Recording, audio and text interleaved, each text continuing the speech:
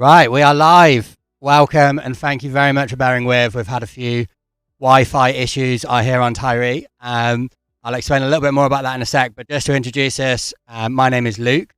My name is Milanka. We're here in Tyrie and we'll commentate a bit. Wicked. So yeah, just to go through what's been happening over the past week. So for anyone who's based in the UK, you'll be very well aware of this, but we had a massive storm that came through a couple of weeks ago now, and that I think Tyrie had the biggest gust that it's ever recorded before the station got like floored by the wind. So it was like 100-mile-an-hour winds.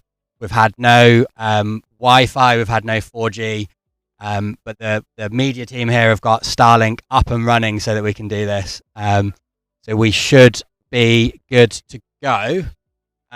We've had quite a windless Tyrie for the past week. It's been very sort of unusual in that regard, but we've had good waves. So the guys have extended the heat or the event window by a day. 100 competitors, I don't know what it is, 20-odd media team have moved ferries back by either till tonight or tomorrow, so that we can get competing. So yeah, that is what we're up to. We're running a split beach, so we've got AMs and Masters upwind, and we've got youth. Juniors and Masters downwind, and then we've got AMs upwind. And I believe that we've got we're going to be filming the youth at the moment downwind, and we've just gone through elimination of the first set of elimination, and I think we should be on to the second round pretty soon. So we're see somebody coming back from the beach. I think the heat is over now. I think the next heat is going in. I don't know. Yeah, it looks that way. I'll just get the radio back on. That was Eddie just sailing in there. So we'll get that radio on.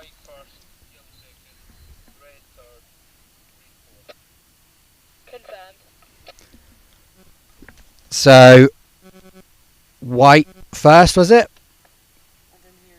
I think it was white. Yeah, that makes sense. White first is Eddie. Was it yellow second? If it is, it's Bendy. So those two will be going through. Eddie, obviously, local lad, absolutely ripping in Rossi as well a few weeks ago. So no surprises to see him go through there. So another juniors heat.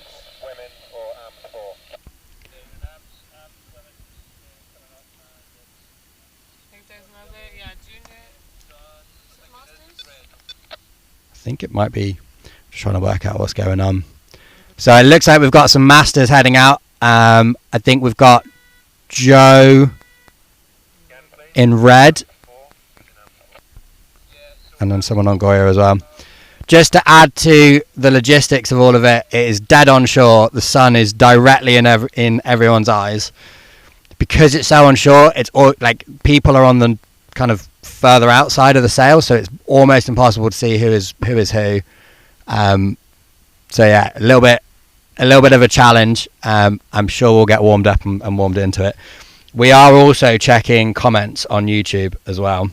Finn is saying that it looks like we're in one of James Corden's drive-alongs, which is great. I won't start singing though, because that would not be good. And just to know, we have 2 jumps, 1 wave right now counting, 3-minute transition and 10-minute heats. So I think the next heat should start in a minute, I guess.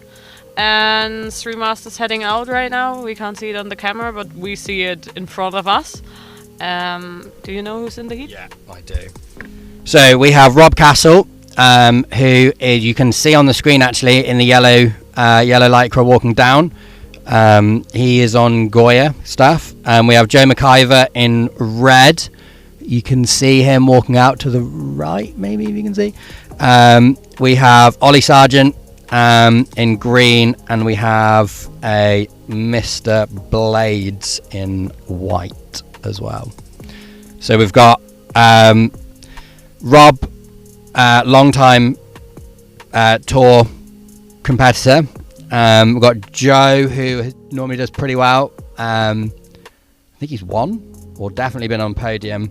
Ollie, who's is South Coast ripper, and then Mr. Blades, who I'm not too sure about, so apologies there. The red jersey, what's his name? Red jersey is Joe McIver. Whatever he is on Fnatic, no?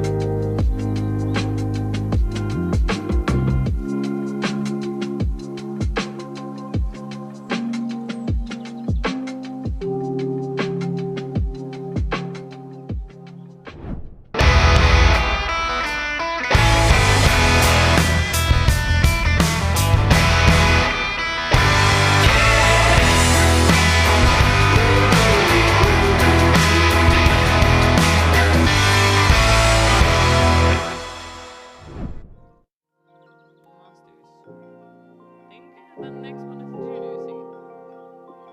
Maybe they mixed in the masters to have always the gap filled, to do now 2 junior heats and then another master heat, then the final of the juniors, and then the final of the masters, I guess, because they're definitely used running right now. Yeah, we have somebody on a... Who has the... do you have the... Yeah, it's, do you want to go and take a picture? Okay, we have kids running to the beach now. Somebody in a yellow jersey was the pyro and they can't see the sail. Somebody was a similar, maybe that's green jersey, I'm not sure about that. Somebody with a simmer in red, and I think that should be 3-man heat, no? 3-man heat. I think we have Mr. Pim, I think we have Makara and Bendy, I think. We should get some radio on the go. I'm not sure if you guys can see us. Certainly we can't see anything other than us, which is not ideal. We see the beach. We don't know if you see the beach. Obviously, worth noting, little tiny island in the middle of the sea with no phone signal. We're relying on Elon Musk and his Starlink to keep this running. But yeah, certainly a few teething issues as we kind of kick off and get going. I'm going to interview you because I don't think anyone can see anything other than us. So Milanka, first time to Tyrie. What made you come up? It always looked like a cool competition here, with good conditions. We weren't so lucky this week. I haven't touched my windsurf gear in the whole week here, but okay, fine. We rigged one day to keep going, but we had no conditions. So yeah, sadly, just now we are happy to extend and hopefully get all the fleets done today to get the results. Yeah, and I think we're on. I don't know. Are we on? Yes, good. Yeah, we can keep talking. Okay, they start now the second round of the juniors' first heat. It's a 3-man heat. They're running out now, searching for the first jumps, and you can't see it. Okay, so we keep commentating. First tabletop and a forward crash from the guy on the simmer. Who's the guy on the simmer? A tabletop landed. A straight jump from the blue sail. Okay, we on. We can only see us. Yeah, we keep going. Okay. So crashed tabletop, crashed forward and landed tabletop. Really good start for the juniors. Now we see. Okay, we see the master seat coming in now. We're still waiting for the results there. The juniors still keep going out searching for the second jump already. Yes. Okay, now we can see them on the screen. We don't need to look at it. Yes, nice. Nice tabletop. Wicked. So that is Bendy there with, who has just done a solid tabletop, like a really good one. Bendy is Glasgow based. So we see him down at Troon, my local spot. We've got a good little crowd going on at Troon at the minute. It's really good to see. So then we've got Mr. Pim in the background, in the yellow. My dad is saying they're here as well. So. Perfect. Okay, good. So we're live. You can hear. We can see the windsurfing that you can see. So as long as the Wi-Fi gods play ball, I think we're all good. So some the first wave maybe. I don't know who that is, but having two backside. No. It's super hard to guess right now. Yeah. So that was Bendy. So the jerseys that you see on the screen is for the heat before, I believe. Okay, zooming out so you see the whole beach and how onshore it is. Now we got the drone, nice. There you see all the tiny kickers. And the both others tacking right now, I think. Coming back to such a wave. It's 2 jumps, 1 wave. So yeah. Here we go. That is a Mr. Pim on the wave, a little setup turn, a backside one. This is like a peach of a wave from this angle. Oh, it just kicks off the back as Bendy is flying out. A bit of a close call there. Go on, Bendy with a jump. Oh, nice. Oh, another tabletop. Another tabletop, this time landing it better. Water starting out straight away, really good one. Yeah, let's see what he's doing afterwards. Maybe he gets another round there. See? Running away from that one a little bit there, a little tactical dodge. It looks, I mean, drones do this, but it looks really good on the drone. Yeah, on the drone it looks epic. Oh, nice. Oh. Okay, good one. A lot of jumps in one run, that's nice. Let's see what the others are doing. Who was that now? So that was Bendy in the green jersey. We have... now the lycras are updated. Yeah. So the lycras that you see on the screen are the ones that you have in the water, which is good.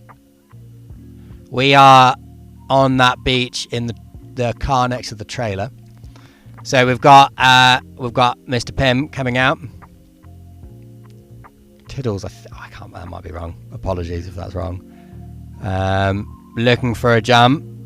We've got a good bit of speed, a bit of a ramp. Nice floaty jump. That'll count. We'll get a point on the score sheet. Oh, just been knocked out by the water, that white water. That is the thing, when it's super onshore like this, and you can just see those lines coming in, obviously you want to be going over the white water, heading straight at it, but when it's directly onshore, that's obviously not possible, so it's a real challenge to get out and whatnot. So that is the red of Makara there. Cruising upwind.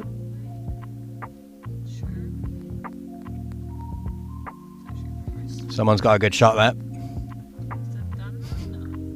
Oh, backside air from Bendy there. That was quality. Good work. Coming in for a quick breather, it looks like, before heading back out. So we got, actually, if we can stay on this angle, we'll get both of them, which would be really cool. Hopefully getting both jumps in now. Let's see.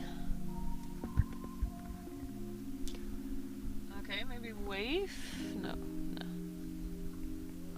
So, go on, Bendy, another big tabletop, like your first one. That was, you eat your dinner off that. Nice. Jump. Now a little kick on it. That wave was coming straight at him as well, which was really good. It was perfect. It was perfect timed. Good read it. Another tiny floaty jump. Good. Maybe there's another one. So, while we're waiting for him to find a wave, in fact, actually, I reckon he's done his wave, so it might be worth cutting to one of the others, or done his jump rather. Cool. So there we go. That's Mr. Pim. Mr. Pim from a family of, do we call them Tyrie locals? I don't know if they live here year round, but a family that is very, very well used to Tyrie.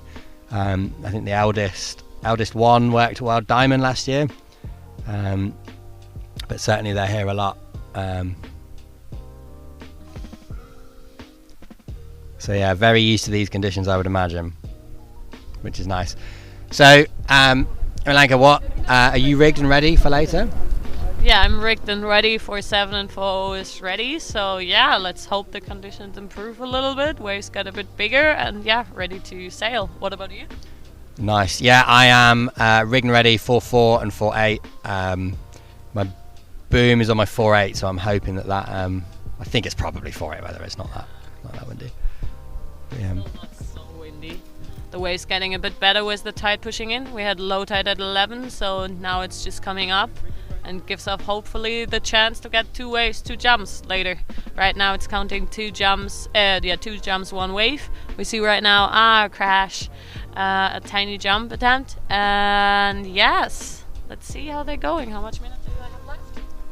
I have no idea how much time we have left. While I'm wondering if I can attract over Rory here. So while we're commentating, and sorry if this wind knackers it, but Mr. Rory Somerville has just walked past the commentating car, so I thought I would say, Rory, what have you got ready for later? Yo, I got 4.7, I got 4.2 and a 3.7 rigged, and I have got some jumps and some wave rides ready. Some jumps and some wave rides ready. We saw you competing at free sailing earlier. It looked pretty good, eh? Yeah, it was sick. It's definitely like gotten more. It's still cross on. Oh, and sorry, Rory, but a forward loop from Bendy there. Oh, if he can pull he can't quite get the sail up. That was a quality forward. Did you see that in real life? I didn't see that in real life. I did see a sick forward from him earlier in the free sail. So yeah, he's ripping. It's getting more side shore. Like, it's still very onshore, but it's more side shore, so it's like an easier angle to sail. So it's like, Okay, that's good. it's pretty, like, it's fun. Okay, that's So good. Quality. Am I still on 4.8? yeah, I think so. Fantastic. I'm gonna go. Right, get your headphones back on and get in the zone. Bye. Thanks there to Rory Somerville, another Scotland semi-Tyrie local, worked on the island for a good number of years, as Bendy, who is looking really solid in this heat, catches a wave here. Yeah, catching a wave, connecting some backsides. I think that's a new wave now. It's super hard to see so many waves together. I think period today is like 5 seconds. So there are a lot of waves coming in a short amount of time. So catching waves is the hard part today. But jumping seems like everybody getting their jumps in yet. And yeah, now seeing who's red. Makara going out for the jumps. Maybe there's coming something. Searching for the waves. The drone angle is so nice. I think that's Makara, no? It's red Lycra. I think that is a north sail. Yeah. So I think that is Masters. Did they And change already? I think that youth one may well be over. If that could well be. No, it should be two junior seats. Oh, is it? Yeah, I think so. That's just free sailing, maybe? We're not sure. But the heat didn't end, or did it? Tell you what, I'm going to get a bit of volume back on the old radio here. So looks like we have different forward. Oh, forward loop from Bendy. Do you know what? That's I think that is good. I think that counts, and I think that is a good, solid forward loop from him. That will be the differentiator for him. really good. Really good one. Is that a free sailor? What do we see now in the picture? That is, there you go. That's the end of that heat. So, to my eyes, there, I think Bendy did pretty blimmin' good with a quality tabletop and a forward, eh? Yeah, pretty good. We haven't seen any waves on the screen, but for sure he did some, so really good. I think the master's heading out now. Yeah, I think we have some masters too. So, let me go to my masters picture. That, to me, I wonder if it's. That should be the second master heat now. Yes, That's AMS. that is AMS.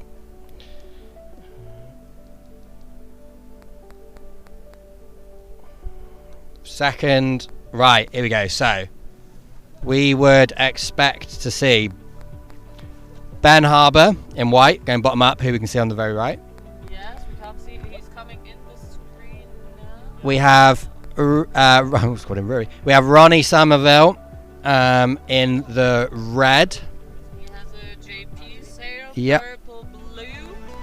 We have Nick Jupp in the green. He's on the far left on the new simmer staff. Yeah, they have 2 simmer sails, so you just see one has a helmet, the yellow one has Yeah. a helmet.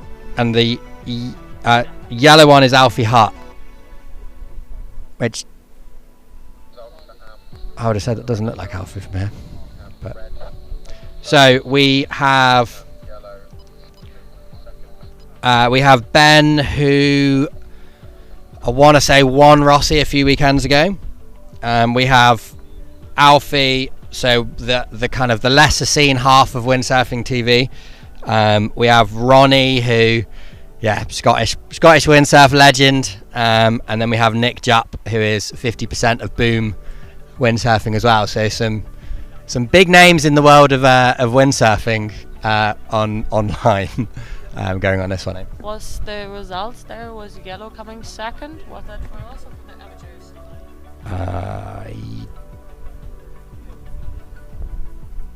It could have been, actually.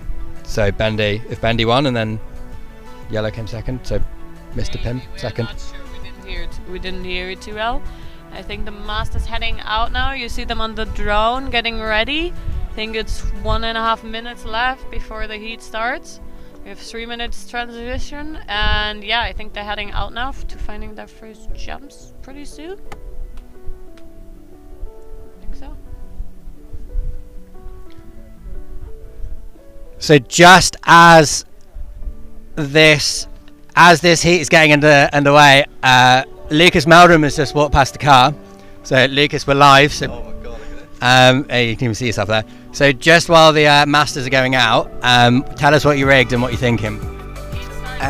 So I've rigged 3.7 up to 4.5. I think at the moment, what are they on at the moment? Do you know? They're on quite big, as Nick. I think the one biggest is Nick did a bit a donkey kick. Not his biggest of tabletops, but it's still a little score, so he'll be chuffed for that. Straight off the beach. Yeah, it's looking similar to actually like a couple years ago, just not quite as windy or wavy yet. But maybe as the day goes through, we'll get some more conditions. Who was the cheers, Lucas? Who was the tabletop? No, not Nice. So Lucas, you've got. Oh, you're in my heat. Am I? Yeah. Okay, cool. Me, you, Coxie, and Sam. Nice. Do you know how long it is? I think we've got an hour. Cool. Amazing. Yeah, it is coming up quick. Thank. New commentary guys. Yeah, we take do. over. Maybe you can go find some more commentary team. All right. Sick. Well, thank you very much, mate. Tom. So that is Ronnie heading out there. Yeah, heading out. That's Ronnie. Okay. Then we see. Is that the yellow? Think so. That's Alfie. Jiving now. Okay. We probably missed his jumps. I'm not sure. It's really hard to see on the screen because the colors are not so visible. If it is Alfie has the best tabletop in the business. Just putting that one on the air.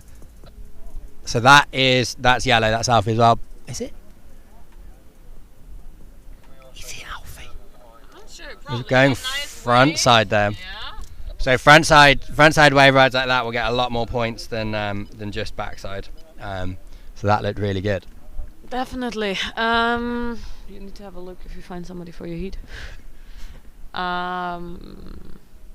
Yeah, coming back to the beach now, you see the photographer. So later in the day or the next days, you will see some good shots from our action here.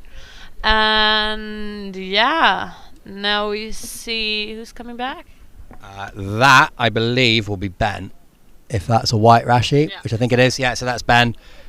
Cornwall local, I think. Yeah, shredder did definitely I'm sure he was in the final in Rossi a few weekends ago. So looking for a wave. I think we'll stay on him, see if he can get a wave, and then maybe cut off after. So this one looks like it might peak up a little bit for him. Yeah, here we go. So timing it well, kind of running out of wave there, but still that's a front side, going front side, which the judges will like, with a backside turn. Connected. That's Yeah, good. another chance for a bit of backside front side going on this bit here. Maybe not quite. Right, so if we now maybe cut to someone going out while Ben's finishing, getting a few more turns on that bit of white water there. So yeah, so let's see the guys going out. Cool. So if we stay quite wide, and we might get a few of them in here as they line up a few of their jump runs. So we've got the yellow jersey of Hart, and we can see the red jersey of Ronnie Somerville there. Ronnie with a jump. Oh, a bit of a wave it. Oh, not quite.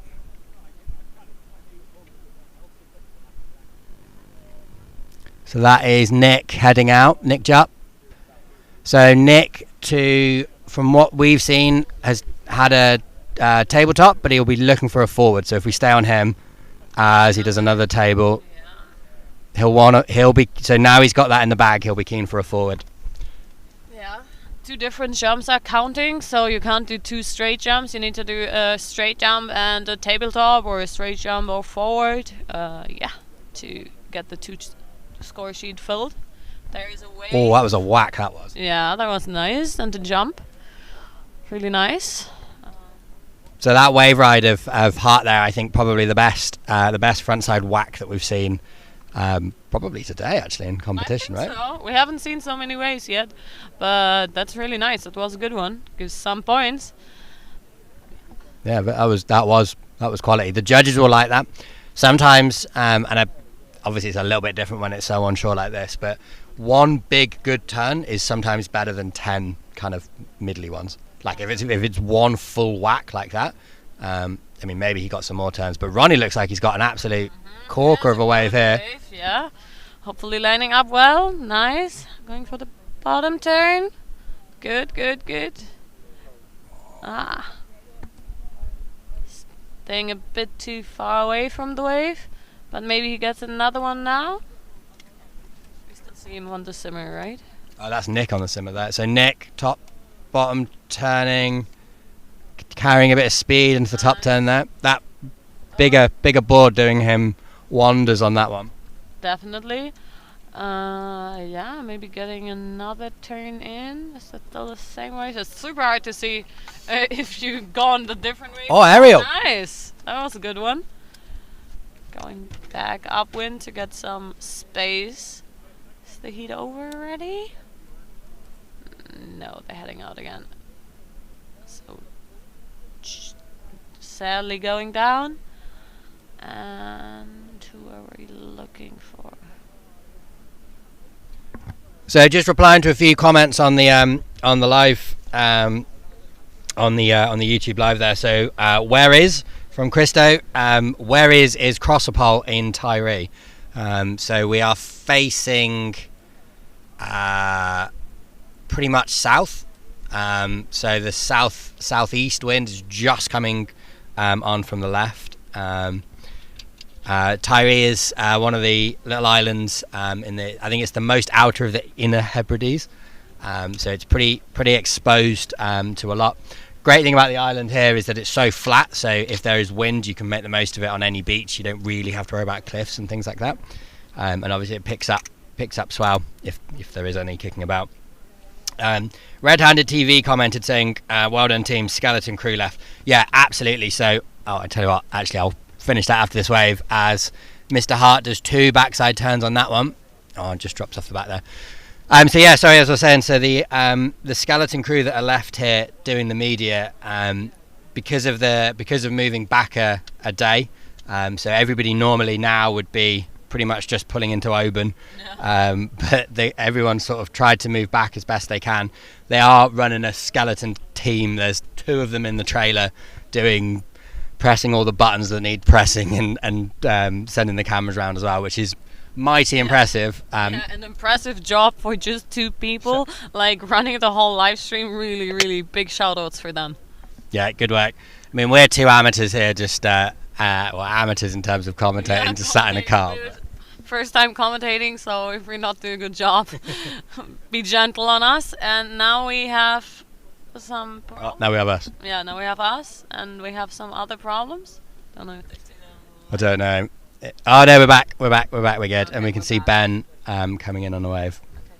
Maybe you need to find somebody who commentating for you. Yeah, maybe we do. Because you have earlier somebody to finish. Maybe Yeah. you know them. Yeah. Have a look. I commentate the rest. Yeah, cool. I'm just going to go check my heat board with 2 minutes. Yes. So coming back now for wave. Let's see. We're zooming out a bit. So you see the water came up already quite some meters.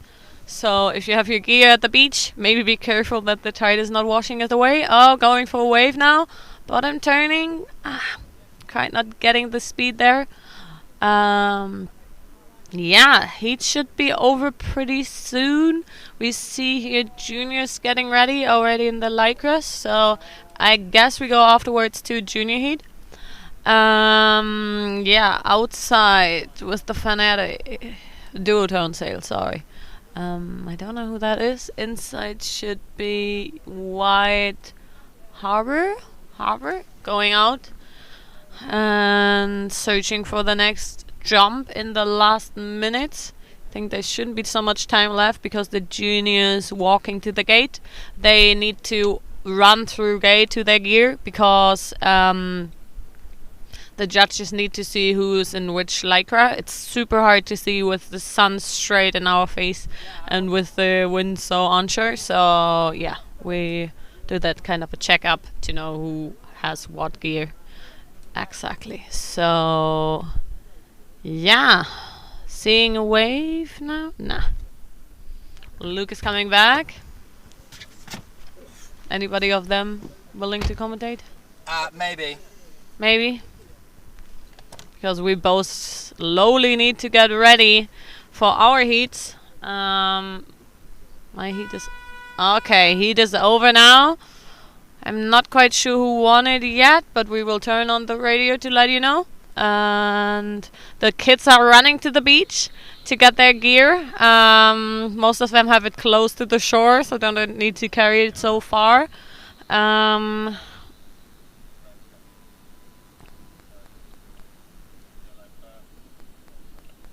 Yellow first, red second means Heart first. Somerville second. Somerville second. Okay, congratulations for them. So they're straight going into the final. I think it's okay. Oh, maybe that was wrong.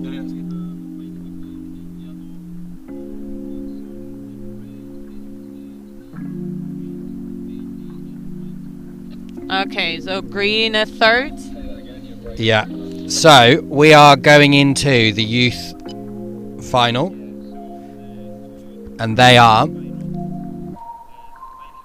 Mikey McLean, Matt Sargent, Eddie in green, and Bendy in white. So two brothers in the final there. Okay, that would be a hard fight. So we've got Tyrie, we've got Scotland, and South Coast. Okay, Which is cool. that's good. They know their conditions. They do. They know what. I mean, Eddie and Mikey sail. I mean, pretty much whenever they're not at school, I would imagine. That's good. It looks like they're always sailing, and they're doing. I mean, we sailed with them last Thursday, and they were both like really doing well.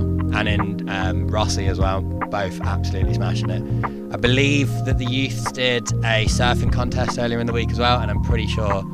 I think Mikey may have won that in the double. I think Eddie won the single, but that don't hold me to that.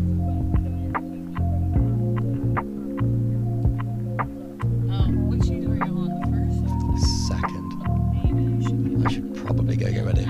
ask them if somebody comes in commentating. Oh, I have just found someone who looks like they want to come and commentate. Yeah, have a look. So we're going into the juniors final now. They're getting ready. Luke is searching for somebody to replace us because we need to get ready for our heat. Yes, and upwind of us, you sadly all of us can't see it, but they're competing right now. They're amateurs, and upwind of us is as well the free sail area. So yeah, the youths heading out for their first jump run. It's on now. So, who gets the first jump in? The Severn. Red sail already far out. Okay. Duotone. Can't see the Lycra too well on the screen here. But whoever it is, searching for the first run. Oh no, going down sadly. And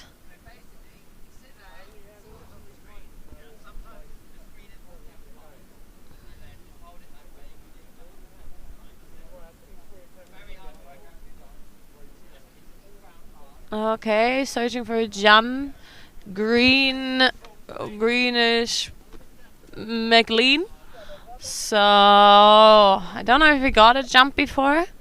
I think we haven't seen it. And yes, Luke is searching for somebody to replace us. And yes, maybe we can change the camera to the guys going out. Yes. So on the screen now, to the right with the duotone McLean as well. M. McLean, I don't know the first names, I'm sorry. So they're heading out now. Get ready for your heat. You have found somebody to replace. Needs No? to get changed. Okay. Oh, nice! Tabletop. Landed well. Mikey. Yeah, really good. Really good one. Nice. That gives him a... Yeah, you need to go. Thank you very much, everyone. I'm going to get ready for my heat, so enjoy the youth final. Mikey there with that quality tabletop. This will be really good. I will watch this heat back. Yeah, 4 very, very good sailors. Who's your prediction? And then I'll go. I don't know. I don't know any of them. Maybe ask the juniors there if they want to commentate, because I would like to get changed. Yeah, I would like to go too. Cool. Yeah. All right, let me find another dry person. Yeah, perfect. And then get ready. Okay, so we see a wave. Yeah. Good top turn. Nice. From Ben, I think. I'm not sure. The Simmer guy. Nice. Going back out for the next run. Maybe change to somebody else. Yeah. We got 2 people going for jumps. Nice. Going fast. Searching some speed. Oh, forward loop. Really, really nice. Really dry. Oh, that's epic. For Sergeant, really, really good. That's amazing. McLean coming now to the beach. Oh, back loop attempt. Oh, that's so good. That's a really, really good one. Yeah. You can do that. Thank you so much. We will swap the micro now. Oh, nice tabletop. Yeah, we are in the juniors final now. I think afterwards coming the masters final to get you updated. Yes. And then we change to pros. So I give the micro back to Daisy and I will get ready for my heat now. Hello everyone, I am Daisy. I am working here for the Tiree Wave Classic, and right now we've got on the junior final. So we've got Mikey and Eddie McLean, who are son of the host, Willie. So this is their home spot. So they will be ones to look for. We've got Max Sargent from the Witterings. He's in red on the blue Goya. And then we've got Bendy, who is a Scottish lad. Not sure if he is from Tyrie, but he's in the future pros. So here we've got Max on a wave. But yeah, looking good.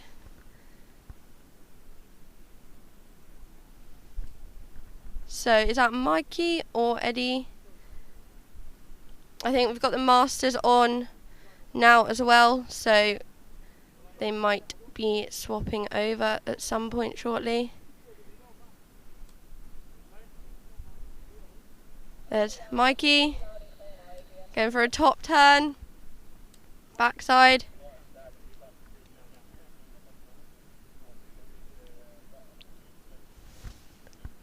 So they've got 5 minutes left, and then this will be the result for the youths.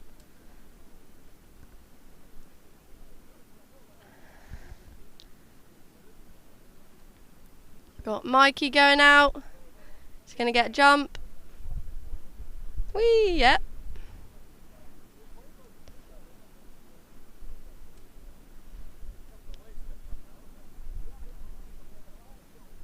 So this is Eddie here.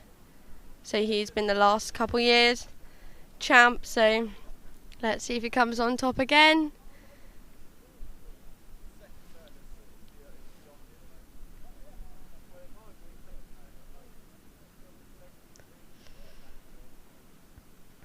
The conditions are pretty tough today. It's quite onshore, so I think a lot of people are struggling to find a wave that's big enough to surf. But yeah, going back out.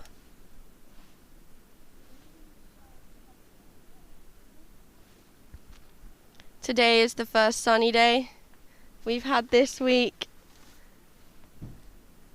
I think we've got Corey joining us in a minute on the live stream.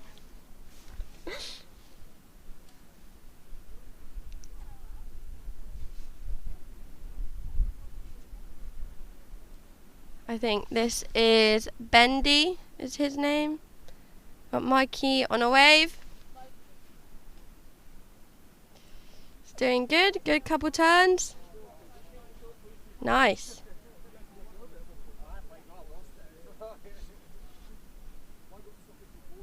That's a good wave from him.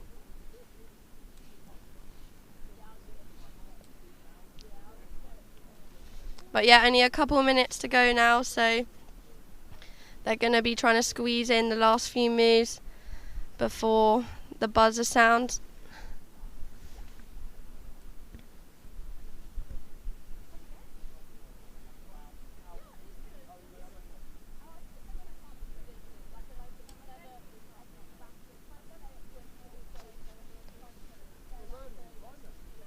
Here's Eddie on the red Savern.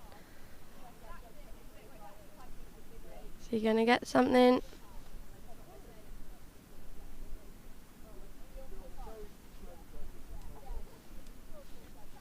Here we go. Nice.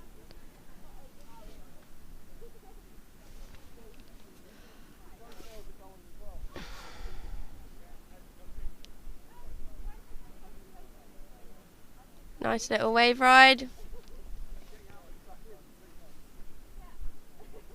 Trying to squeeze everything out of that little wave.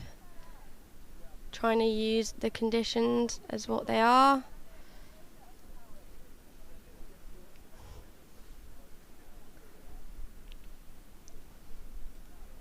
But yeah. I think the next person's coming in soon. Sorry if I have been quiet. I have not done this before, but I think Corey is coming in to help us out. Here you go, I'm going to pass you over to Corey. Oh, wait, just give me a second to settle in, okay? Which heat are they on now? So it's the youth final. Okay. You've got 1 minute left of the youth final, and then I think it's the women's last. Yeah, masters are on at the same time. Okay. But yeah, here you go. Can you see both heat? Oh, sorry. Can you see both heat zones from here? Youths are over there. Okay. Okay. I went for a little free sail on a 4.5. Sorry. And it's quite tricky to do anything good. So, yeah, we'll see. Yeah. Fun. I don't know anyone who's out now. No, it's just the kids. Kiddies. Got 30 seconds left. Okay. Is this a final? Yeah. Okay. That's exciting. I know. Who's winning? Don't know. McLean Sargent. Okay, I'm with you. It actually looks quite bigger on the camera than it is. Yeah.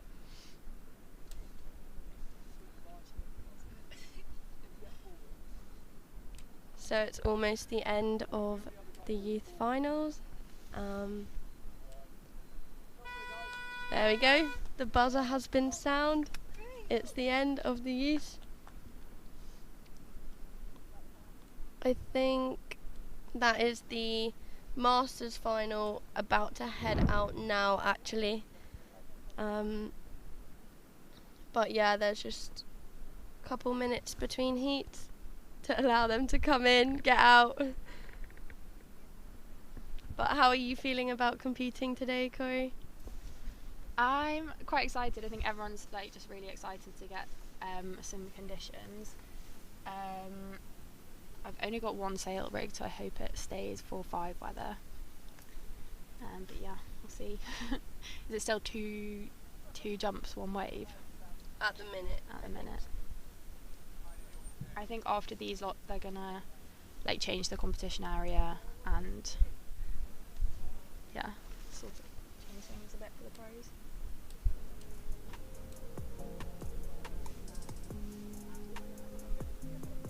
Was I swapping you out? Live stream.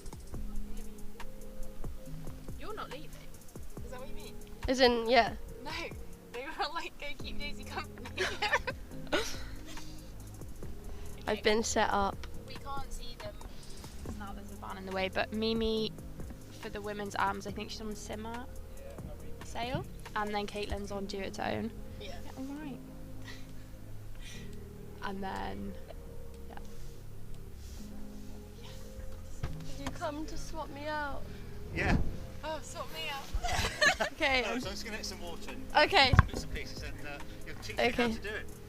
Okay. That is your next commentator. Getting prepared. But yeah, this is my first time commentating. Where? But yeah, people are free sailing because this is the first day of wind we've had in over a week. So everyone's pretty keen to get out for a sail before their heat. Yeah. But yeah, we've got Dieter van der Eycken here. And I just saw him do a really nice 360, so we'll be expecting some big moves when the pros go ahead today. Corey is competing. She's gonna smash the women's. But yeah, 10 seconds till Masters final starts.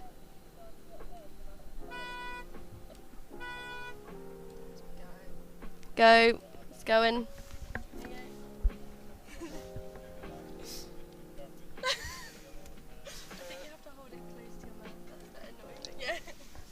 I think they're all heading out. Thank you. Do you need to jump in? Are you jumping in now? Wherever you want me. Yeah. Okay. Are you done for a bit, Daisy? Yeah. Okay. Goodbye. Thank you, Daisy. That's Daisy Bassett. Was it fun? No, it's horrible. If you just hold it like quite close to your mouth. the thing. Okay. I have to go in like 10 minutes to get ready. Oh, right, I do apologise. No. Okay, so how do you do it?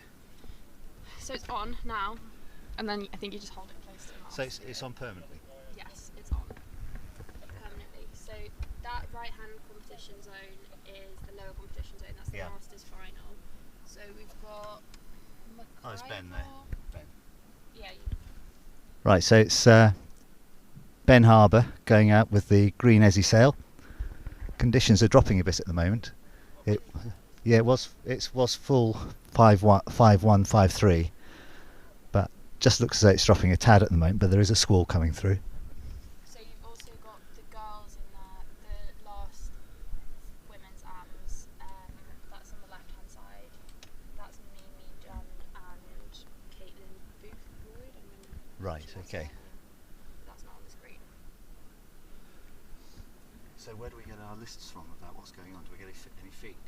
No, Not a sausage? no, not sausage. Right, guys, I gather we have pas de saucisse as far as information is concerned, but see Ben in the back there. Yellow is Joe McIver, so he's got the duotone sail, the pink duotone sail, and he's going well. He landed a really good forward in his first heat. He's pinching upwind now and going for attack. Oh, and he's in. That's unfortunate. So hopefully we'll pan out to the others.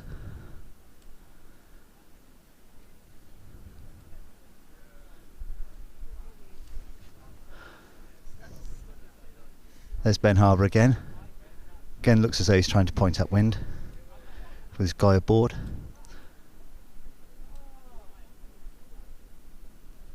It's very difficult out there. The waves are very closely spaced, probably about 4.5 seconds, 5 seconds between them, and it's mushy. No, I went for a free sail and it ended up being a free swim. Okay. And then straight into my heat, and quite rightly came plumb last with another free swim. I think I fell foul of the starting gate originally because we were required evidently to carry our kit through the starting gate, and like an idiot I left my kit up by the water. What sail did you I had the pink Goya sails, which in the hands of good sailors look really good. have? What size was it? I had a 5.3. Okay. Had a 5.3. Yeah, it's really Was to pick up. It's really difficult out there. You could see him pumping, just trying to get onto the wave. Little bottom turn. Is he going to catch the wave? Is he pumping to try and get on it? Yes, he's got on it. And now back into the wave. Top turn. Backside. Yeah, that should count.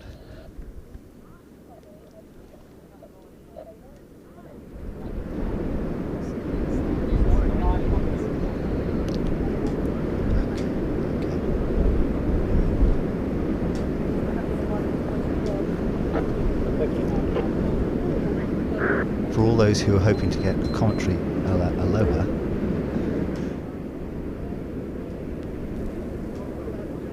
that's Ben with a jump. I don't know if they're counted if you don't actually land it. If you land it wet or if you land it dry. I don't know if they're counting it today. Because conditions are very up, very down. Any jumps are just really hard. It's so much. So Yeah.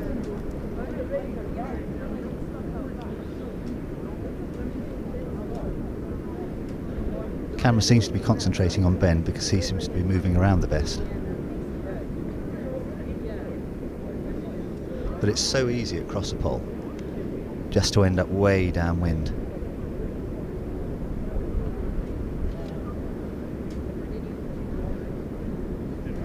Who's that in the blue sail? he's got a green rash top. He's that. Oh, right, yeah. Is that Andy? I think he came through from the second Masters heat, didn't he? He's one of the young Masters, as opposed to the really old Masters.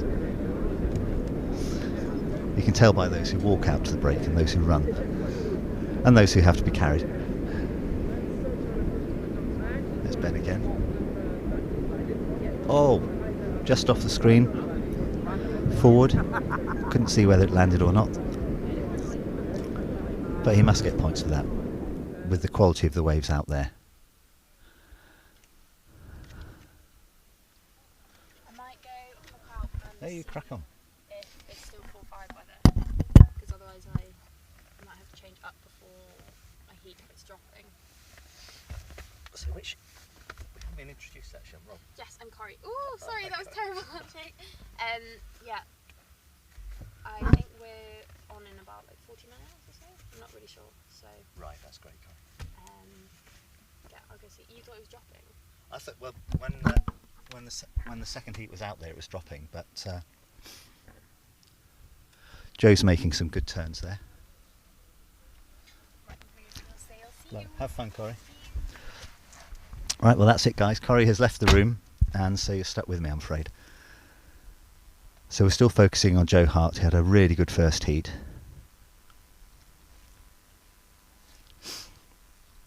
Looks like he's the one who did the forward just now, slightly off screen.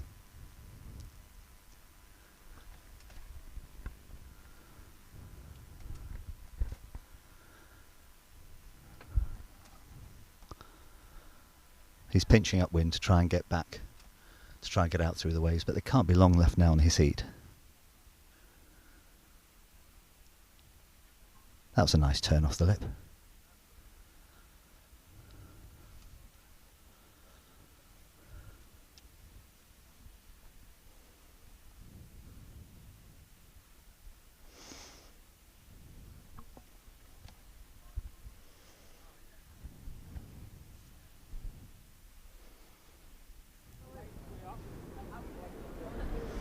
That's Rob Blades pinching up wind. Looks like he's on the Quattro Cube. The sails out there ranged from 5 metre through to 5.6. Nick Jupp was on a 5.6 earlier on in the Masters heats.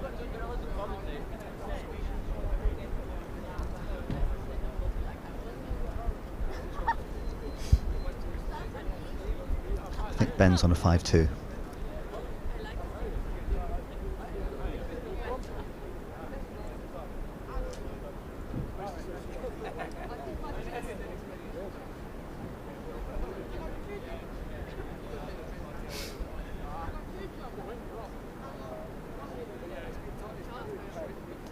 Again, he's just trying to pinch up wind through the mush to get up the beach again, to try and get an angle to go back out on port.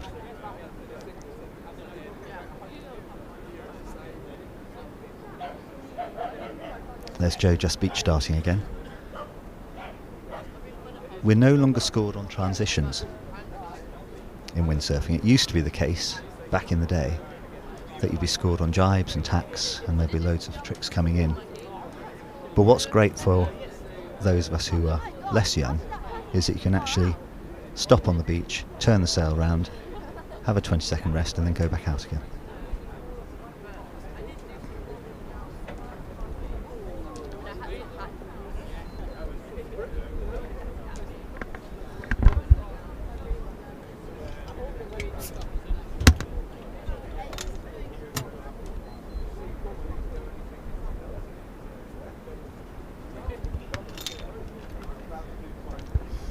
Looks like we've lost the feed.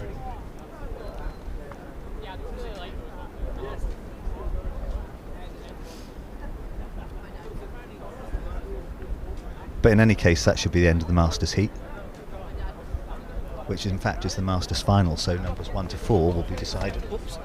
Oh, cheers. We're back in the room.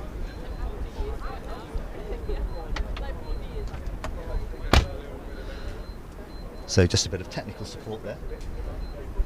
Oh, we've dropped out again. That's the end of the Masters final.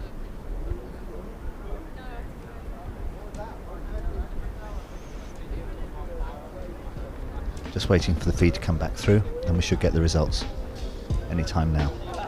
We're now in the transition period, so we'll have red, I think, for 3 minutes. And then we'll restart on another 10-minute heat. We've still got 2 competition zones.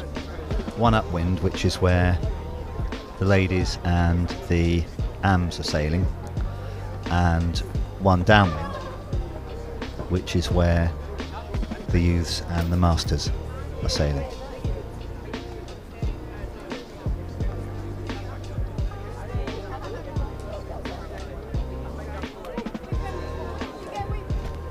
Results for the last year? No. Oh, sorry, is this it? How do I press it? Just listen to it. Right, thanks. Cheers. Just being shown how to use the radio. Crash course.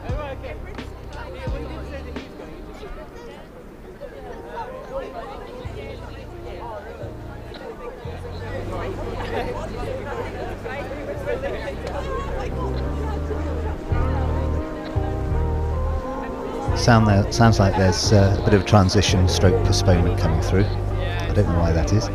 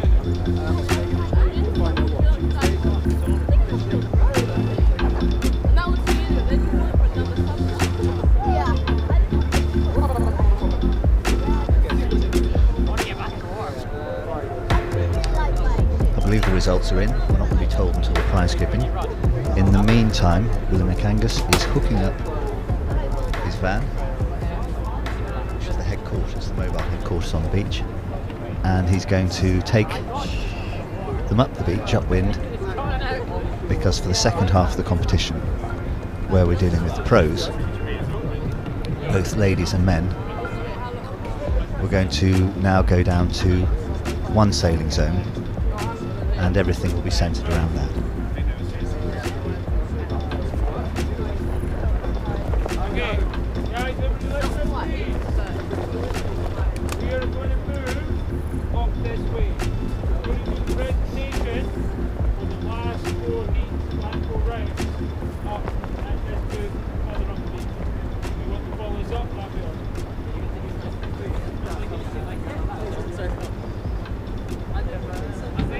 I'll get my smaller kit and I'll bring it back up here. No. I'm going to go ask how it went, I'll be back. Yeah. Or maybe we can desail it here.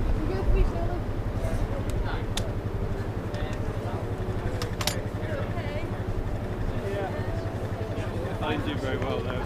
There's so much going on, I can't shoot it. It's quite hard, yeah. Yeah, onshore, just everyone. Just a shout out to John McLawrence and Mark Dowson, ex of the Masters fleet, who we miss very much. Mark has a good excuse. He's recovering from injury. John McLawrence has an excellent excuse if you believe that he is digging up his garden to plant potatoes.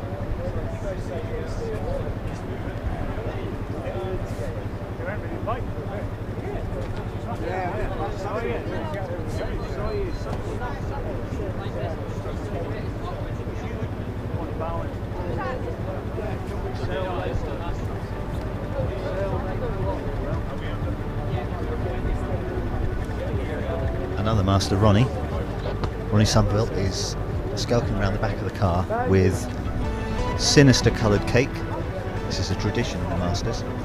He nobbles all the competition by weighing them down with large amounts of cake. You got it forward and I saw it. Yeah. I think that might take it. It's sloppy, but I was hunting for it forever.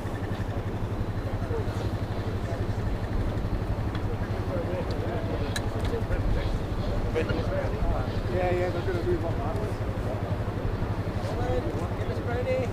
Sorry.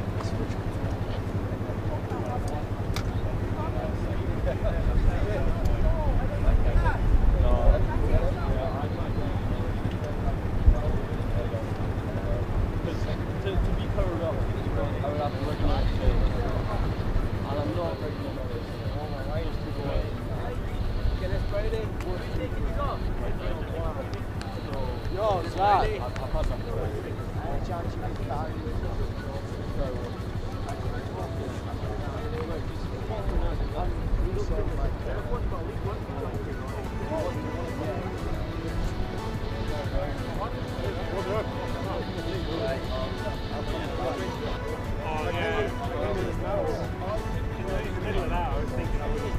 Two jumps in one wave. So that means that you've got to do two different jumps and ride one wave and score points on the wave in your 10-minute heat. It may be that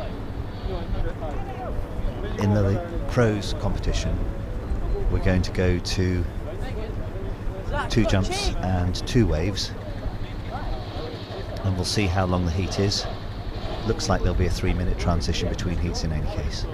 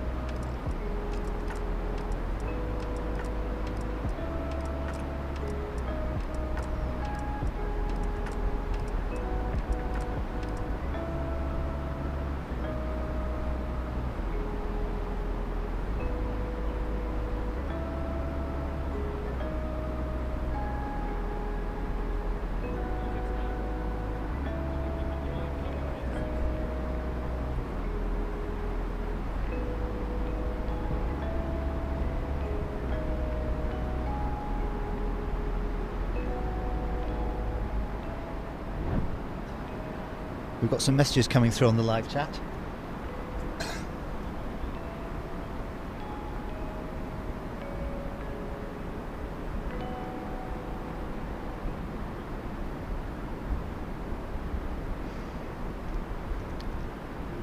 There we go.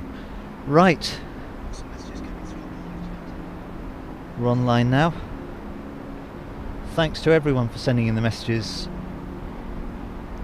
We've got loads coming in from Finn, from Boom, Philip,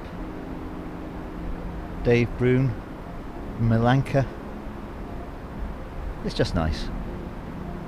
Right, I've been asked to do a sort of link to take us up to the time when we're going to be back with some proper action. At the moment we've got people at the top end of Crosser Pole, that's the Scarnish end, just free sailing at the moment. The comp hasn't yet started. Down the bottom end there's no one at all. It was quite busy earlier on with the competition and other people who'd been post-comp just carrying their kit back up the beach. Because with Crosser Pole, especially if you're not very good like me, you just end up drifting downwind before you know it. And if you fall in the mush, in the impact zone, then you can drift very, very quickly. And it's a long walk back at the end of the heat. It's been beautiful here this morning. There are loads of sails, lots of people. Just very, very nice.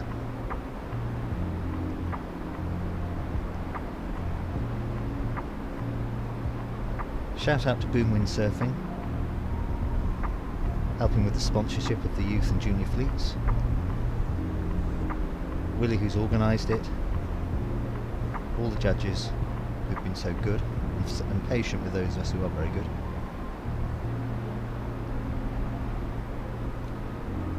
Just going to go onto the BWA competition WhatsApp because I've been asked to run through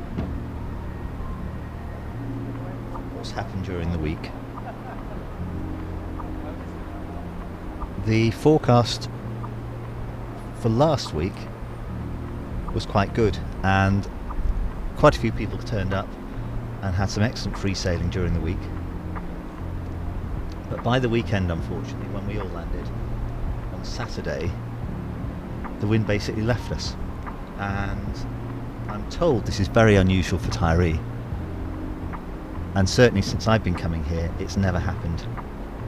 But we had an almost completely windless week with a few fun events, and we're delighted that Willie McLean managed to organise an extension to the Tiree Wave Classic week so that we could compete today, which is the Saturday. I understand that Calmac have got a ferry on this evening as well to accommodate the Tiree Wave Classic, which is great because it's meant that people who have to leave their accommodation this morning have been able to get out, have been able to sail, have been able to compete, and rather than the whole week being a competitive write-off, we've actually got some genuine conditions and we're going to have a genuine result, which is wonderful, because the amount of work that Willie and his crew, Kirsty, all the guys have put in has been immense. And I think possibly it's been harder for them this week because there's been so little windsurfing. There's certainly been surfing for those who can. There have been some socials. There has been a really good professional explanation of various boards and other kit.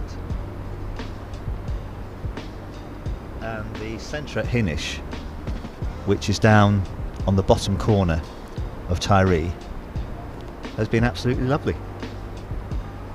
And there's been some very nice beer down there as well, behind the bar. And it's been super. So I think I can speak for all the competitors here that whilst there's been very little competition, it's been so chilled and so nice that it's been a rather different week from the hectic week we normally have. But as John Le Mesurier would say, it's all been rather lovely. So there we go.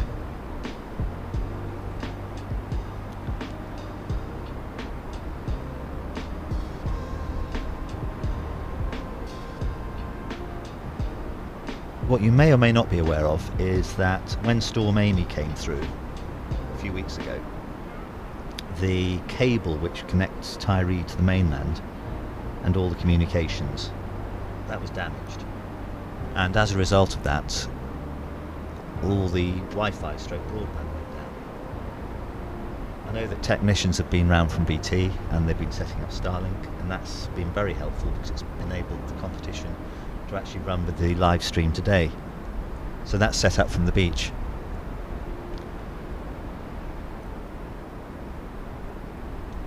And it's slowly coming back online. But for you, those of you who enjoy traitors, you will have maxed out your phone 4G or 3G this week whilst watching it.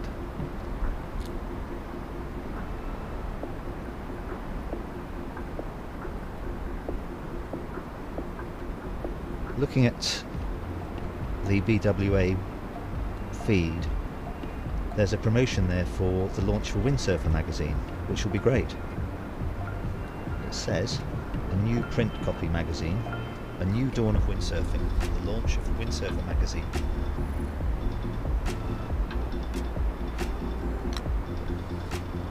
And I don't know about you, but I've missed not having the hard copy magazine like we had with Windsurfer, and prior to that Boards and all the others. I've missed not having that in the house. So to have a hard copy magazine will be super.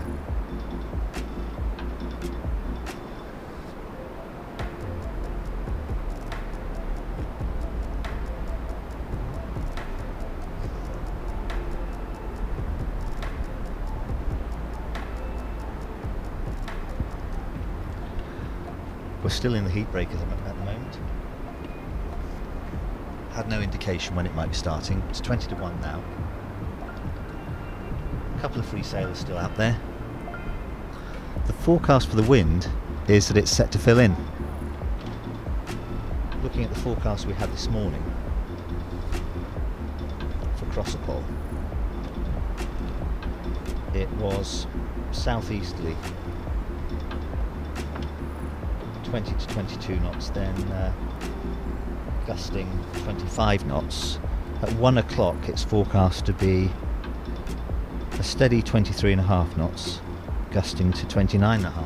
So that's probably going to be 5 metre 4/7 weather, something like that. And then by 4 o'clock this afternoon, which is essentially the height, then it looks to go up to about 25.5 knots with 30 knot gusts. So that's nice.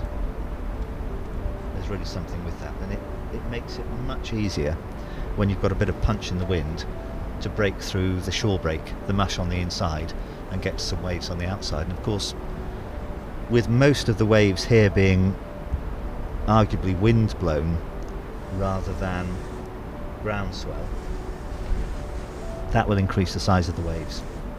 Looking at the forecast again, re the waves,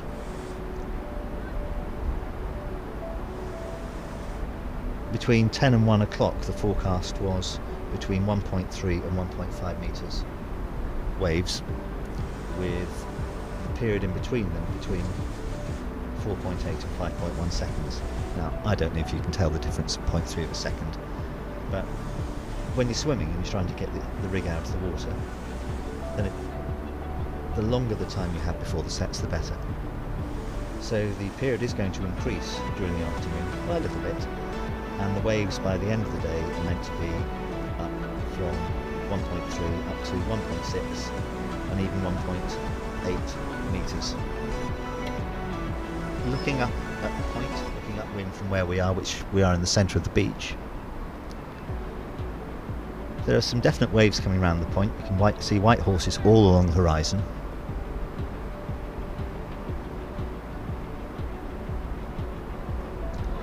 And there are more sailors coming out now. Saw someone just attempt a backie.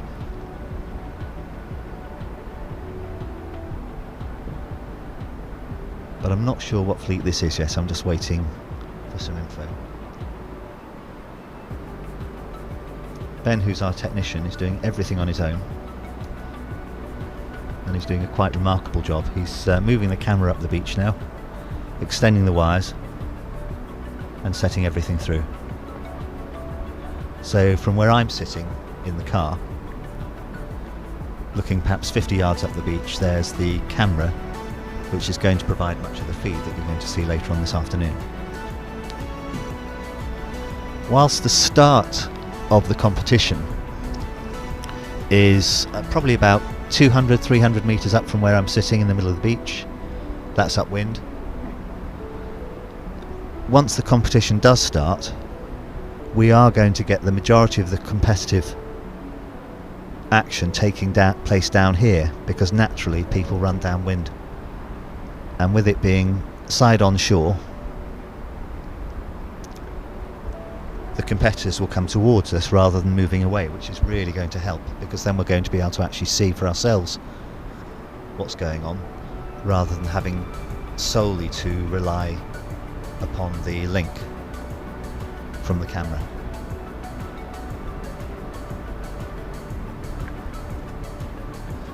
Just looking at the beach, there is clearly a briefing going on in front of the new competition zone. Looks like most competitors are gathered around the car at the top, so they must be setting out the new rules for what's going to be going on in the competition. I believe, although this hasn't been confirmed yet, I believe we're going to potentially be looking at 2 waves and 2 jumps, as opposed to the 1 wave and the 2 jumps in the earlier heats.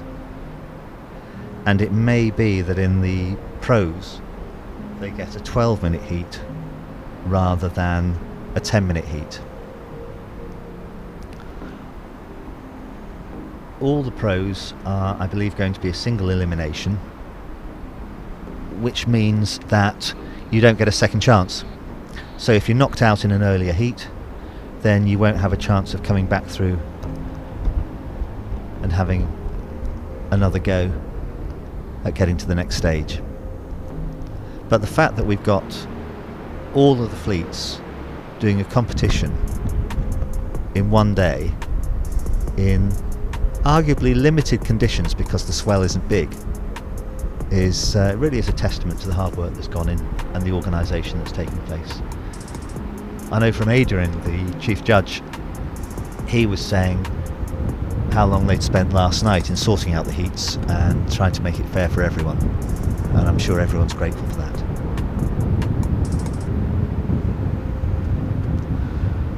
Now I'm just going to commentate on Ben running back up the beach again. Quite remarkable speed he's doing here, holding a camera and carrying loads of wire. So I think he's taking the camera even further upwind. Yes, he is. So that the camera should be virtually central to what's going on the water. Now, this is really interesting. Tina has made me a packed lunch today, for which I'm very grateful. So, shall we delve in it and find out what's in it today? Because I don't know, it's a surprise. So we have a bottle of water, very healthy. Some orange juice, incredibly healthy. And very healthy looking sandwiches. So there we have it, it's all healthy, which is great. But nothing particularly decadent, I'm afraid. So no wine, no canapé, no prawns, but we have to take what we get, what we're given.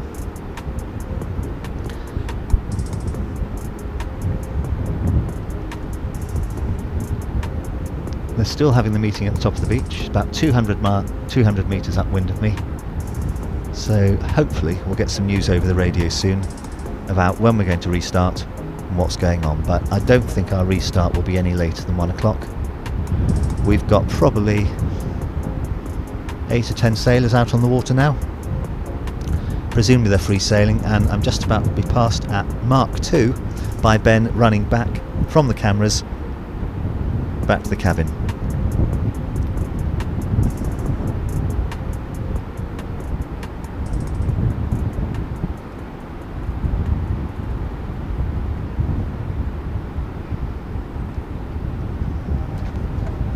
going, Ben? We're trying to cut some videos. Yeah, that sounds good, because I'm talking gibberish now. Let's do that. Right, fortunately you're going to be rescued from my gibberish now, and Ben's going to cut some videos of what's been going on earlier on, and you'll be able to look at something far more palatable than me. It's 9 o'clock in the morning and we're heading to the maze at the moment to check if there's any saleable conditions. It's a bit of an outside shot, but there is a chance of some southeasterly wind. Okay, good morning. Thank you all for coming down this morning. A bit of an ambitious call, but you get onto the beach, there's probably actually contestable with the swell we've got. But the forecast is for the wind to build a little bit. I've just got my fingers crossed that we get to go on the water. Yeah, I think everyone wants to compete, so. But I'm pretty keen to just give it a go. Have a little try on the board. Yeah. Alrighty.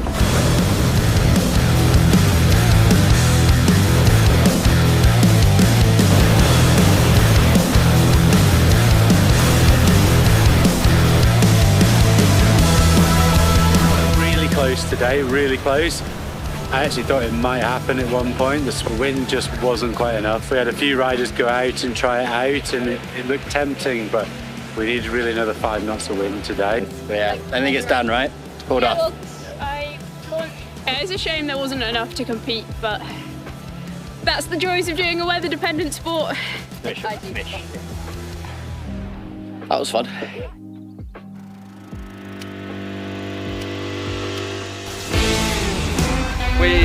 We still have no wind, but we're getting the kids ready for competition. So instead of doing it with a sail on the board, we're just going board. So we're going through all the lights, all the buzzers, all the same heats as a normal competition, just getting them used to how it all goes. There's not really much wind on the island, which is rare, so doing surf to get used to competing and the format. It is pretty much a preparation for the future pros to get into wave sailing. So we were doing 2-minute transition, 8-minute heats, and it's one wave to count on style and the claim. You need to claim that wave at the end. Never actually done a surf competition, so I'm actually really excited just to see what it's like.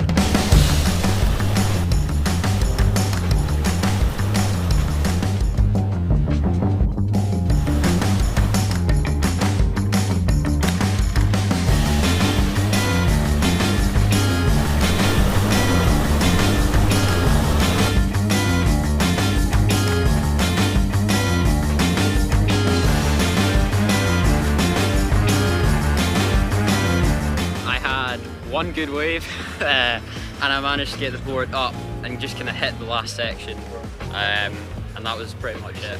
Lucky wave. So.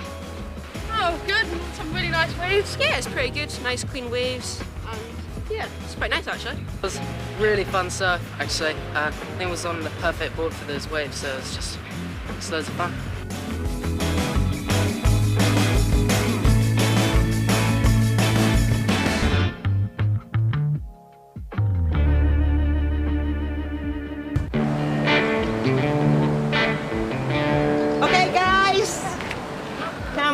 Sort of gathering.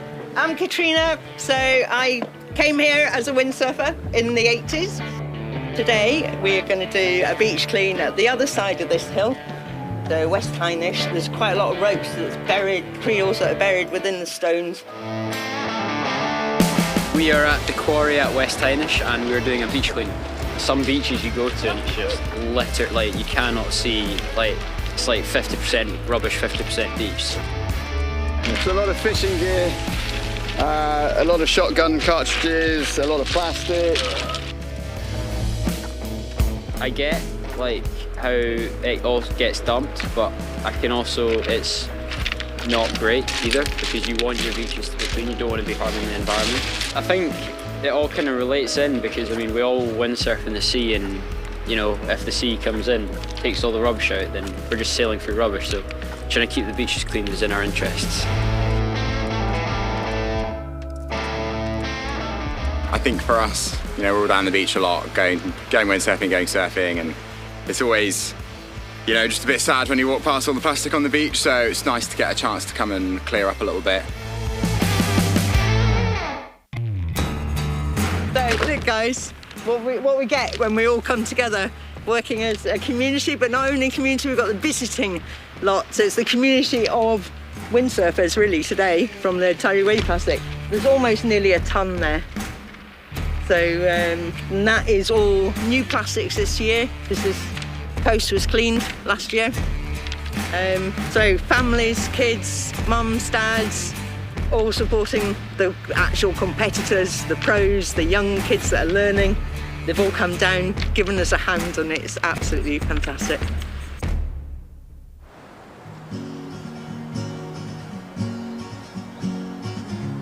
Welcome to the Back Across Big Beach Barbecue with native Hebridean salmon. Once again, a fantastic effort over the course of the afternoon with the beach clean today. Loads of rubbish, loads of refuse gathered. What a phenomenal job you all did, and you all deserve a real treat. And the native Hebridean salmon is it. Yeah, I mean, we've got 60 kilos of salmon in. That's not including the smoked salmon. So at the moment we've got 110 portions cut up, and then we've got another 4 sides ready to be filleted.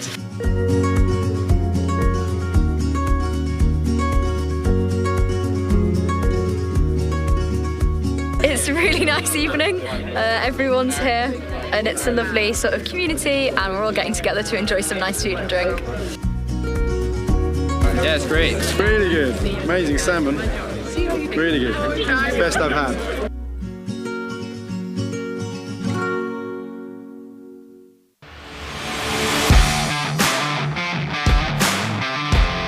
Okay folks, welcome to the Tiree Wave Classic 2025 Equipment Symposium. Something completely new for this year.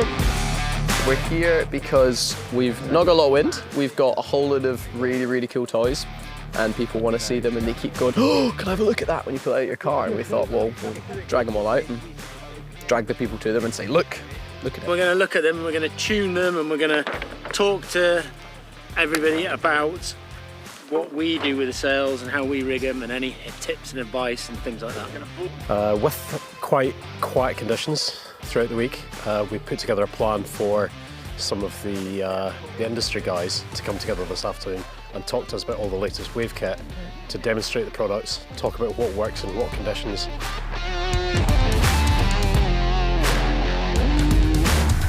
Every year it's continuous development. Windsurfing is let's say a mature sport now, so there's not like major radical changes year on year, but it's always sort of slight improvements and slight increments. You know, things get better and better, so there is differences. Last time I was windsurfing, it was 12 years ago, and the gear has come on tenfold. It's got a lot lighter, it's got a lot faster, and it's got a lot shorter. So everything is just easier to use now than it used to be.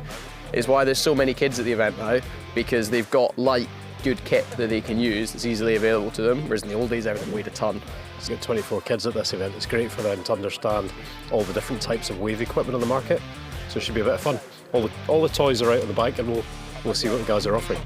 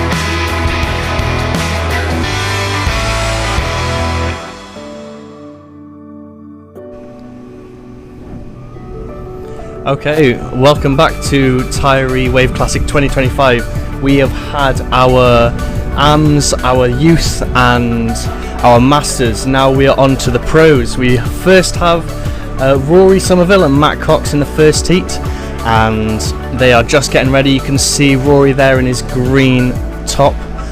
We are just waiting for the competition to start. The wind seems to have picked up, so we should be getting some absolute amazing jumps and all sorts for you guys. So yeah, stay tuned and we'll have someone commentating soon.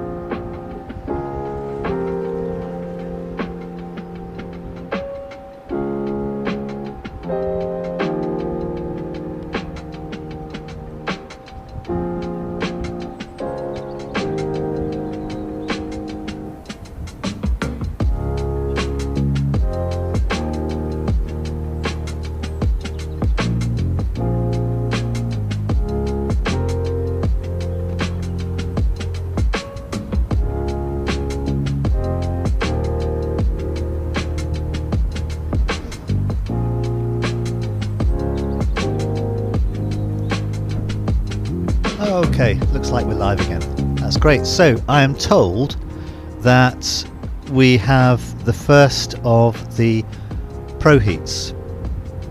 I'm advised that Rory Somerville is in this heat, but I don't have any other details about the contenders. I know it's a man-on-man. I know that Rory will be sailing the yellow Goya Banzai and the Quattro Pyramid that he really likes. The Quattro is the grey top, and hopefully you'll see its red underside at some point. I'm also told that we've got 2 waves and 2 jumps. Now it looks like someone's walking out behind him, and that looks like a Fanatic board with a simmer sail. I don't know, maybe completely wrong. It might be a Gastra sail. I'm just trying to see from this distance because it's not that clear. Right, so white bib has got the maroon sail. Rory, I know, is in the green bib. Oh, here we go. Ah, it's Mr. Cox in the white. So the camera's on Rory now. Looks like he's got his Banzai 4.7. He's going out quite quickly. Oh, he's coming right in front of the commentary now. That's great. So he's doing some little chop hops. And he's coming up to a section now, so he might be able to get a jump.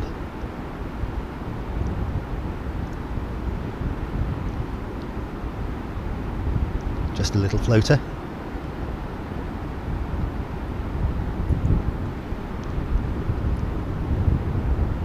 Looks like he's pinching up wind here to get some height.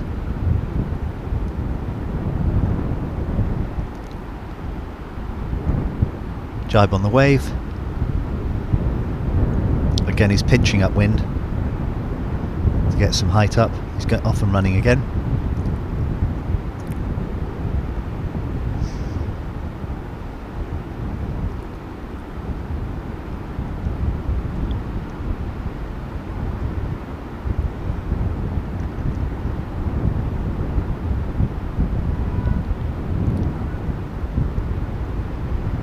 Going onto a wave, bottom turn. Opening the clue off the lip and again. That's nice. Another bottom turn, another top turn. A bit mushy now. Going for another one. So that's the 3rd turn on that wave. I'm going for a little one which may count for a fraction of a point. Trying to get some power up again. So he scored a wave. The waves are hard to ride today. They really are. Mr. Cox, I think, has just landed a forward, although it was off camera. It was right in front of my commentary point, and if he did, that was great. So that will count towards one of the jumps. I'm advised by the powers that be that if you do a push loop and a tweaked push loop as your second jump, it won't count. Not that that's something that's ever bothered me, but there you go. Rory, nice forward, dry, sailing away, so that will count. Got the drone footage now. White bib Cox, pinching up wind. Is he going to take the wave? Yeah, he's driving onto it, he's turning onto it, so bottom turn, top turn.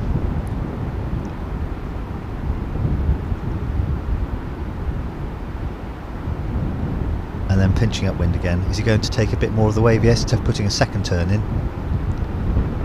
Completed that.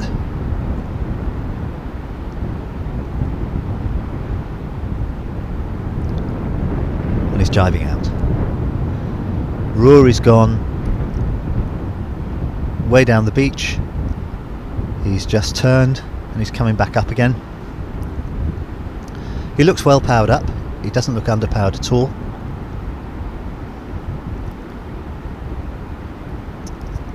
He's moving really quickly.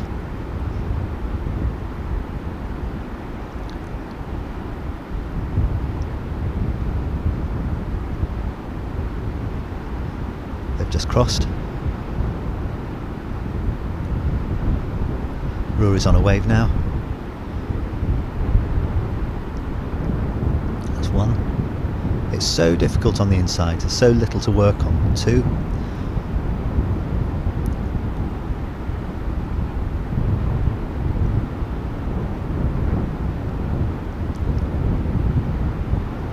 Rory's now pinching upwind.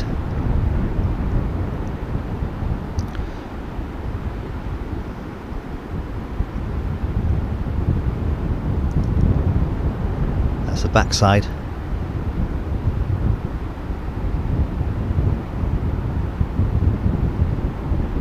Another backside turn and into a jibe.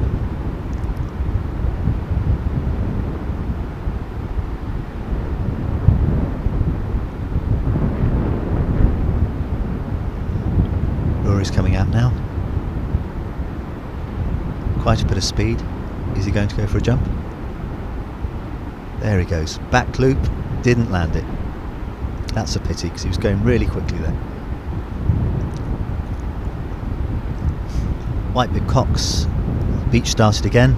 Again, you don't get scored on transitions anymore.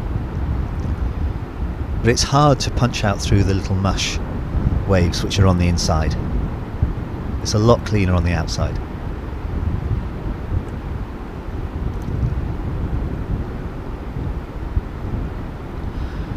Rory's getting some speed up now, being followed by the drone. And there goes tacking to gain ground upwind.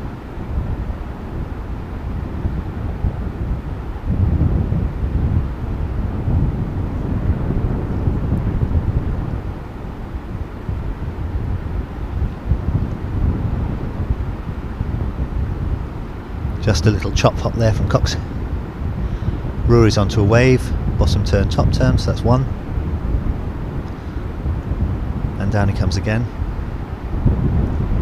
Will he do another turn? Yeah, another turn. Back. So that's two. And now he's quite away in shore, it's quite shallow there, it's quite mushy. So there's not a lot to turn off.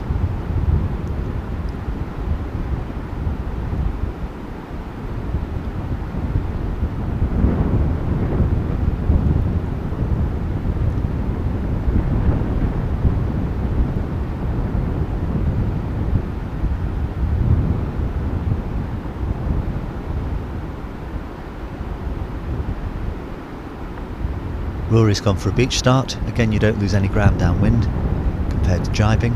Keeps you upwind. Backside turn into a front side. Yep, still got it. Cox is there. Someone doing a back loop in the background.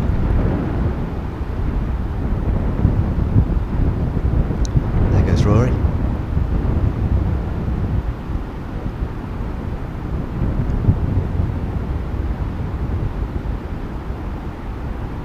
And another back loop, but it's caught. It's caught again. So he doesn't land that, so he won't get any points from that one at all. He was nearly round.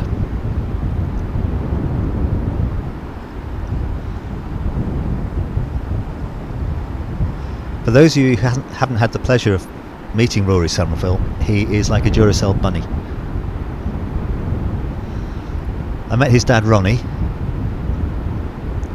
on the beach on the north shore of Tyrie on Thursday whilst we were taking Bruce for a walk, and they've got a new dog. It's a bearded shepherd dog, and it bounced around. I thought immediately that's Rory. So if he can't have been reincarnated because he's still alive, but it could be his twin.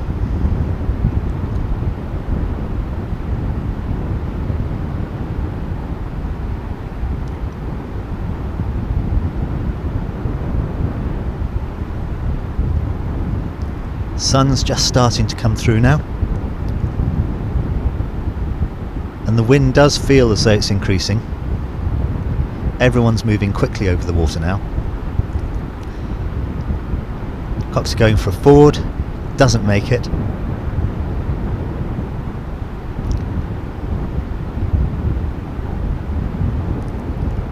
Now I'm trying to see where we are in the heat, but still can't see the flashing light at the top of the beach, so it's a guesstimate as to how long we've got to go.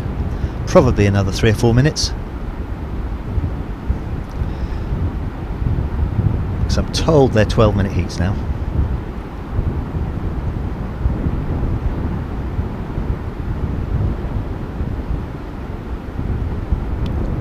Rory coming back out again. Little chop hop, little floater.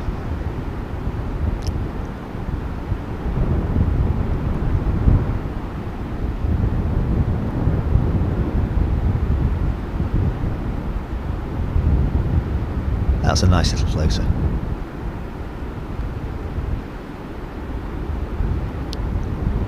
He's got young knees, you see, he can do that all day. Oh! And a lovely backie. Has he made it? Is he going to water start away? Can't see a sail yet. Oh no, he's in. That was really close.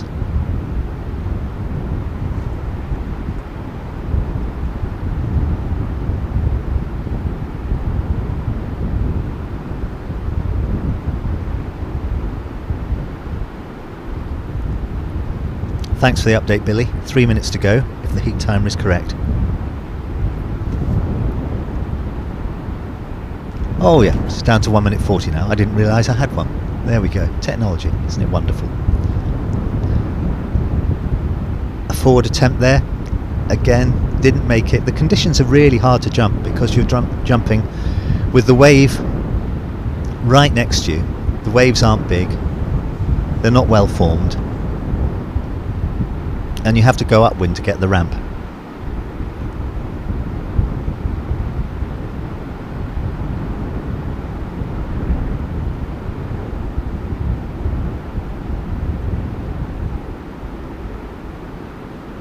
Nice jibe on the inside, Rory. Nothing for transitions, but it did look nice.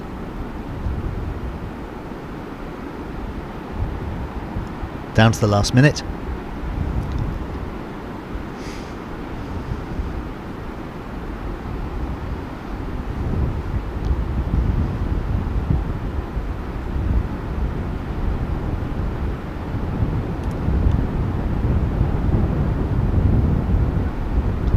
Last 30 seconds.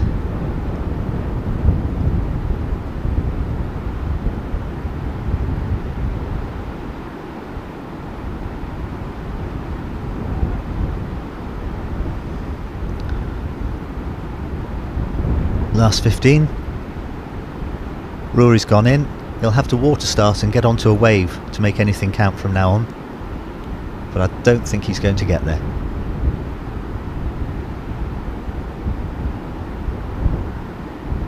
And that's it, heat over.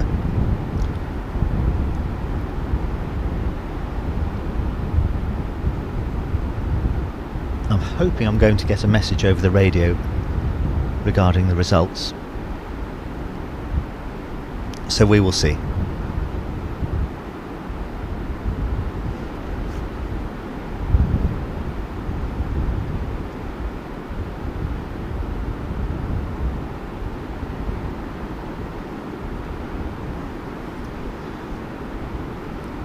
Now, it may be that the organisers have put interspersed with the pro men's, the pro women's. So we will see who comes out next, and then we'll know what the pattern's going to be. What I do know is that the pro men's are going to be two-man heats.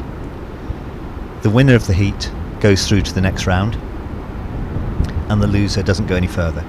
So there's no repechage. There's no second chance, but it's the only way that the organisers could fit all the competition in on the one day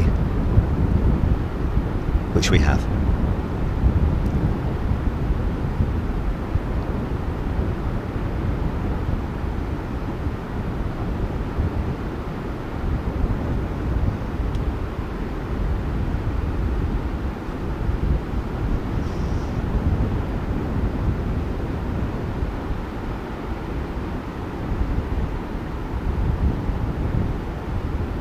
I'm waiting for the feed now to show what the next heat is going to be. I can't see the light to see whether it's a transition on red or whether it's an alternate flashing red and green. Let's have a look. No, the angle is just too slight for me. Ah, here we go. So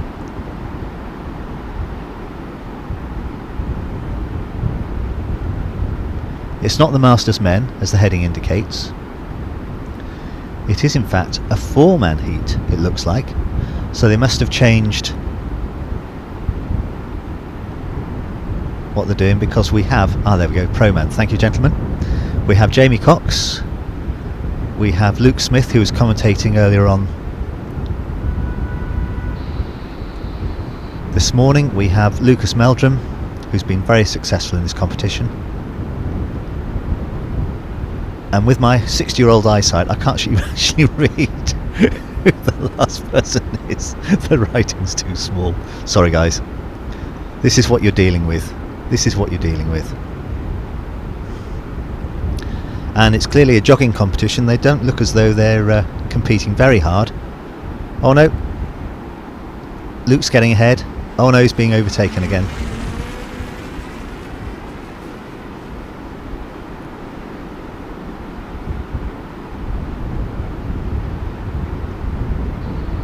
Right, so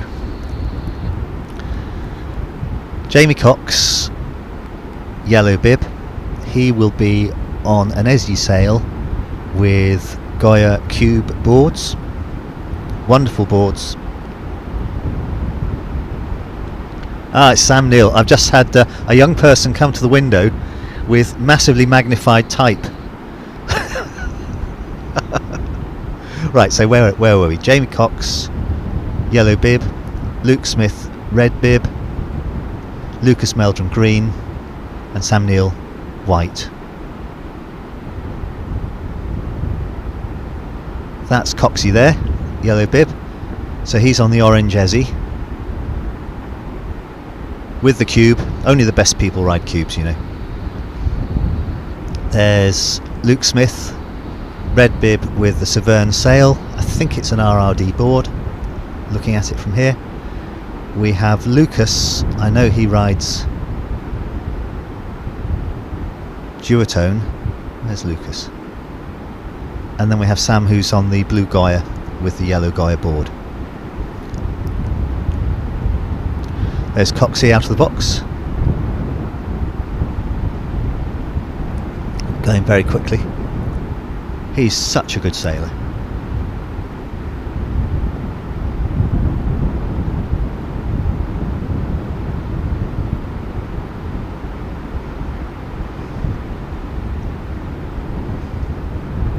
Lucas Meldrum, green bib, he's got the white and blue duotone sail. There we go. Tell you what, these pictures from the camera are beautiful. They're better than the real thing. Lucas was one of the few people to get out at the maze earlier on this week and actually ride some waves. The vast majority of us didn't even attempt it because it was too hard.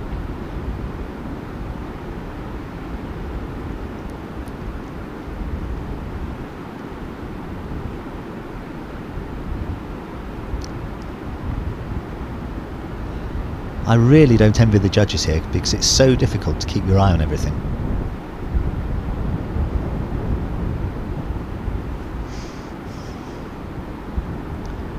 That must have been why they missed my one-handed back loop earlier on.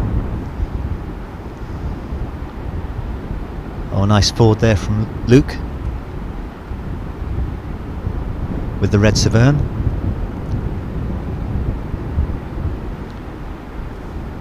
Same sail that the great John McLawrence uses. There's Lucas with a nice top turn.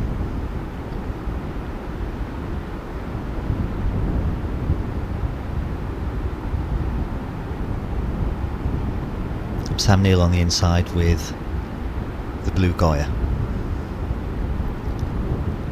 The drone's on Sam now. Again, it's so difficult to stay upwind and to stay in the breaking waves beyond the mush. There's Coxie just to left of your screen on his Quattro Cube and the Essie sail, the orange sail. He's beating out. Oh, Luke's had a couple of nice turns in the mush there.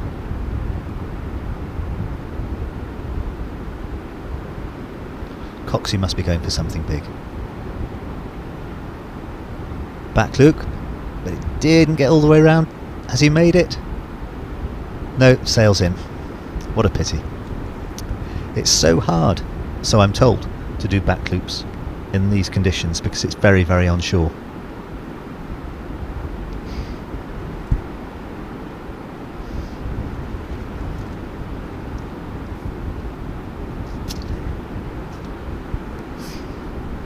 There's Luke coming back out, going past Sam Neill. Luke on the red 7.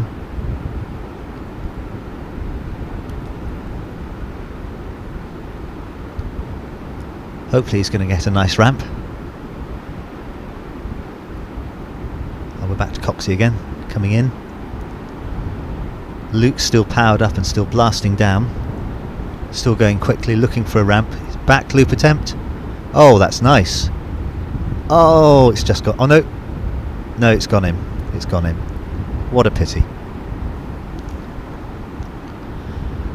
All the way down the other end of the beach, upwind of where Luke is, we have Lucas Meldrum with a white and blue duotone sail.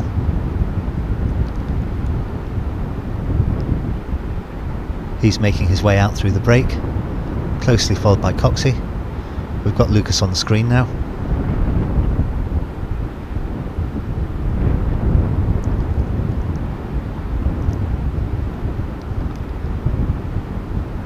Cox has just done a big stall forward, landed dry, that'll count well. Lucas is really ripping now, going very, very quickly, looking for a ramp. There he goes, another big forward. Is that a tabletop forward? It was certainly tweaked, you could see the bottom of the board. And now Sam's on a wave with a blue Goya.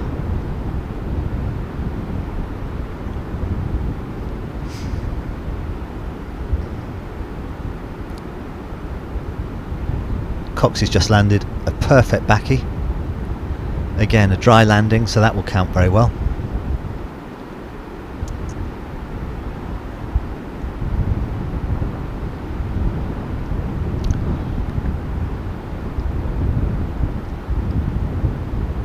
Luke's on the beach with the red 7, and now we're picking up the duotone of Lucas Meldrum.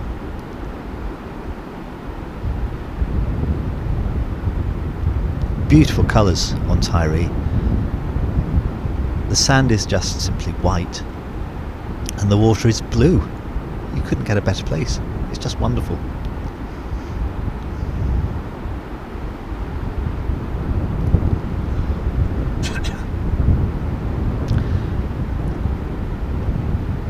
Sam's just gone in there, caught by the white water. So easy to do. Here's Luke, just going up one wave face. Is he looking for another one? And whilst in the background, upwind of him, Cox is riding a wave. There we go, we've got him on screen now. Doing a backside turn and then turning down into the wave. Then the back turn. He'll have got some points there.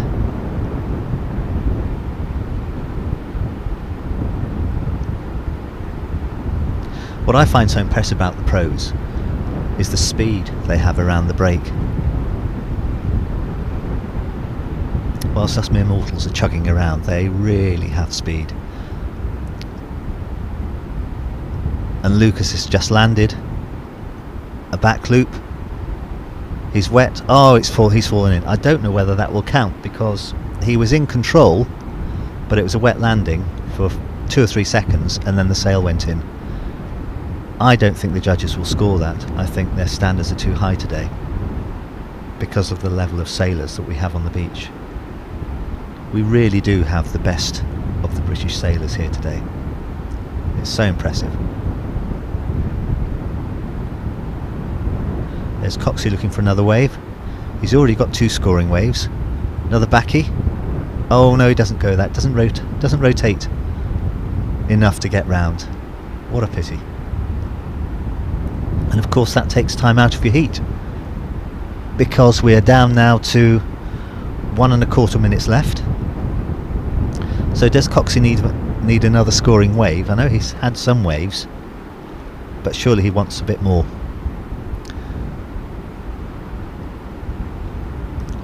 Luke Smith looking for, oh, he's going for a tack. I thought he was going to go upwind into a jump, but no, he's just tacked. Sam's stuck on the inside of it, which is so hard, because when you get stuck in the mush on the inside, there's nothing that your fins can push against. He's done the sensible thing. He's got a minute left, and I'm sure he's just going to go out and try and get a wave. Luke Smith's nice turn on the wave. Another nice turn, they're linking in. That's good. This should score him some points.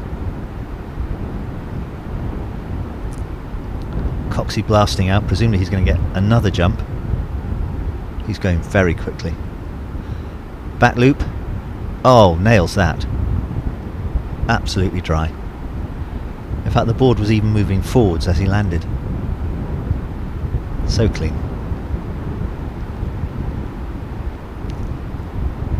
Looking right downwind at Sam. He's probably looking at a forward.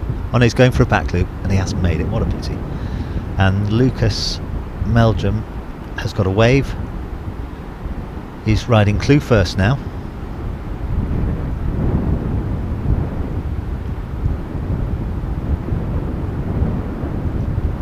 He's tried a bit of backside wave riding, but the wind has clearly just left him and he's in the mush. Camera's picked up Luke Smith again on the red 7.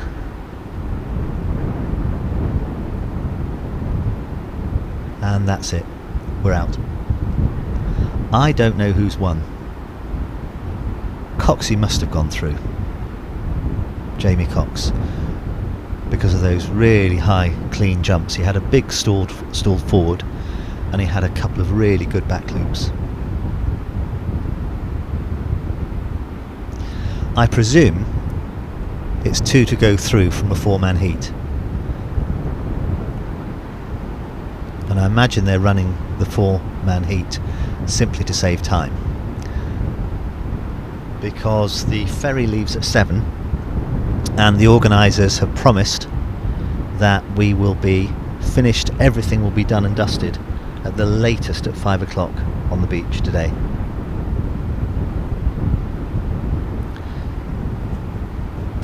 And it's 20 to 2 now, and they've got to do the ladies' pros as well.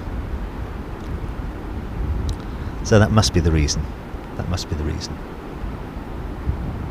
And we want to get it finished, we want a result, with all the effort that the organisers have put in all week. And in fact, for weeks beforehand, all the work they've done, it's been incredible.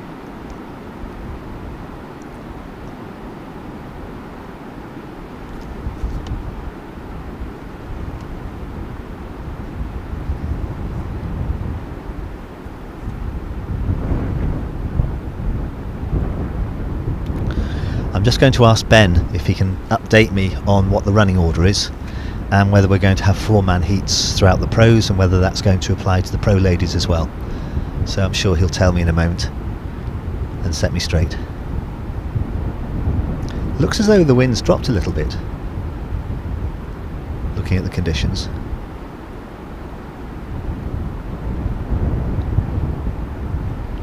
And the guys are still hammering out there. Is it the case that the competition is still going on? I know the timer's gone off, but they're still going for it. I just wonder whether they're doubling up the heats then, because Lucas just did a back loop attempt there, whether they're doubling up the heats, giving them a longer heat, but having 4 men in each heat. I don't know. Someone will tell me, I'm sure.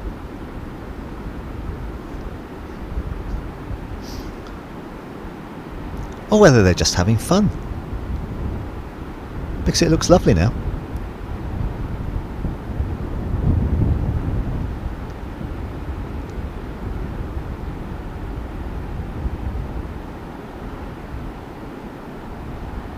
Well, Jamie's still going as well, Jamie Cox. So it must be that the heats are longer than the 12 minutes which were predicted. I wonder if they're giving them 20-minute heats instead of 12 and putting 4 men in, because that would explain it. Because usually at the end of each heat people come in. because they want to find out whether they've got through or not, and they want to get ready for the next one if they're going to get a next one.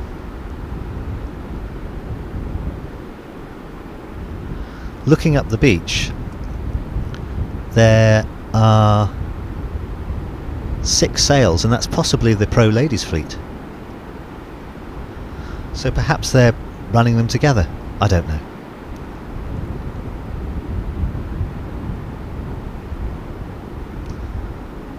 But it is wonderful to commentate from a position of complete ignorance.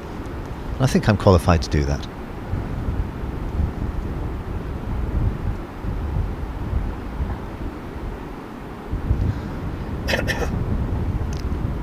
Jamie Cox is still riding a wave.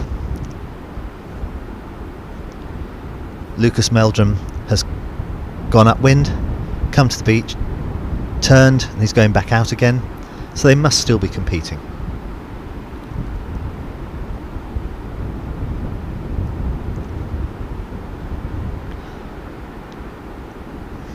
Lucas has done a floaty jump there.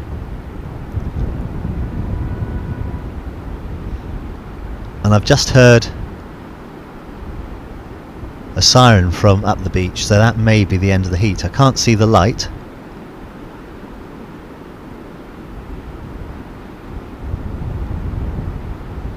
But that would be supported by the fact that Luke Smith on the Red 7 is just going upwind as far as he can.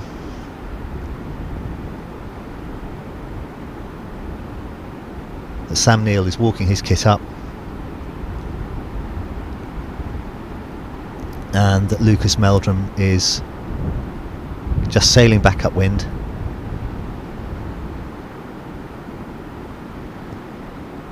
And not attempting any turns.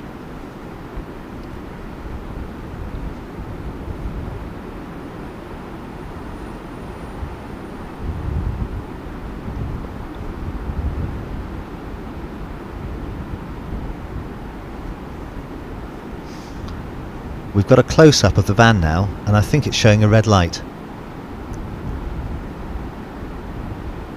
Contrary to what you may think, I believe that means it's the end of the heat and it's the transition between this last heat and the next heat. So that's very helpful. Well, that means that the previous heat must have been almost 20 minutes, if not 20 minutes long. And that may be how they're saving a bit of time and fitting everything in. Now, whilst I've got no feed, this does look like the ladies sailing out upwind. Whether they're just warming up for the next heat or whether they're out already, I do not know.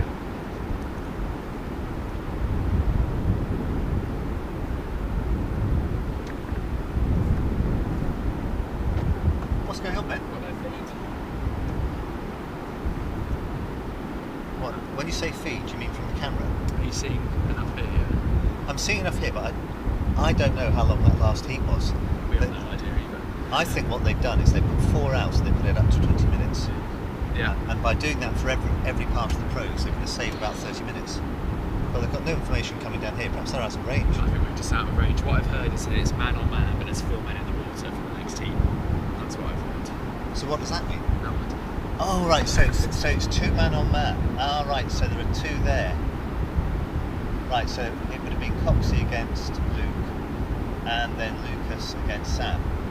So the winner of each of those pairs will have gone through, so they're doing them together. Maybe. That makes sense. So Well, we'll put a graphic on when we know. yeah, that'd be great. Is there any way of getting a message to them saying, look, can you tell us how long the heats are and who's on? We'll find out. Yeah. We're still live, and we'll, Lovely. We'll let you know. That's great, Ben. We'll see what we can do. I love knowing nothing. It's awesome. And then passing it on. At least we're all in the same boat. Thank you. Well, you may or may not have heard Ben updating me as to what's going on. What he said did actually make a lot of sense. You recollect that we saw 4 men in the pro men's heat. What he's saying is that they are grouped in 2s, and it's man on man for each of those 2s. So we had the first 2 Jamie Cox and Luke Smith. You remember Jamie was on the orange Ezzy sail and Luke Smith was on the red Severn. And then we had the second pairing, which was Lucas Meldrum and Sam Neill.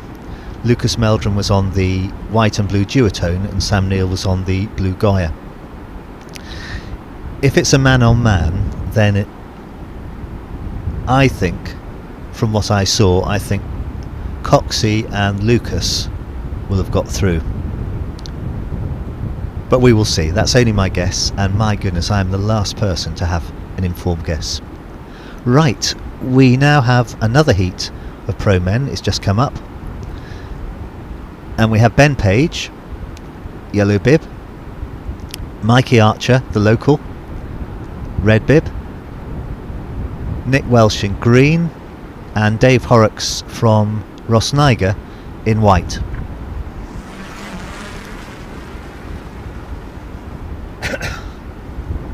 Now Dave Horrocks is a very famous local fisherman. He caught a fish last week.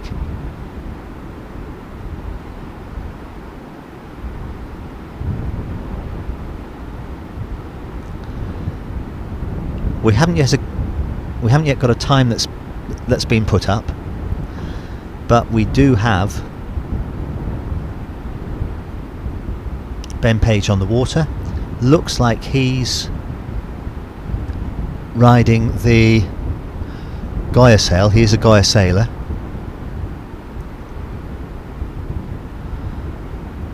That's a simmer sail, the blue and yellowy green.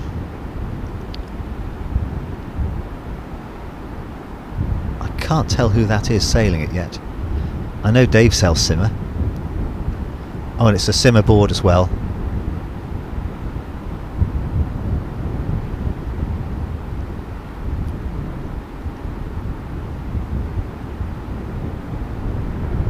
Just on a nice forward, landed it. So that will certainly count. Ah, it's Nick Welsh, he's in the green. Dave Horrocks is the white bib, so he looks as though he's going to be on the blue simmer sail with the white simmer logo at the top. He's coming out through the break now.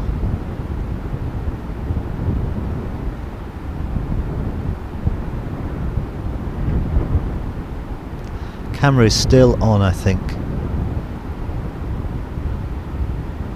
Dave Horrocks, yeah, that's Dave Horrocks.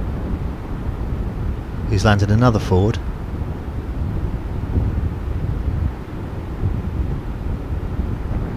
It must be so hard to judge this because you can't see. So difficult. That's Ben Page. So he's got the orange Gaia sail, yellow Gaia board, and he's wearing the yellow bib. He's going out at the moment looking for a wave. Heading up.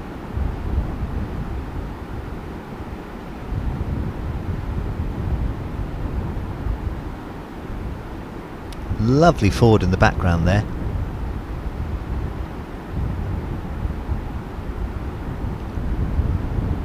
And I don't know who it was. I'm just waiting for some updates as to who's sailing what and trying to work it out as we go along.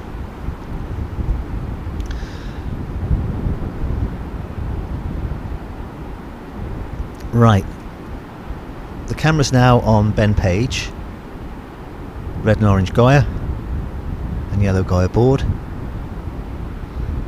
He's way down the beach and coming back up. He's in the yellow bib. On the inside we've got the two simmer riders. Dave Horrocks in the green bib, he's just coming back upwind.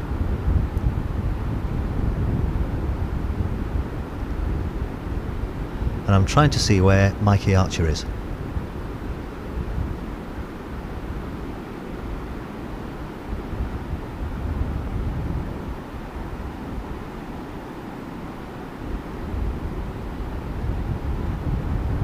Nice backside turn from Ben Page there.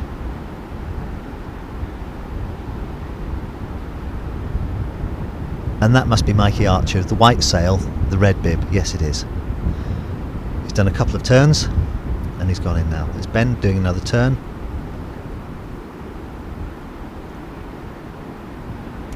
There's Dave Horrocks in the background going out, just going over some white water. And way out to my right hand side, that's downwind, we have the blue sail of Nick Welsh. Both Ben and Mikey are inshore now. They're turning to go back out again.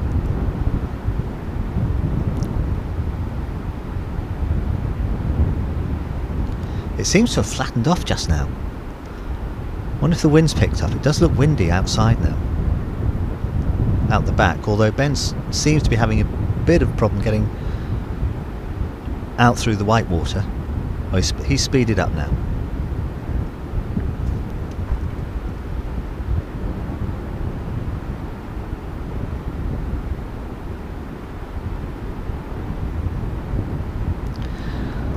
Just on the live chat on the feed, hi Philip from Alpha Index, I would like some results as well. At the moment, our base where we're commentating from and filming from is about 250-300 yards away from the judges, and it's, I think, out of range of the radio. But they've clearly moved everything up there to get the best conditions, which of course one can understand. But I'm afraid I can't give you results. I can only give you my poor opinion, which is worth next to nothing.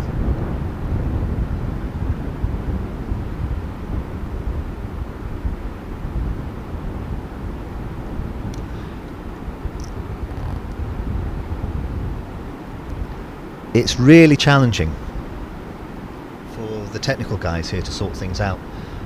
Half of them had to go back today because they were booked to go back today, and so it's just Ben and one or two others sorting out everything with Sam in charge, and they're doing a wonderful job, but we are struggling a bit with communications, I'm afraid.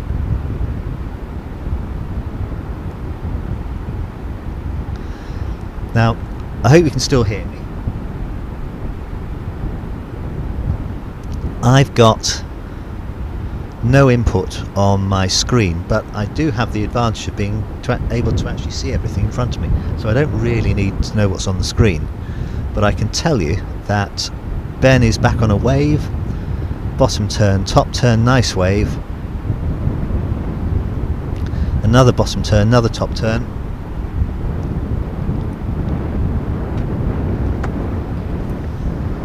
oh, we're back in the room. Thanks, Ben. Ben's just got me some feedback in, and as soon as he's left, it's gone again. But it's okay because I can see what's going on through the window, so that's all right. They're all doing wave riding now. They're all in the same area, and they're all wave riding.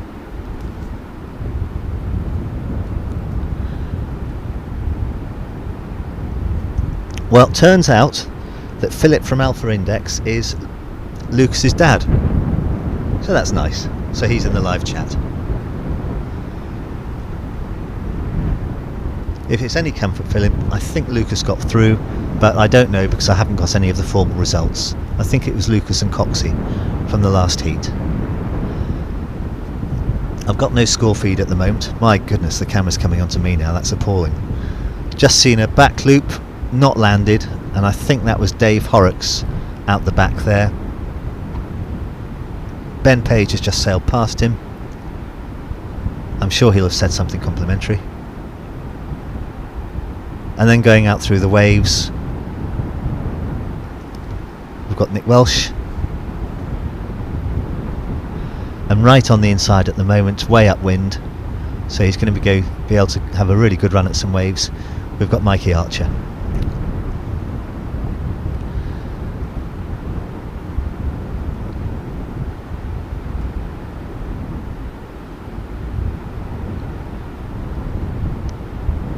The guys are quite well upwind now. They've got some space. Ooh! Now, a crash forward and a crash backy almost at the same time. One by Dave Horrocks, and the other I think by Nick Welsh. Ben's on a nice wave. bottom turn, top turn, coming back again. Nice backside manoeuvre into a bottom turn, another top turn. That's a good scoring wave for Ben. Another backside manoeuvre, then into a bottom turn, then into a top turn. So that's 3 completed wave manoeuvres on the same wave, so that will count. Mikey Archer directly in front of me with the white sail. Lovely fluid turns on the wave. Unfortunately, he's just caught some white water, and so that manoeuvre has finished. That's really fluid.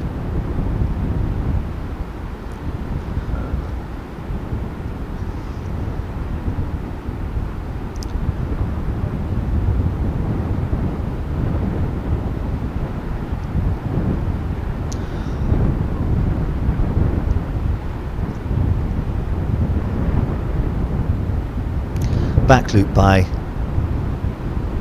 Nick Welsh, just not making it. Not quite enough rotation, although it was very high. I think I've just heard a message over the radio, the first radio message I've had for some time, saying 30 seconds. But whether that applies to this heat or not, I don't know. Ben Page, very high back loop attempt, unfortunately didn't get all the way round. Mikey Archer just tacking to go upwind. Dave Horrocks is on a nice wave. Backside turn, then into a bottom turn, then a top turn. Oh, he's just caught an edge, so he's gone in. So he won't score highly on that wave. Mikey Archer coming in. Has he got enough space to turn? Backside manoeuvre into a front side. Top turn, and then that's it. Ben Page has gone way off downwind really quickly. You can see him just out of the right side window of the car, and he's been followed at some distance by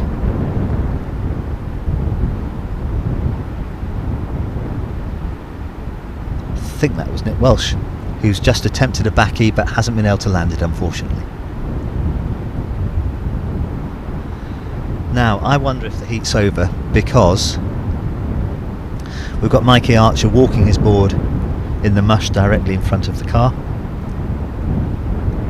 I think that's Dave Horrocks standing way upwind opposite the competition zone. Willie going out in the quad bike to perhaps have a word with him. So I think he's coming, so that must be the timed end of the heats. And I think the reason why Ben went flying off down the beach was to get enough distance upwind to sail right upwind, up behind the breaking waves where it's still green, to get right up to the beginning of the competition zone. Right, so I have no indication of results. I have a guess that the heat is now over. Ah, here we go. Oh no, feed's gone again, so I've still got no feed, so no indication of results. I think the heat is over. Oh, it's flashed up again, so that's showing that the heat is over, definitely. So I don't know out of Ben Page or Mikey Archer who's gone through, and I don't know out of Nick Welsh or Dave Horrocks who's gone through. But I did see both Ben and Dave getting some really nice waves, and they did land some jumps as well, so I must have missed the others, but it's close, it's close. Looking at the left hand side of the feed which I've got now, that perhaps gives you a really good indication as to how mushy and difficult it is on the inside. That feed's gone again, but at least I can see the sea from where I am now.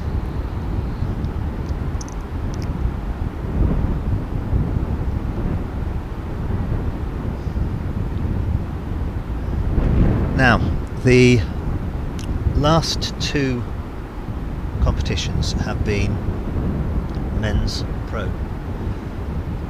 So bearing that in mind, I would expect the next competition also to be men's pro.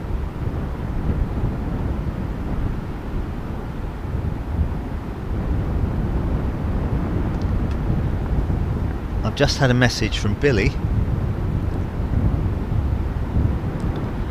He says the heat draw I have says next it's a 3-man heat with Chambers versus Byrne versus Phil Horrocks, or has one of them gone home? I don't know, because I am too far away to even see. But let's try and guess whether the heat has started and who's in it. Now, I've just seen someone do a lovely forward with a green sail. Looks like they're wearing a red bib.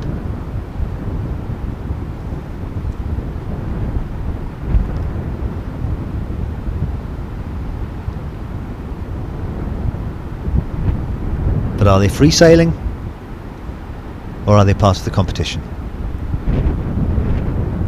At the moment the camera's just showing people milling around up at the top of the beach in front of the judges. The view that we've got is many hundreds of yards down the beach, downwind, and so we're looking at the main competition area because people have tended to come down here, been naturally pushed down here for the sailing. Right, I've now got an update. Pro men, the next heat will be Andy Chambers and Jay Byrne. Andy Chambers in the yellow and Jay Byrne in the red. Now the camera must be on Andy because he's on the blue Gaia sail, and I don't know what sail Jay Byrne is riding. Could it have been the green who did the lovely forward in front of me earlier on?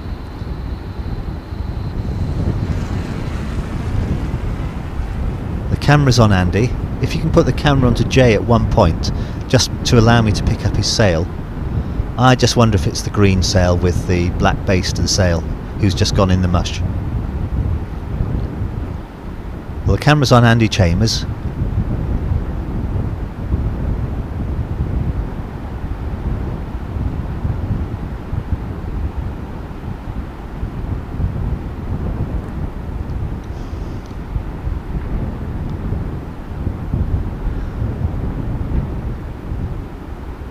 And he's blasting out. That's a lovely picture and a beautiful forward, and he's landed that, so that will definitely count. The new Gaia board looks really nice in this light.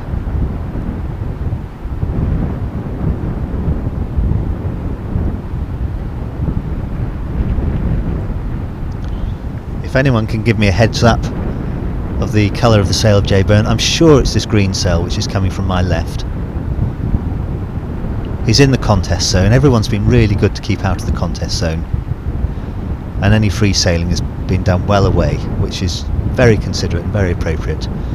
Looks like Jay's just attempted a back loop on the inside, and unfortunately he's gone down. He hasn't quite made it.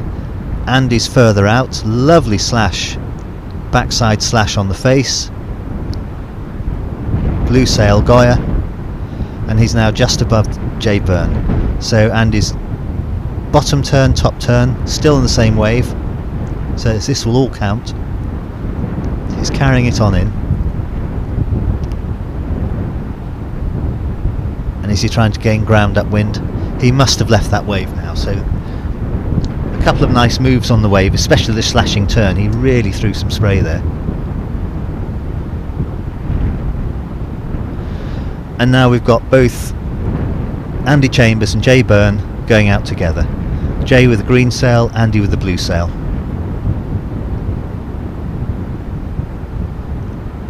They're both moving very quickly, negotiating the chop on the inside. But there's some nice little ramps building up out there, and they're heading for them. Wow, that was a lovely stalled forward by Jay Byrne. That was really, really nice. And he landed it very well and kept on going. Come on Andy, you've got to do something here.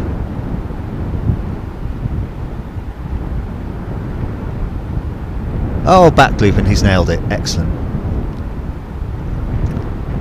High scoring heat.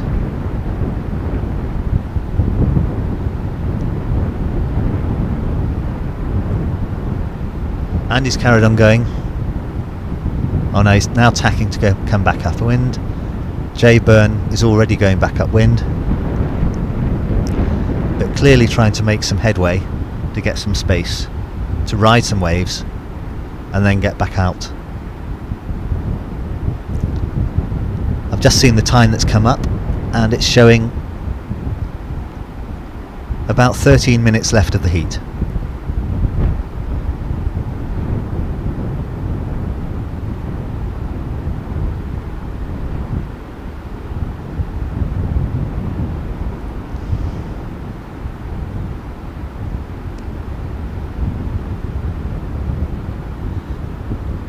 Jay seems to be stalled and stuck, but Andy's still moving.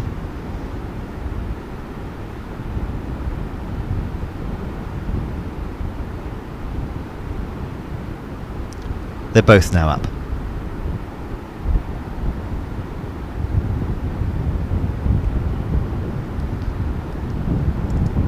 Lovely little backside turn. And another one with the green sail, and then bottom turn and top turn, and another slower bottom turn and top turn. Jay Byrne. Oh, and a little bit of air on the inside on the same wave, so that will be a good counting score. There's Andy going out with the blue sail, looking for a ramp.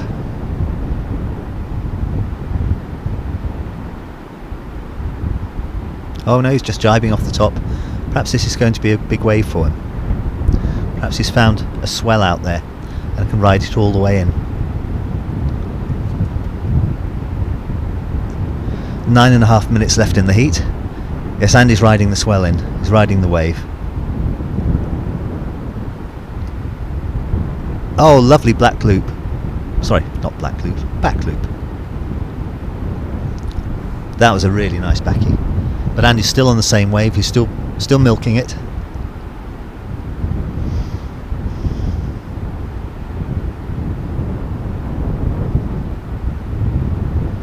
Andy Chambers regularly in the top 3 in all the competitions.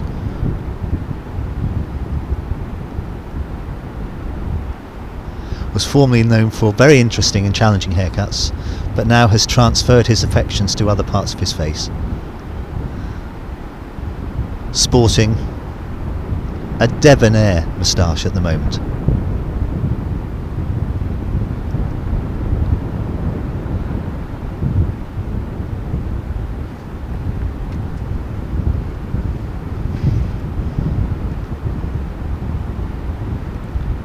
Others of the competitors are more follically challenged.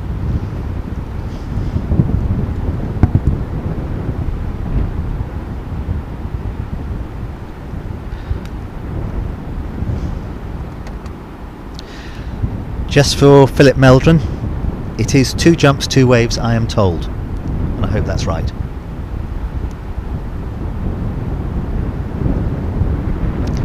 Down to 8 minutes.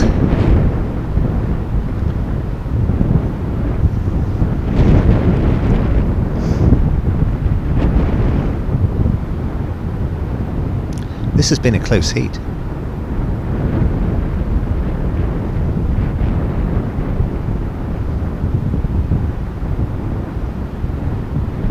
Both are on a wave at the moment.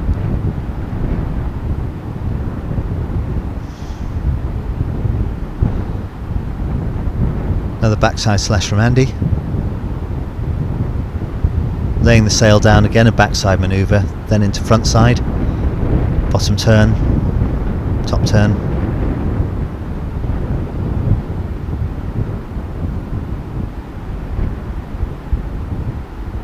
And then making some way upwind.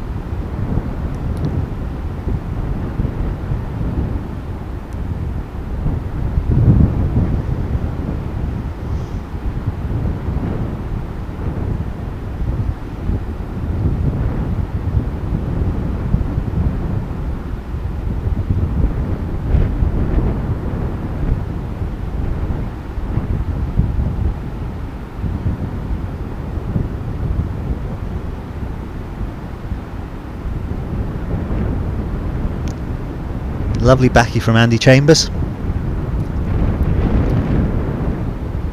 nicely sailed away.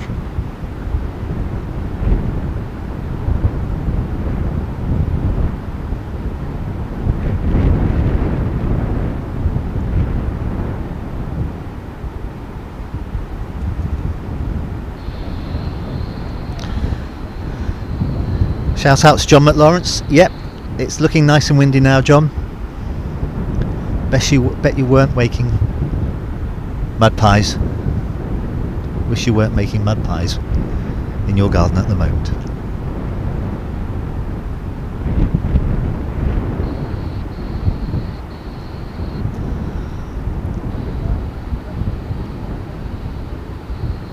I've lost the feed now, so probably about 5 minutes left. Andy's doing another backside turn in front of me,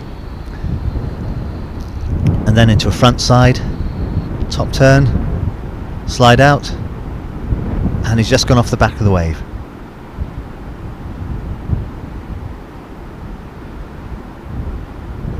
Burn in the green sail, quite a long way out the back, looking to pick up a wave. And he's now jibed, and he's going back out.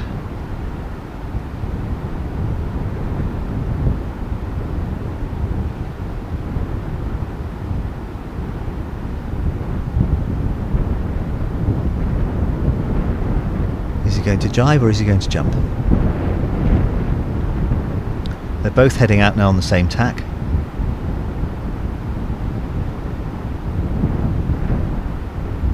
Andy Chambers just tacks on the outside to go back upwind.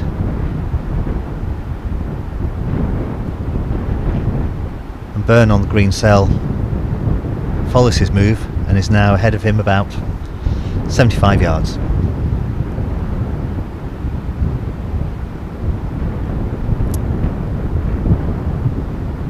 Is this match play? Is this tactical? Oh! Jay Byrne just attempted a forward off the lip and unfortunately crashed and burnt, but it looked really spectacular. Andy Chambers is way out the back at the moment. Perhaps he's looking for a big wave to ride all the way in, because he's done some good jumps. They've both sailed really well.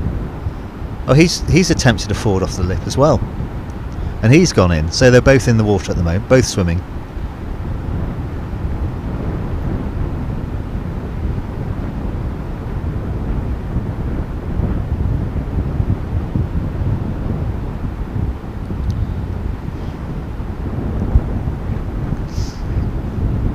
That's a really good thought, thanks Billy, just looking at the feed. Excellent, because then if you can put it on the feed too, then I can know what's going on as well.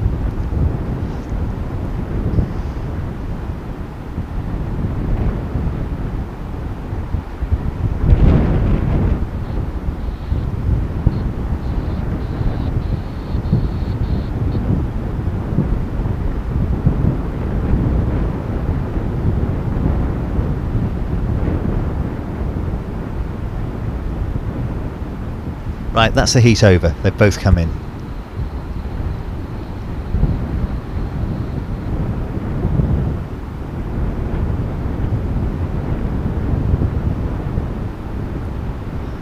Just heard the judges saying that was quite close. Hi Ben. Thank you, that'd be nice.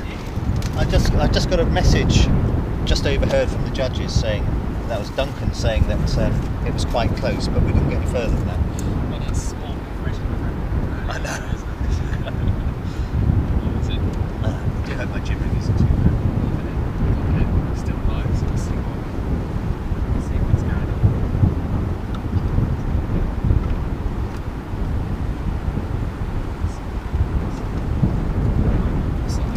Ah, we're back in the room. Lovely, thanks Ben. I don't know what's coming next. Well, it looks like we've got some competitors. So that's a good call. Now, are those the ladies? That looks like Corinne, doesn't it? Yeah. Because she's a... Corinne's a simmer sailor, isn't she? Yes, she is. That's Kareen. So Kareen's in the yellow. So they must be interspersing the ladies in. Phil Horrocks must have got a bye to the next round because he's a top seed. So that's why we didn't see him sailing in the Andy, Chambers and Byrne competition. So yeah, it's going to be the ladies pros next. Oh, it's still showing pro men, but I'm sure they won't hold that against us. we can tell the difference even at this distance. We can tell the difference even at this distance. Thanks, Ben. Right, that was just Ben coming into the car to connect me again because the connection had gone wrong. So I don't know what the results of Chambers and Byrne is. I only know that one of the judges I overheard said it was very close, which it did look to be very close from the beach. We've now got the pro ladies going out.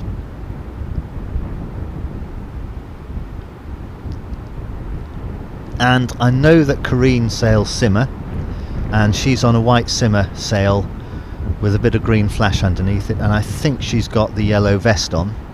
So that's that sail, the one which we can see on the feed. Behind her there's a transparentish sail, and then there's, I think that's Leith Campbell on the Neil Pride blue and purple sail. She's such a good sailor. Kareen and Leith are always at the top of the leaderboards. Ahead of them on a gold duotone, that's another ladies, just doing a nice donkey kick there.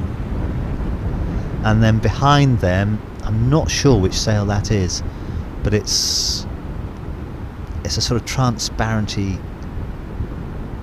greeny sail. Attempt forward, unfortunately, just didn't go all the way around. Now I don't know if the pink sail in the background is part of this heat or not, or whether they're just free sailing and training up for the next ones. Wonder if that's Phil Horrocks' sail. And there goes Lucas Meldrum doing a big stall pulled in the back. Right, concentrate on the ladies. So we have Kareen McFarlane, who is on the yellow bib, and we're looking at her at the moment. She's with the white simmer sail and the blue simmer board. We've got Leith Campbell just behind her. We can see her on the feed now. In the red bib, she's got the blue and purple Neil Pride sail, and it looks like a purpley coloured, possibly Neil Pride board. I do apologise. Then we have Miss Adcock in green and Miss Linda in white, and I don't know what their sails are yet. I'm trying to pick them out. The sun has now come out and it is absolutely beautiful.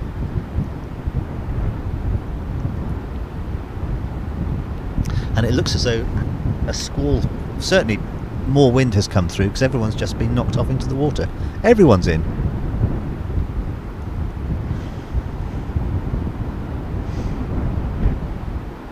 Right, we'll see what colour bib this is. It's got to be white or green.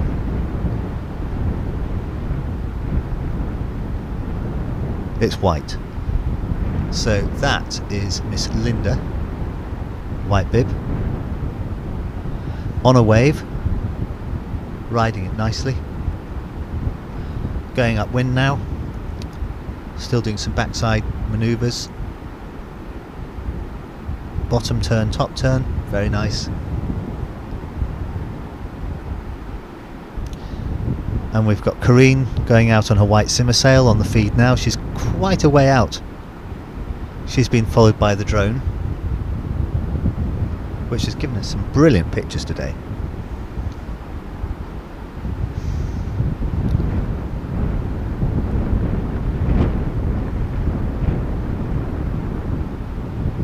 Now that's the green bib, so that must be Miss Adcock.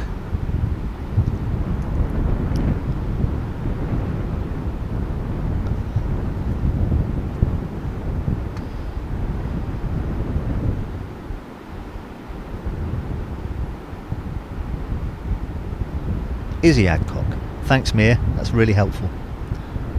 Keep the information coming, please, because I've got nothing at this end. I do apologise.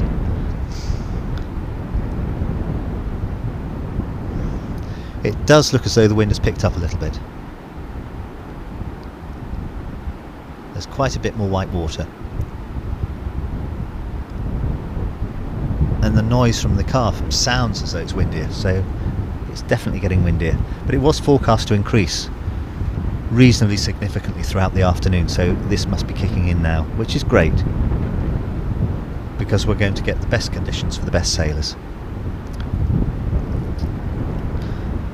Looking down towards Hinnish, out to the west, there are sunbeams coming through the cloud and lighting everything up.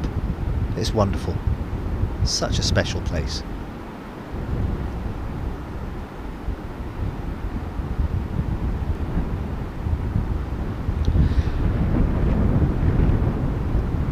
Thanks, Mir. It's definitely Izzy Adcock. Yep. Wonderful. On the yellow duotone. And that sail looks so pretty with the sun on it. Getting back to the competition, we've got Leith Campbell on the left hand side of the beach as I'm looking at it, in the waves, trying to find a wave. We've got Izzy Adcock coming across my view from right to left, so coming from the downwind part of the beach. Is she going to pick up a wave, or is she simply going to gain time upwind? I don't know yet. We've got Kareen coming out on port tack, coming off the beach, coming out through the white water now. Oh, Izzy's riding a wave now. Bottom turn, top turn. Is she going for another one? Along the wave, yep, another turn, backside turn, and another one. Always scoring points. The other girls are going out on port.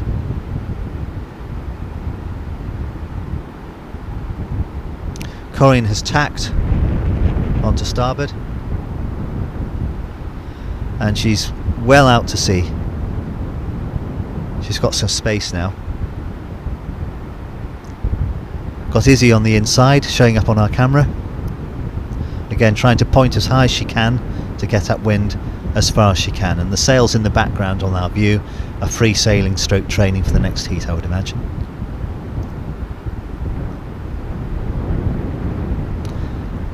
Everyone's keeping out of the competition zone, which is so good.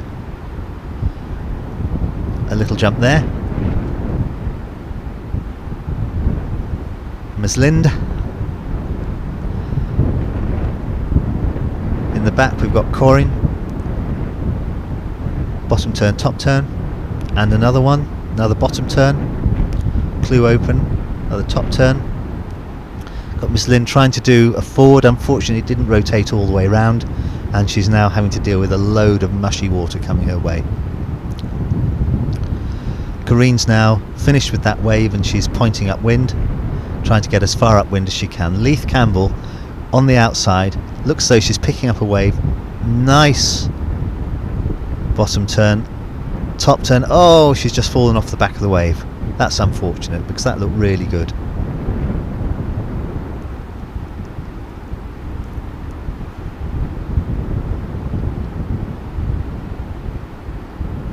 Thanks, Miet. Details about Izzy. Izzy is from Dorset and it's the second time she's been on Tyrie.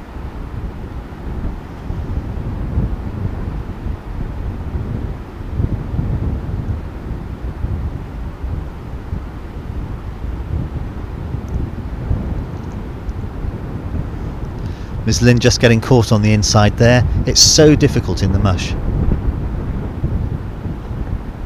There's not much to push against, and the wind tends to drop on the inside. Izzy's caught a nice wave. Top turn, bottom turn, right in front of me. She's still there.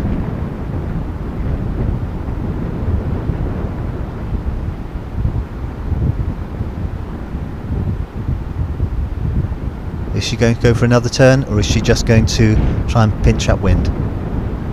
I think she's just trying to pinch upwind now. Kareen's just caught a gust and caught the top of a wave and gone in. I definitely think it's picked up. Leith coming back out on port, punching out through the white water. Leith Campbell, one of the regulars, and always does well in this competition.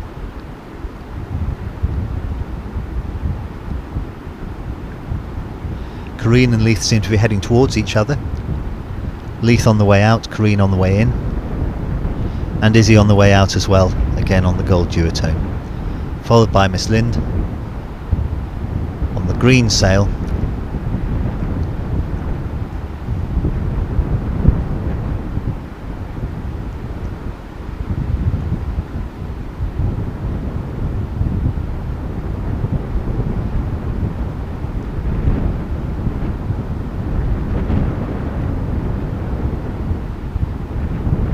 That's Kareen. McFarlane on the white simmer sail with the yellow flash at the bottom, and just stopping to turn because of course transitions aren't scored, so it doesn't matter if you just stand up on the sand, just turn around, go back out again, you lose no space downwind. And if you're not as fit as you should be, speaking from personal experience, gives you a nice rest.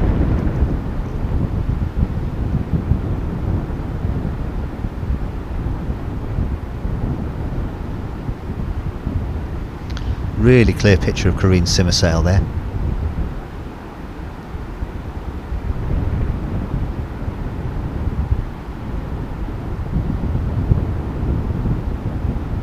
Getting a floater.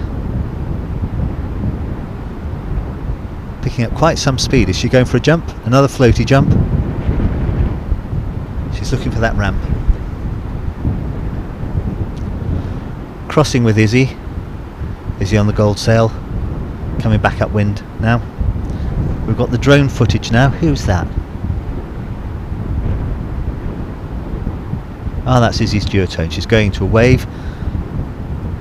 Oh, she's just caught an edge at the top. That's unfortunate.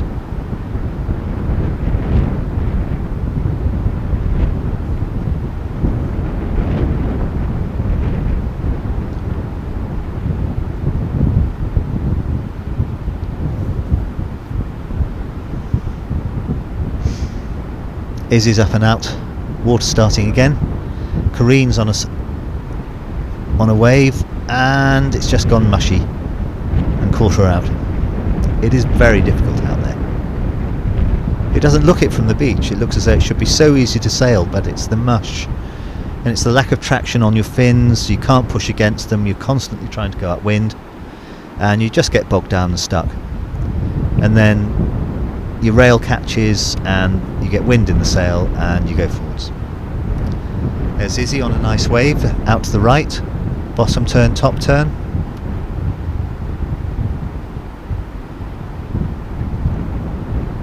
Coming in close to the shore. Is she going to be able to get another one in? No, I think she's just going to concentrate on pointing, and you can actually see the drone hovering above her. We're so lucky to have this footage.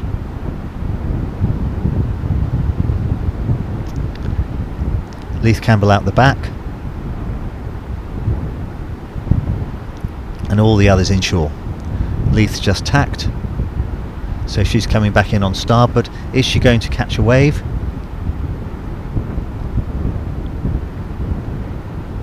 The drone's going upwind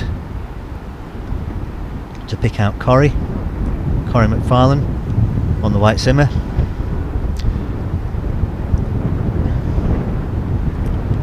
And there's Leith upwind of her on the JP Pride. There we go. Very pretty sail.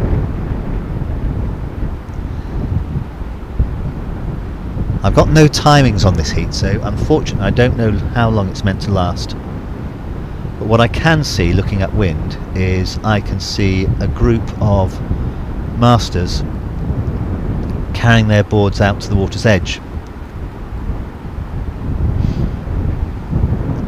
So that must mean that the ladies' heat is about to finish, because they'll have been released to the water's edge just before they start. I've just had some crackling on the radio, utterly incoherent, but I thought I'd share it with you.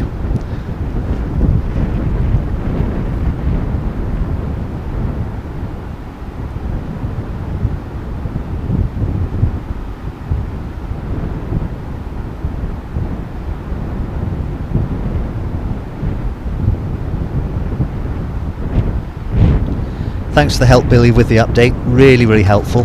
Gives me some information. Looks like the men have just gone out. Again, I don't have any heat information, but from the sails, we've certainly got Lucas Meldrum. I think that's Rory Somerville, and I'm not sure who the third rider is on the goldy coloured sail. So I'm waiting for a feed and some information to tell me what's going on.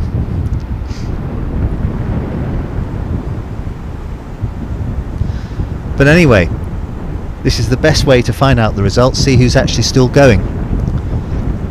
So clearly Lucas got through in his heat.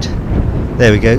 Coxey, Jamie Cox on the orange Ezzy and the board for the connoisseur, the Quattro Cube. He's going out as well, so he got through on his heat. So, ladies and gentlemen, I think we were correct in our assertion as to who got through in that particular set of heats. But I'm sure it's Rory on the yellow Goya, coming back upwind, coming across my view from right to left. And of course it's Lucas on the duotone white and blue, who's way upwind and just coming into shore before going back out again.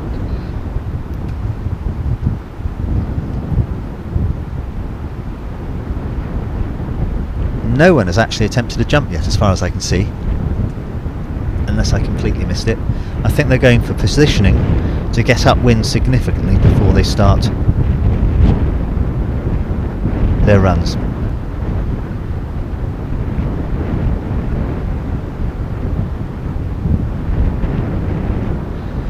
I must confess I simply don't know, because I can't see the bibs. I've got no guidance, so we will see.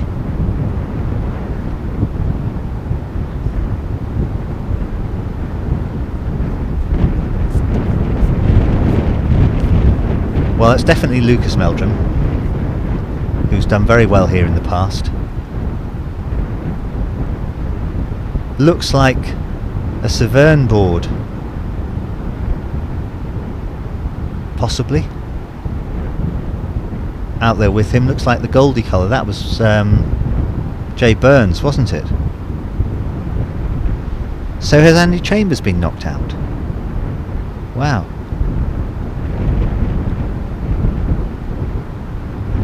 And I think we've got Rory on the screen now, going for a back loop. Right, I think that's Rory with the red bib. So we've isolated a bib. It's definitely Rory because it's a Quattro Pyramid, and I recognise that. It's a Goya Banzai in his signature colour of sick yellow.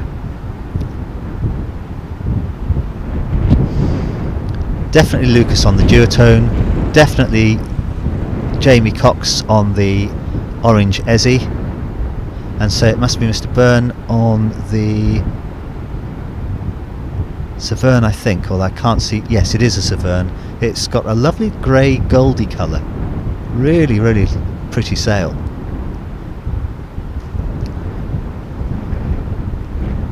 Now, Jay Byrne is, I think, wearing the either yellow, I think it's a yellow bib. So we've got Rory with the red, Jay Byrne with the yellow.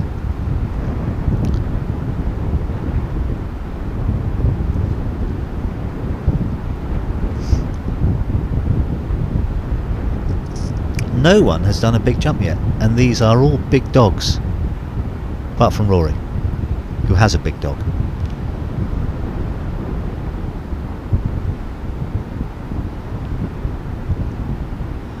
Well, Coxey and Lucas have got a closing speed to each other. They're just going to cross now. That was really impressive. Wow, that was a lovely back loop. Jay Byrne landed perfectly as well. He's pumping to get it back on the plane. That's the best jump of the heat so far. Really, really nice. Come on, guys.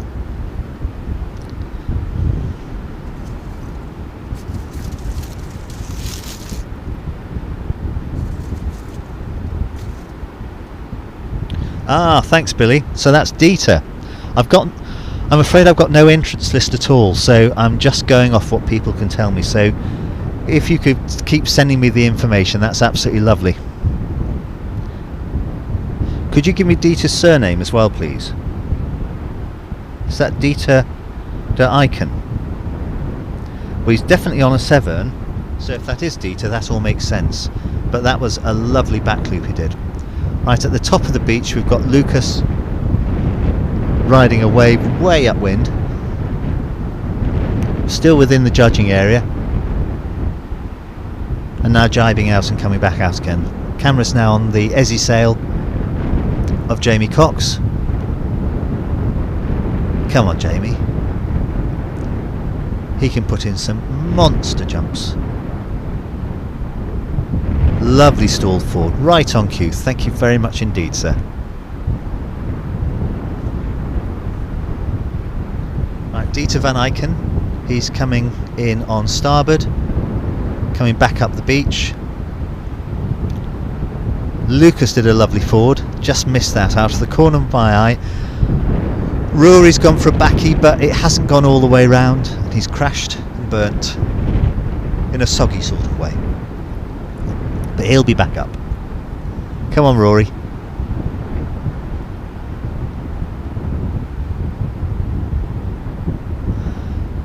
Looks like Cox is looking for a wave now. Lovely backside slash. Rory's water starting, he's up again. That's great. Dieter is doing some wave riding towards the top of the beach. Bottom turn, top turn, bit of spray, really nice. Backside, top turn, then going into bottom turn again. Top turn, he's doing well on this wave. Bottom turn again, trying to get those extra points. Clue first, then another top turn. Rory's riding the wave now. He's done a bottom and a top turn, but he's having problems with the white water there. It's slowing him down, so he's just pumping out of that and trying to get some speed up. Coxie, bottom turn, top turn. Is he going to do another, or is he leaving it there? Rory's just below him. I don't know whether that's... No, Coxie's just going upwind, trying to claw some ground upwind.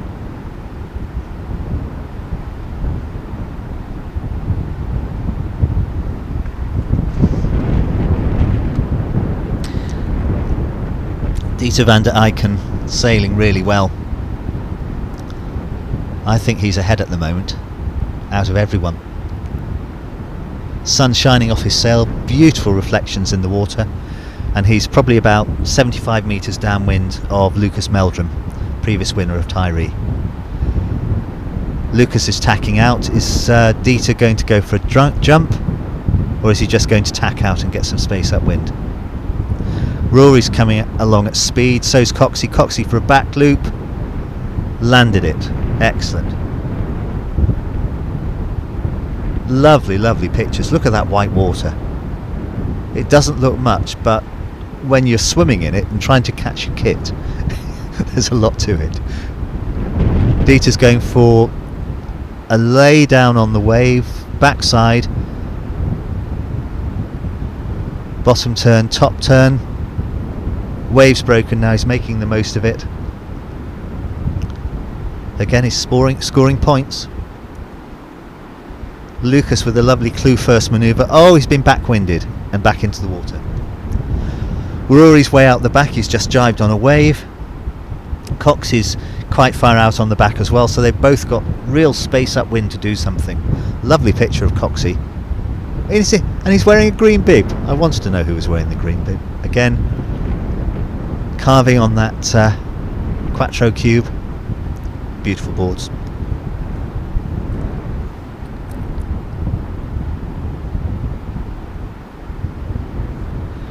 Bottom turn, top turn from Coxie.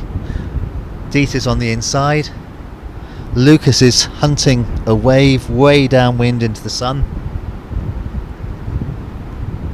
And Rory's about to water start.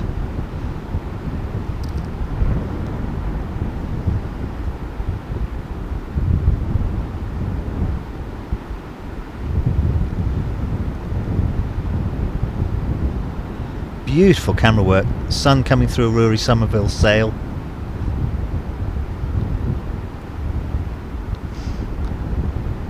Superb lighting. It's absolutely lovely to see.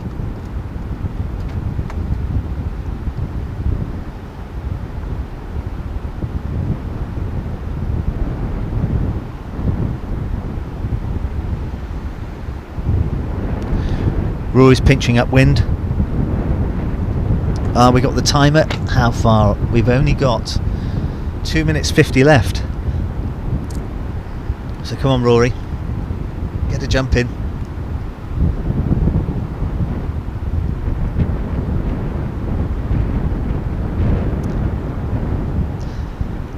Great picture of Lucas's sail. It's duotone sail. Being closely followed by Coxie and the orange Ezzy. And then Dieter about 80 or 90 yards behind him. Rory coming out, flashing across us, looking for a ramp. He's got the speed.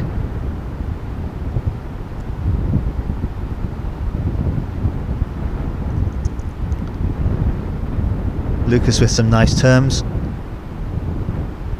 Coxie with a backside turn, front side, bottom turn, top turn, but going in.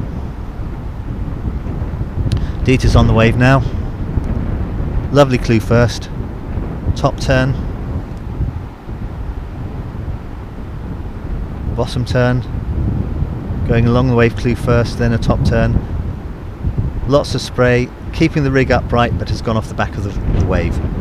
Sun shining through Rory's sail here on the feed. Beautiful picture.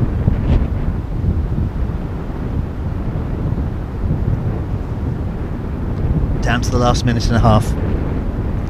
Lucas blasting out. Cox is also blasting out. Rory's caught a nice wave. Lovely bottom turn. Really laid his sail down.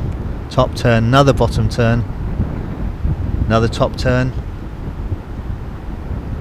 Scoring some points here. Another little turn. Oh, lovely back loop by Lucas.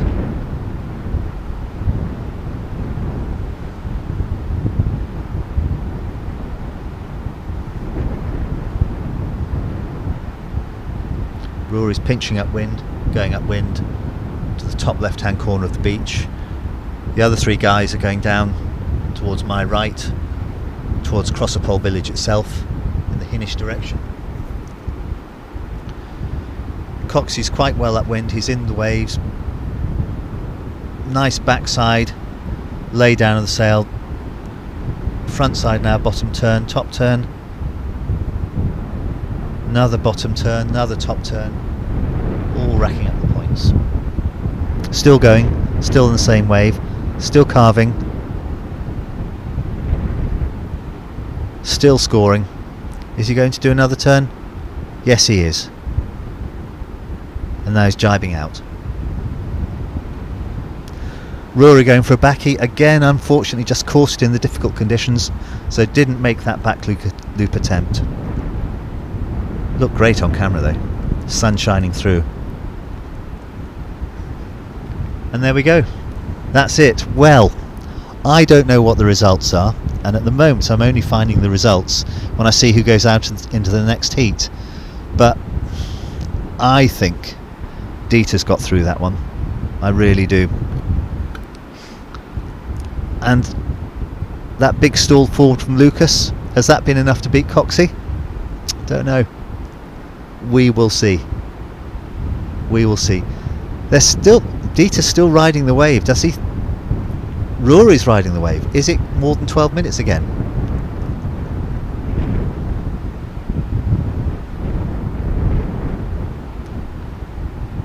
I haven't heard the siren from the top of the beach.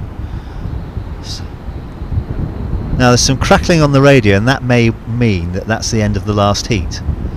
But who's got through is your best guess and my best guess.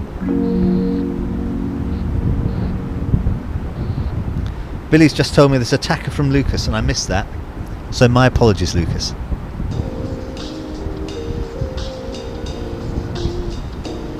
Lucas is still riding the wave. Cox is still riding the wave. I wonder whether this is one of those extra heats. And I don't know whether they're man on man. I presume from the way in which everything is displayed that they are man on man. So,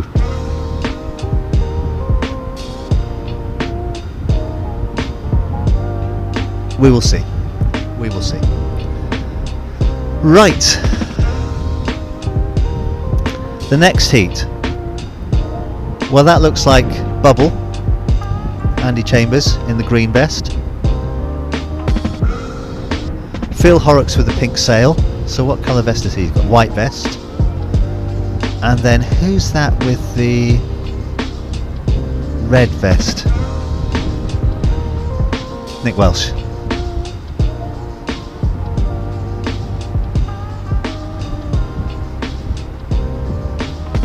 And Ben Page in the yellow.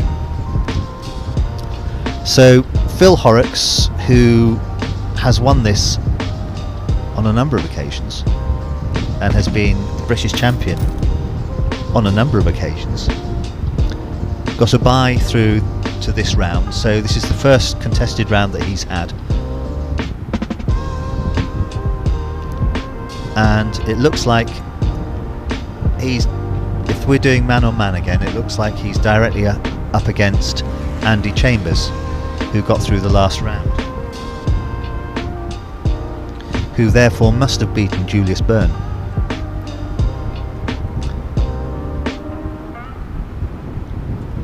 In the other heat we've got Ben Page and Nick Welsh. Let's have a look at the sails. So Ben is on the orange Goya. Phil is on the pink Simmer. Just see out the back, he's now on starboard. Andy Bubble is on the blue Goya. So that means that Nick Welsh must be on the green and blue Simmer. So we have all the runners and riders now. Doesn't that pink sail look beautiful on the water? Again, pink, the choice of champions. The coolest colour on the water, and I say that with some authority.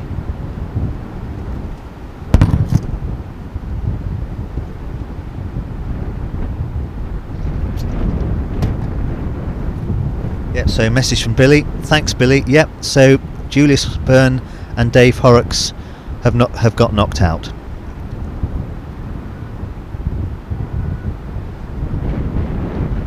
Right, where are we? Andy's way out the back. Ben Page is still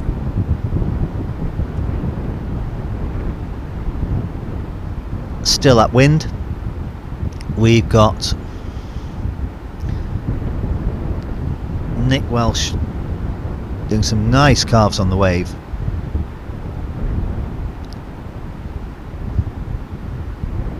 Still bottom turn, top turns on that wave.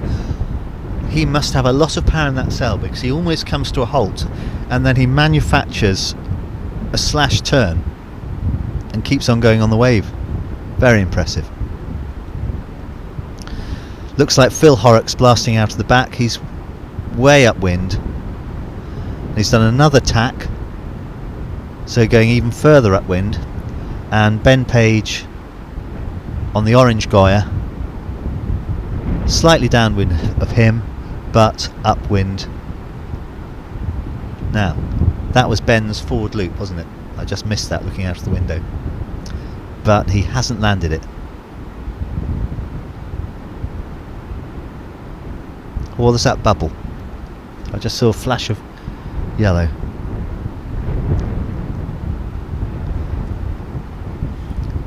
Right, this heat has 7.5 minutes left.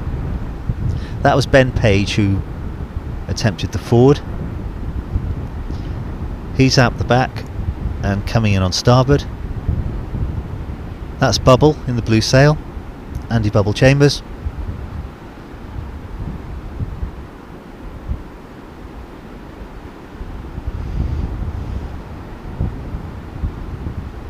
He must be looking for a ramp. It's going quickly enough.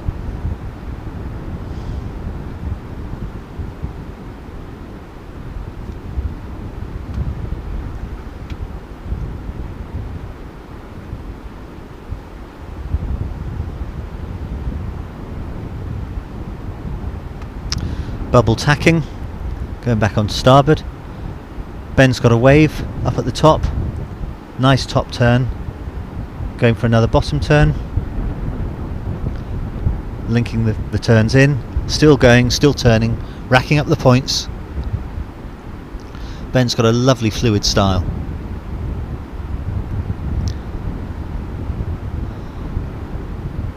Coming from the top of the beach, Phil Horrocks going very, very quickly. He must be planning something big here. Big back loop. Can he land it? Yes, he has. He's nailed it. Sails away. That will count. Lovely backslide slash off the wave by Andy Bubble Chambers. Another back loop. Even nicer back loop. Or was that a push loop? By Phil Horrocks. I think that was a push loop. Not that I'd know.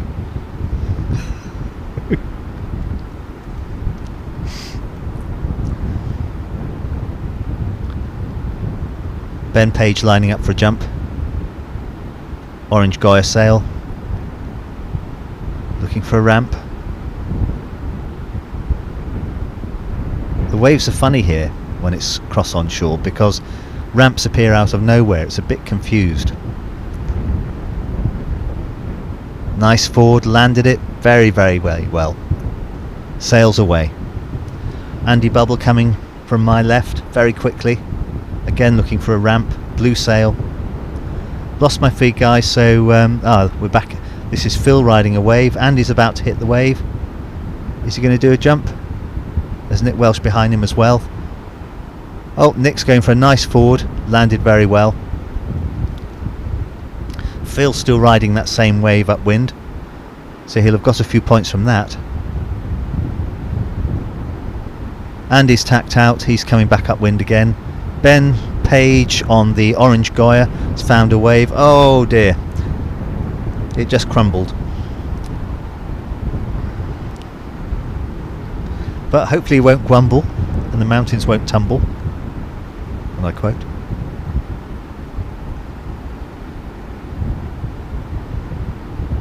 Andy's on a wave, laying the sail down, bottom turn, top turn. Phil doing a nice back loop there. Phil Horrocks, pink Goya sail, but doesn't sail away from it. But he's already done a good back loop, so he doesn't need another one, and he won't be marked on it.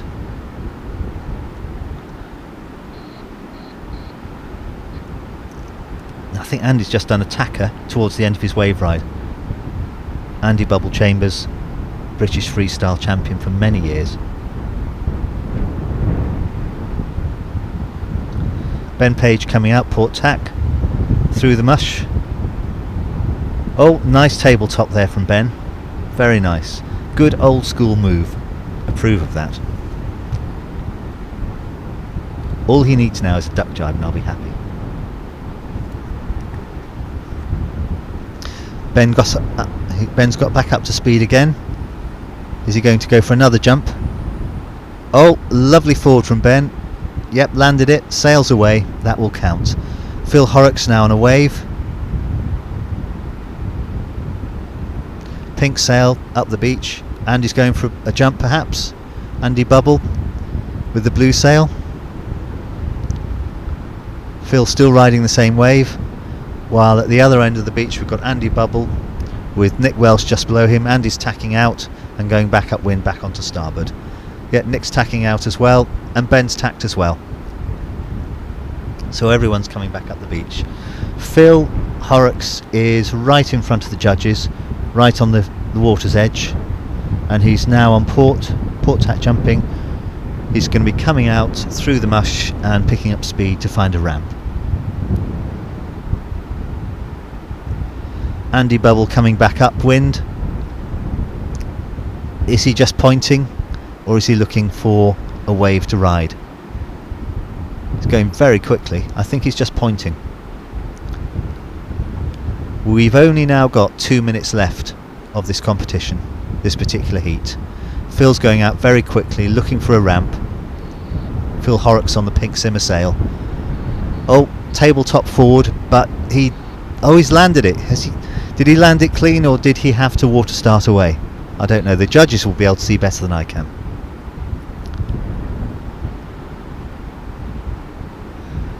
But as per our instructions this morning, a proper tabletop forward is a different jump and a higher scoring jump than a normal forward. So if you've done a forward and then you do a full tabletop forward, you can count them both. If it's only a tweak, then we are reliably advised then that doesn't apply. Almost down to the last minute of this heat. Beautiful tabletop there. Was that Ben Page? It was. Beautiful tabletop, right out of the water. Board was horizontal. Lovely to see. Isn't it great to have sails with bright colours again? Instead of monofilm all over the place, clear sails. It's just wonderful. And of course pink being the choice of champions. One doesn't wish to remind anyone of that, but it just stands to reason to them. Robbie Naish, Phil Horrocks, someone else who we won't name. There we go, Phil's on a wave, still riding it in, nice turns, bottom then top. 15 seconds left, so still riding it. Bit of spray, another turn. He can continue riding this after the buzzer, because once you start on a wave, if you're within time, you can continue riding it until the ride ends, even though it ends out of time. And as it happens, that is the end of the heat.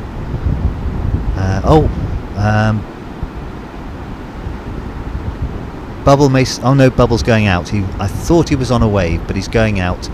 So that lovely back loop attempt won't count. Everyone now coming back to the beach, you would hope. Oh no, Phil's going out now. So on the timer that we've got, the heat is finished. But I just wonder if the timer that we've got is accurate, because Phil Horrocks is certainly going out there looking for another wave. Andy's just been looking for a wave and done an attempt back loop. Unless they're just having fun and practicing. You never know. What's not to like about it?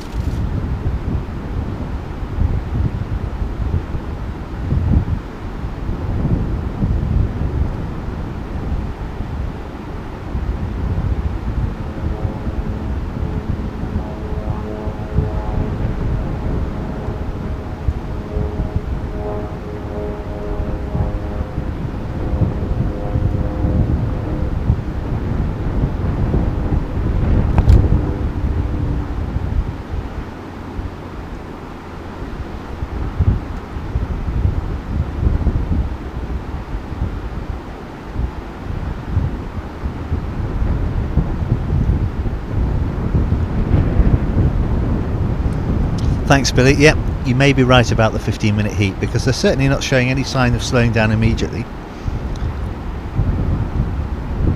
Having said that, they haven't really done anything for the last 2 minutes, so I've had time to eat one of Tina's lovely sandwiches, so thank you, Tina. Nick Welsh backside spray, bottom turn, bogged down a bit now.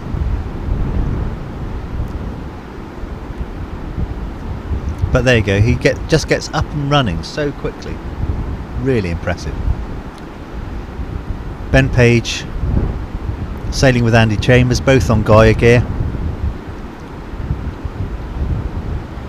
Andy in the blue, Ben in the orange.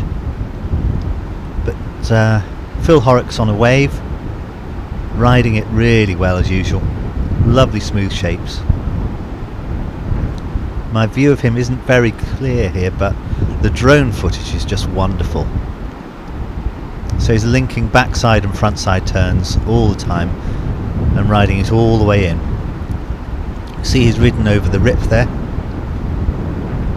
and now he's tacked out. Nick Welsh is going out quickly.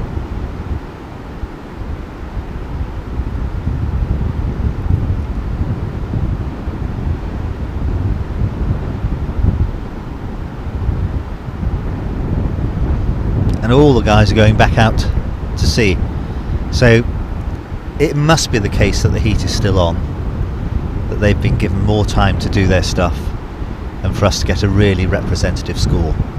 Nick Welsh, attempt back loop there, unfortunately not making it. Lovely forward from Phil Horrocks right in front of me, and then a really high back loop from Andy Bubble Chambers, and a lovely, oh poor Ben, I thought that was a lovely back loop, and unfortunately it just crashed right at the end. But both Bubble and Phil doing some superb jumping there. Again, the sun's come out again, it's looking really, really lovely. Bubble jibing onto a wave. Is he going to take this one and ride it, or is he going to go upwind again? I don't know.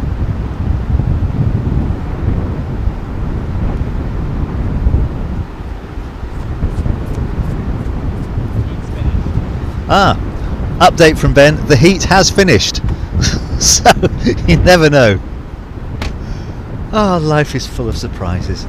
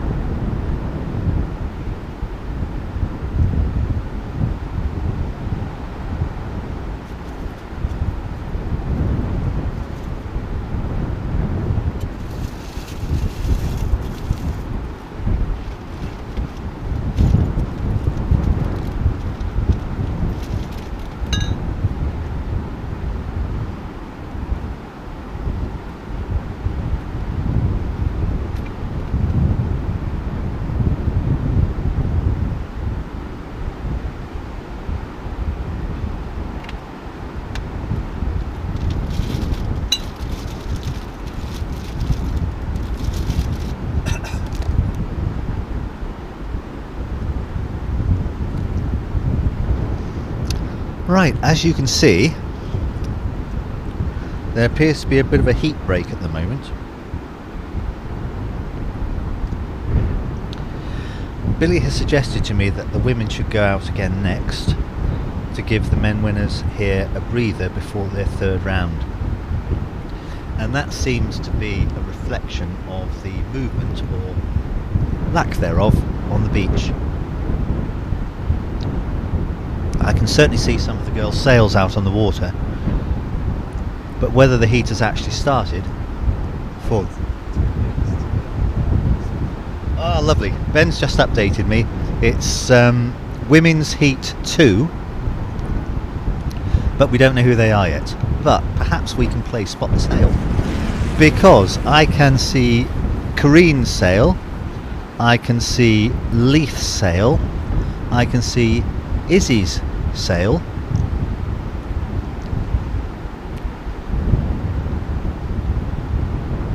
that's Ben just crossing in front of them to get back.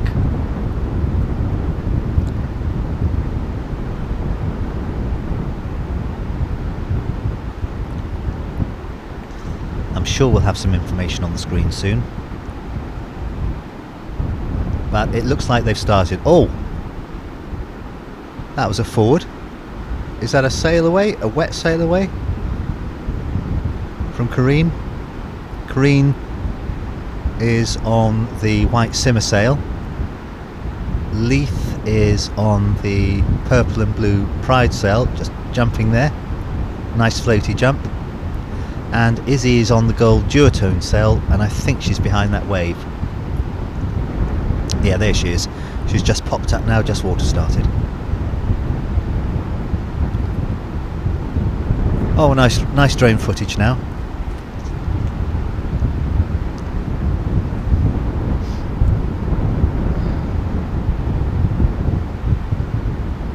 So it looks like there are 4 girls out there at the moment.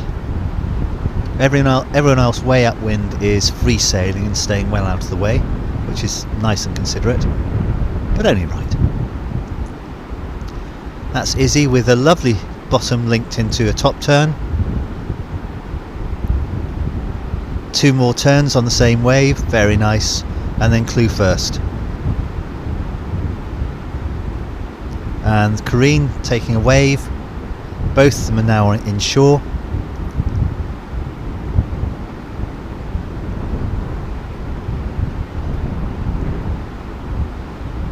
I think that's Andy Bubble in the background going back to the beach. There's Leith Campbell. Oh dear, just falling off the back of that wave. It's so tricky to get it right. Lovely pictures here now from the beach. Much clearer in fact than in real life, would you believe? The definition is incredible. Kareen's clearly sizing up for a jump. Nice floaty jump there. Sails away from it.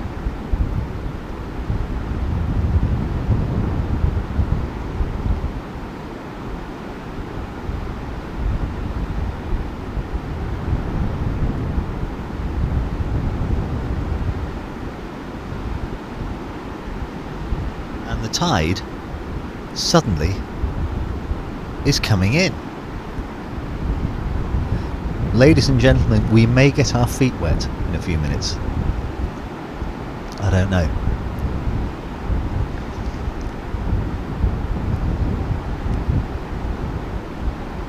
But I'm sitting and commentating in someone's BMW estate, which is clearly a road car, not four-wheel drive, and is now possibly only 20 metres from the encroaching tide. So if anyone owns this car, they may want to come and move it in a few minutes' time. Only saying.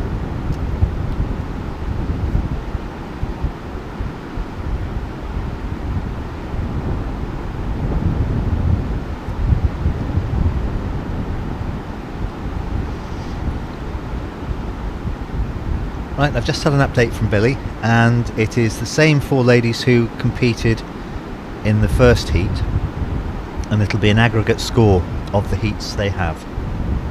So that makes a lot of sense.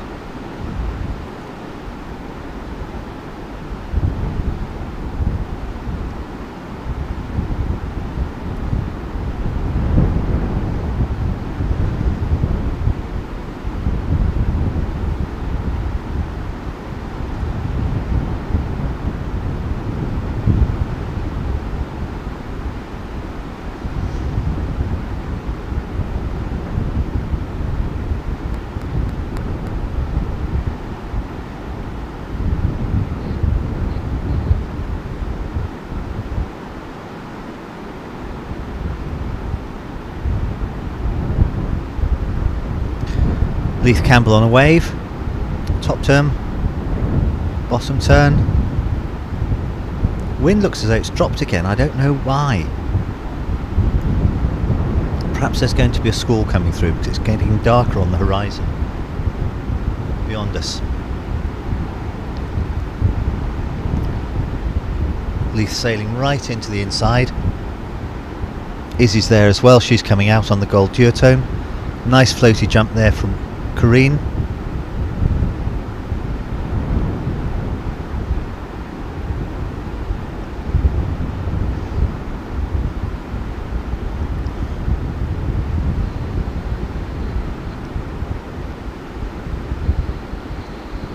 Izzy going out through the break now, getting quite a bit of speed.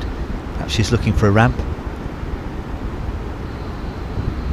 The sets seem a lot cleaner when you look at the drone footage than sitting here on the beach. Lovely turn there from Kareen. Is she going the same wave? Yep, she's carrying it on. Bottom turn, linked into top turn, keeping it going.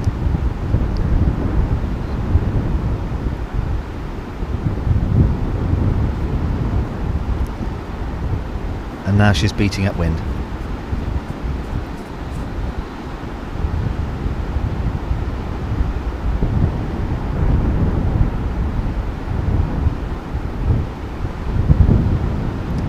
Feels as though the gusts are kicking again now.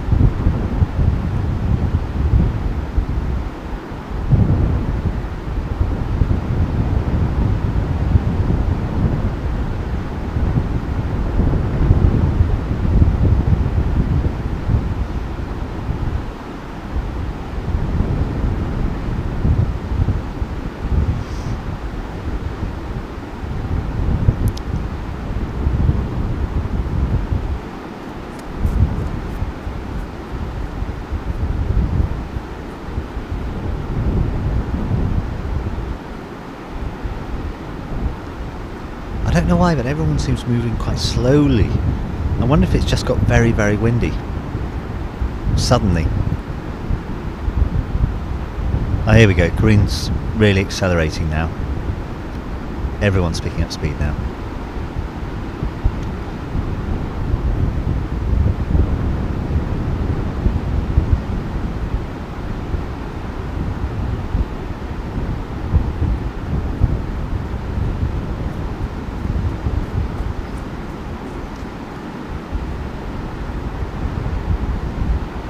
Leith on the inside looking for a wave.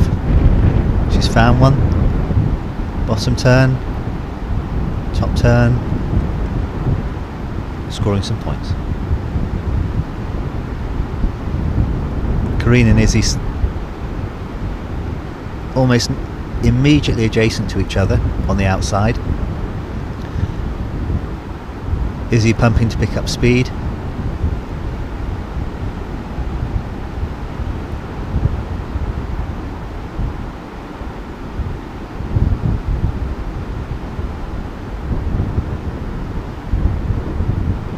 Green on a wave, bottom turn. Izzy also on a wave behind her, she's on the set immediately behind her. Bottom turn, top turn. Izzy going for another bottom turn, another top turn.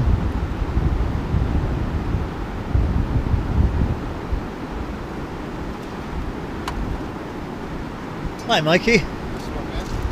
How are you doing? Have the famous Mr. Mikey Archer here. In the booth. We are on the second heat of the ladies, I think. I think it's the second one. Although I've lost track. But we have no timings, we have no heat order, we have no results. Well done. Watch is still right. Well, 3 minutes sounds about right. So handing you over to Mikey Archer of the Tyrie famous person. So who have we got in this heat, do you know? Leah and Karine.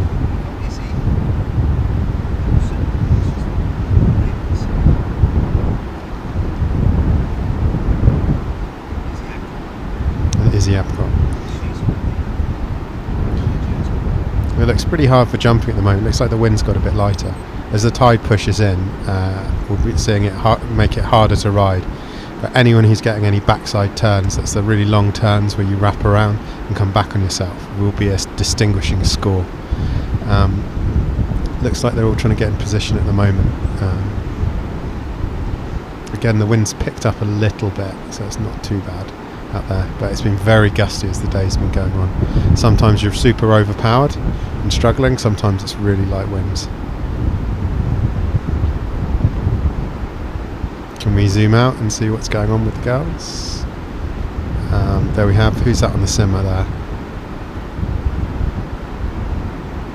Potentially. Karine McFarlane. About to do a nice wave ride, hopefully. Getting nicely upwind. You can end up really far down the sailing area if you're not careful, trying to ride waves, chasing it to hit a nice section. What's she going to do here? Backside hit maybe. There we go. Nice bottom turn, opened up. Is she going to hit this section? Oh yes. Oh, she just lost her foot there, but maybe she's going to make it back on the wave. Oh, not quite. Could have been quite an extreme turn there. Oh well. Anyone else doing any riding? Let's just zoom out quickly. And we've got Leah out the back. probably looking for a nice big set wave. You really want to catch a nice big set wave, which has a nice long kind of wall on it. It's very hard to pick them because this is a wind-blown swell. So it's quite, what I'd like to say is sectiony. So if you can pick a big wave which links up and you can get multiple turns on it, will be the distinguishing thing and making a difference in your scoring. That's right. No worries. Thanks, Rob. Have you got the heat stuff? Or not? Did you just use your home phone? I thought you were doing that.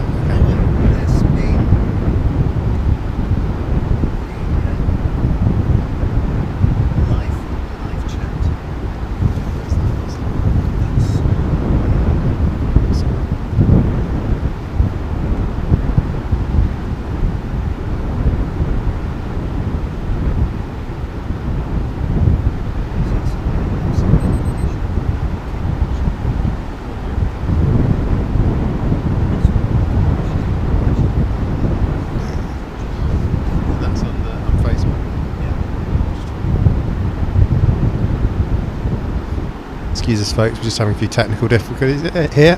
Now there's a nice bottom turn there on the wave, nice cut back. Let's see if she can get a multiple turns, going back upwind to set herself up. This is going to be a really nice high scoring wave just at the end of the heat. Oh, lovely hit again. Well, I think this is going to really count towards her score. Apologies, we don't have any results at the moment, and it's a heat break on just for the moment.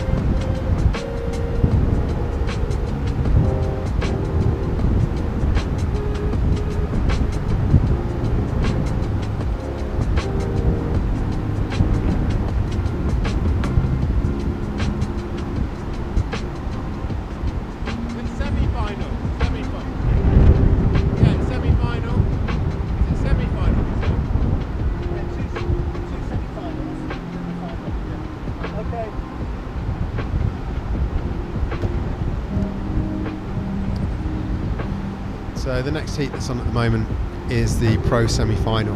I think we've got Ben Page, Dieter Van Eycken. I think they're just on actually there. So if we cut to the action, and Phil Horrocks, and I'm not sure who the fourth person is just at the moment. So if we cut to the action, there's been some forward loops going on, a couple of back loops. Again, looks like quite an intense heat. These guys really know what they're doing, and Dieter's like really skilled, just catching a lovely wave here. Oh, a lovely hit. It's going to score really highly. Only one hit, but really nice turn. You can tell the difference between someone on a Pro World Tour and UK level.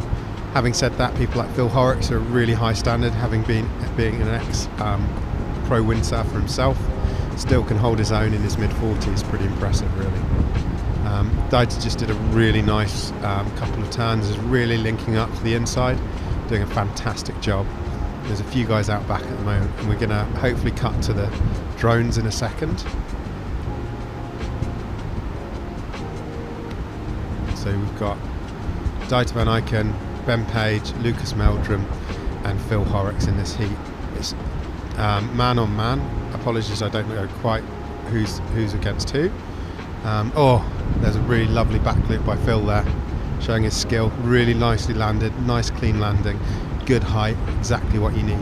Backflips are quite a high scoring move for today, because it's quite hard to do anything more. I think we'd be seeing more from people like Dieter if it was a bit windier and a bit more wavy. Ben Page and Phil are now having some really nice wave rides, really nice hits. I still say Dieter or Dieter's waves are better. Dieter did a little backflip there, not quite to the standard of Phil's, but still filling up his score sheet, which is what you've got to do on days like today. It's 2 jumps and 2 wave rides. It's quite hard in a 30-minute heat, so you've got to take every opportunity, even if you might not do the perfect jump. Or here's Lucas Meldrum, actually, got it up on the screen. Multiple UK champion and PWA competitor himself. Oh, a nice stall forward there. Yeah, a little bit of height, really nice clean landing. That's going to score well. And he's turned around quite quickly, staying quite far at wind, so he can catch a nice wave coming in. So on the way out is Ben Page on the orange sail at the moment, orange Goya sail. Do you want to just zoom out to him if you can? There he is. Oh, he'll probably be trying to do a jump in a second. Let's see what he does. Yeah, there we go. Stall forward again. Nice and clean. Probably not quite as good as Lucas's, but still really high standard. It makes a big difference when you can land the sail upright and your body doesn't get too wet and you're not in what's called a water start position, lifting the sail out of the water. We've got Phil Horrocks behind him on a pink sail. He's now heading out, and he's probably going to do another jump here. Let's see what he can do. Hopefully he's not too far out back yet and he can still get another jump. What's quite difficult today is because it's really onshore and it's wind-blown swell. There's a lot of white water as you're close to the shore, but there's bigger waves out the back with steeper faces, which are better for jumping. But it's a real gamble. Do you try and hit a smaller ramp on the inside, or wait for a bigger ramp and potentially waste your whole run and not get any jump in? I think we've got Dieter on a wave upwind, and Phil probably about to catch a wave. Looking pretty good here. Really nice turns. He's on the inside. I think probably keep our eye on Phil on the pink sail at the moment, because he's going to do it in front of Ben. He's just doing a nice hit to the left of Ben. There we go. Yeah, did a nice cut back all the way back, really linking up on a big wave. Let's see what he can do. Oh, a nice hit. Phil's been doing some nice tackers, which are nice spins on the end of the wave, just adding a little bit to your score. A bit of kind of freestyle-esque style. And Ben's catching a nice wave too there. Ben's really come through the SWA student windsurfing to get to a really high pro level as well. Pretty impressive for a doctor as well, and keeping up a really high standard considering his job. Again, nice wave rides. It's really, I can't express enough how hard it is to wave ride today, because there's not a lot of power in the waves. Picking the right sets that are kind of quite hard in the mess that's out there. So if you do a really good ride in a pocket with a really steep section and link it in with a couple of turns, it is really highly scoring. And then we got Dieter going all the way out. Hopefully he'll hit a nice ramp. Let's see what he can do. Is he too far out the back? Has he had anything line up? There we've got the scores. So that's Ben Page versus Phil Horrocks and Dieter versus Lucas Meldrum. Ah, nice back loop there from Ben. Oh, just crashed it. Had a bit too much forward momentum there. Probably not a steep enough ramp. So going forward and crashed it. Still rotating round. Phil Horrocks has done a nice tack on the inside, obviously looking for a big wave behind him. As you can see, there's some big sets coming through. Let's hope they line up for him. Yeah, this looks like a good ride. Let's see what he can do. Nice backside hit. He's going front side, bang, and then Dieter behind him. Ah, really nice turn there, floating over the white water. Is he going to keep hold of it? Yes, he does, just about. He's going to do a nice backside hit here, hopefully. Let's see. Oh, front side again, bang. You can really see the experience of a pro wave sailor, really linking up his turns, being able to pick the right sets, and really being able to fill his score sheet. You know, multiple turns here. I think that's 3 or 4 turns on a wave, so it's going to hopefully be a really distinguishing factor for him in the heat. Again, the wind's quite up and down. If I look out, it seems to have dropped a little bit out there. Lucas Meldrum's out back, hoping he can do a big jump. If we zoom out back on the white sail, no, he's just going to turn around. So if we zoom out and go out, there's Lucas Meldrum to the right hand side, potentially about to catch a wave. Did a nice backside hit there. Good hit. Oh, nice front side turn. Really tweaked out and managed to save it. It's really impressive. He's got a lot of style, this guy. Really nice turn, tight turns. He was scoring really well in Pozo, one of the wave events in Gran Canaria, with his really tight turns in the pocket of the wave, really showing a point of difference. Then we got, if we zoom out, Dieter van Eycken going out, and Ben Page doing a nice hit. Who's going to get what? Oh, let's see. Ben's doing a nice turn. A nice backside turn. Again, oh, lovely bit of spray. Really turning around. Nice carve. And again, good score. Phil Horrocks is also on the way behind him. Probably picked a slightly bigger set. Done a backside hit and a front side hit. Is he going to do any more with this wave? I think we keep an eye on Lucas. Is just about to go past him. He's going to do a flying jump. Is he going to get anything? Yeah, nice stall forward. Oh, a little bit wet, but still pretty good. Is he going to hold on? It can be quite hard. There's not much, again, because this is what we call wind-blown swell from the southeast, not the predominant long period swell which comes from a long distance in the Atlantic. There's not a lot of spacing between the waves, and sometimes you can do a jump and end up landing right on the white water and a wave behind it, so you can be a bit wobbly, but he did well to pull that off. Everyone seems to be heading out at the moment.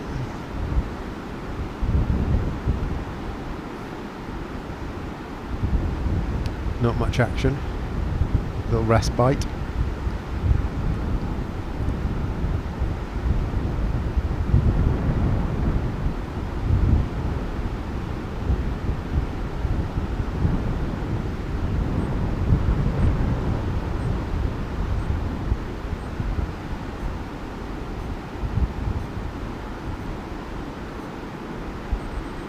Waiting for everyone to catch a wave. I think we've got about 4 minutes left in this heat, so it's been quite a lot of action, plenty to look at, plenty to judge. There's a judging team. We've got 2 panels with judges today, which is really useful, so they can really watch the 2 sailors and really keep an eye on everything. So everyone's coming in now, probably going to do some wave riding. So Phil Horrocks, if you go to your right, is doing a nice wave ride. Yeah, there he's done a nice frontside hit. He's going to do another one. Lovely, nice carve. Not the biggest wave, but it's holding up pretty nicely. 3 nice turns. And a backside hit. Oh, but he just wobbles and falls off the back. That's the thing. Some of these sections are really soft. It's really easy to do that. So if you see a really extreme turn, it really counts. And if we look, yeah, Dieter's just going for a jump run. Let's see what he can do. Nice back loop, really nice and stylish. Oh, lovely landing there. He caught the nose really nicely there and stayed nice and vertically up. So got nice projection, nice height, and then came down, keeping the sail nice and upright out in the water, which scores really highly in these situations. So we've got Lucas Meldrum here on a wave, potentially going to get a wave. He's also travelled further upwind, so further up the area, so that he can potentially do another jump or a long wave ride. And then you've got Phil Horrocks just going out for a jump below him. Yeah, there we go. Phil's heading out. Is he going to get anything? There we go. Oh, tabletop forward and very clean landing. So that's a combination move where you do a tweak and a tabletop, which is pushing the board out the side, combined with a forward loop, and you end up stalling that from a little bit of height. So that can score really highly and be a distinguishing factor from something like a standard forward loop, just adding a little bit more style and another move as part of a dual move jump. So you've got Ben Page going out. Is he going to get anything? I think he's gone past everything. He might see something downwind here. No.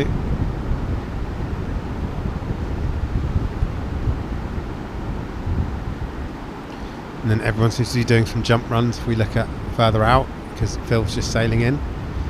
So if we go back to the right to the other guys, Dieter just did a nice forward loop. I think he was trying for the double but didn't have quite enough speed or projection. Again, the wind seems up and down. So he looked like he was going for a second rotation maybe, but then cut it back just to do a single rotation. Again, in slightly marginal conditions, if it's maybe a little bit windier, he might be trying to do a double forward loop. He's gone straight into a nice wave ride though. Really nice frontside hit. Really, really aggressive spray turn. Brilliant turn. And another second turn to back it up. Again, really fast with a lot of spray and linking up to multiple sections. I really think his wave riding standing out in this heat. Lucas Meldrum with a wave 360 out the back. Oh, he just fell off. You go to the right. Lucas Meldrum is out the back. He's probably going to catch another wave. Oh, fallen off. Oh no, he made it round. That was pretty good. And we're about to come to the end of the heat. And it's the end of the heat now. I think that'll be a very closely contested battle. We've seen a lot of jumps, a lot of wave rides, and it's really good to see the standard on the British Tour, especially in very tricky conditions.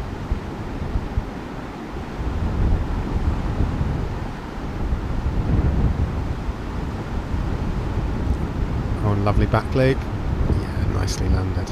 Again, clean. Oh, almost fell off actually there, sheeting out. It shows you how hard it is for professionals struggling.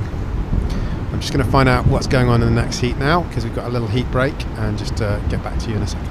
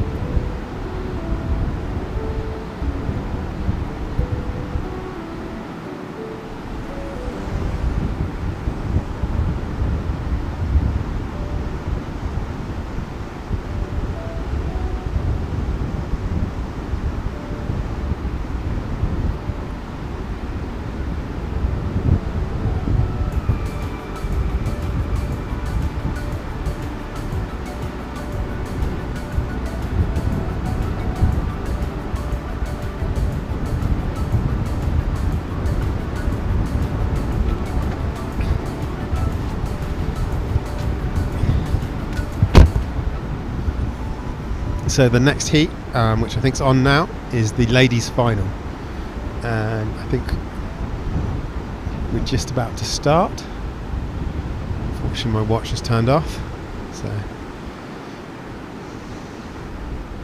there we go. So we've got McFarlane, Campbell, and Adcock and Millen, I think. Again, I think it's 2 waves to score, 2 jumps.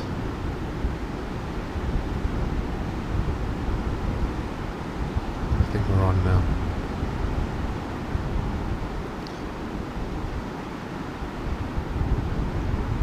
Point of difference for the ladies again would probably be the wave riding in this heat. Again, good to see a good fleet of the ladies come into the event. Oh, a lovely wave 360 that fell off the back of Dota.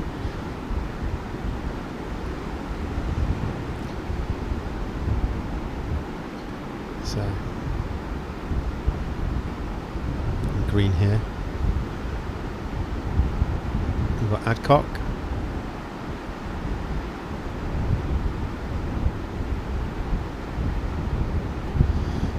Just waiting to get a wave. If we zoom out back, some of the girls are going out back and potentially jumping.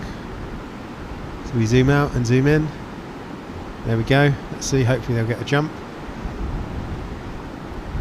Let's see what they can do.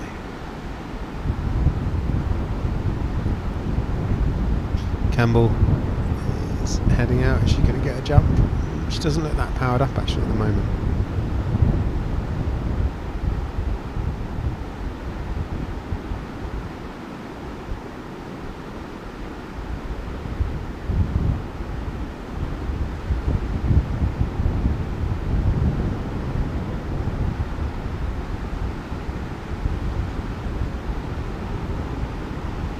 Again, not seeing much action just yet.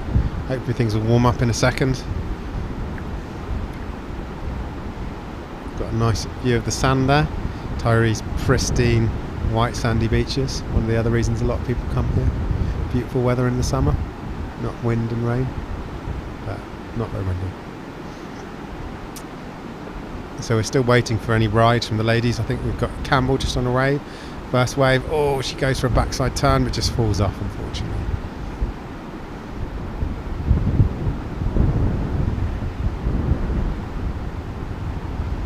Seeing a lot happening just yet. Hopefully they'll warm into this heat.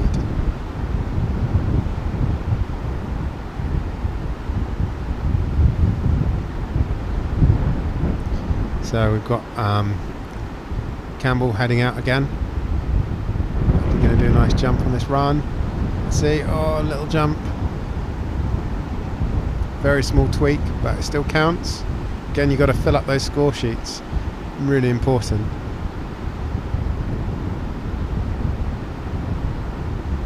Here we go. So if we turn back to the left, we've got some of the other ladies riding some waves.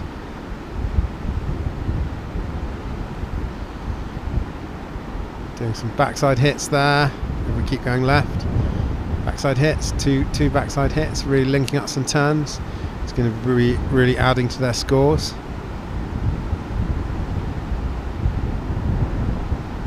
One, two, three, oh, and then boggling and wobbling down.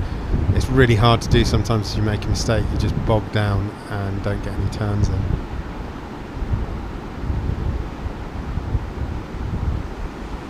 Anyone who's out there even managed to do 1 or 2 turns, it's a really good thing to do. Oh, Campbell just falling off the wave. Who have we got here?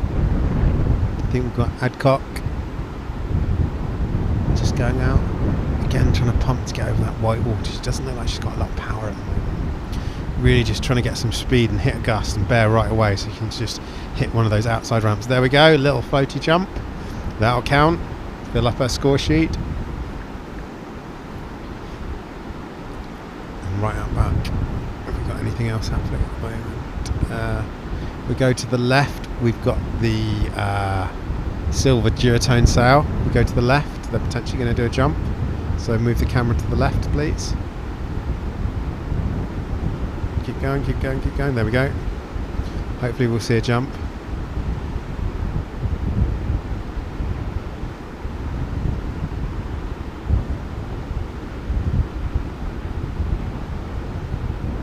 No, no jump this time. Jibing onto the wave. I think these three girls who are out the back at the moment, we're going to see some nice wave rides in a second. There's some big sets coming in. And then we've got someone on the inside about to do a jump. There we go. Should we follow her out quickly? Anything? Nope, just turning round. So if we move back to the inside and go to the left, there's a nice wave ride for the rider on the duotone sail. So the gold sail. Nice backside and frontside hits, and behind her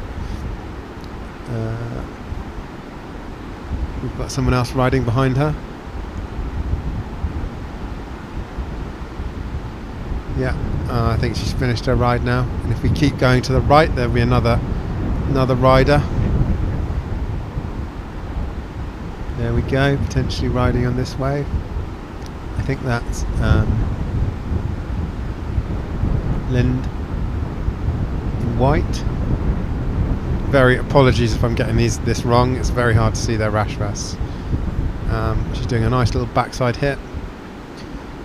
Keeping going. Oh, I'm just falling down. Right, if we look on the left, we've got two riders heading out. Yeah, there we go, right on top of them. Again, trying to get some speed over that white water, really trying to get as much speed as possible. It's quite gusty, and also because the tide's coming up, there's going to be a lot more current in this beach, which can make the water a bit more turbulent and everything a bit slower to get out. And so we've got Campbell heading out. Is she going to do a nice jump? Let's see what she's got. Oh, little floaty jump. Great.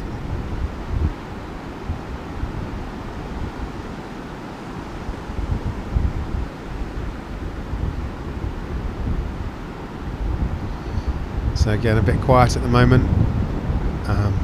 Probably not a big enough gust for them all to do jumps on this run.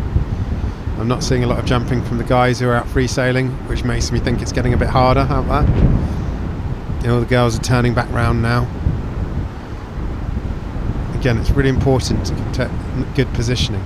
If you're further out back towards the bigger sets, that means you get to select the wave, and it's your wave to ride, and it can make a significant difference. So there's also tactics in a heat. So you want to pick the biggest wave possible, one that's linking up, and be in a position of priority. Now the person who has priority is the person who's normally further out the back. There we go. Oh, that was a lovely turn by the girl on the silver duotone sail. I think that is Ad Hoc. Yeah, lovely hits, multiple turns, really nice wrapping turns, really making the most of that wave and milking it right to the inside. Be interesting to know what the judges do with the small white waters on the inside. Campbell just did a nice hit, and I think McFarlane as well out back. They all seem like they've got a bit of power now. They're going a bit faster in the water. And McFarlane, yeah, lovely turn. She's been up here practicing for a few weeks, I think. Oh, nice turn. Yeah, perfect.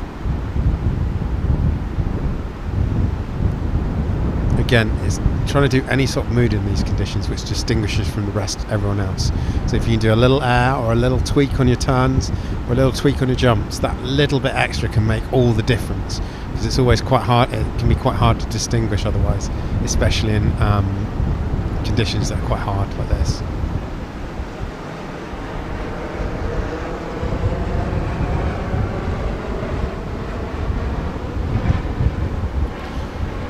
So we've got some of the girls going up back, potentially behind this person on the left. If we zoom out to the left, so we're going quite fast. Oh, nice little donkey kick tabletop by Campbell, who's just on our left. It's a bit late now. But if you keep going left, Ad Hoc and McFarlane are heading out. So you go left with the camera, left. There we go. Left. Keep going. There we go. We're going to see a nice jump. And I think we're pretty much at the end of the heat now. Oh, sort of little donkey kick there. Really trying to tweak out the board. Add a point of difference from a straight jump. Or it can go all the way if you tweak a board right out and lift it right up to a tabletop.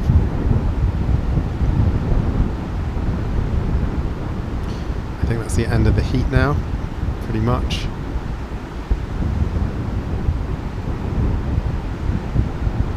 think we're going to have, I think it's either the pro semi-final or final. I'll just go and find out what's up next.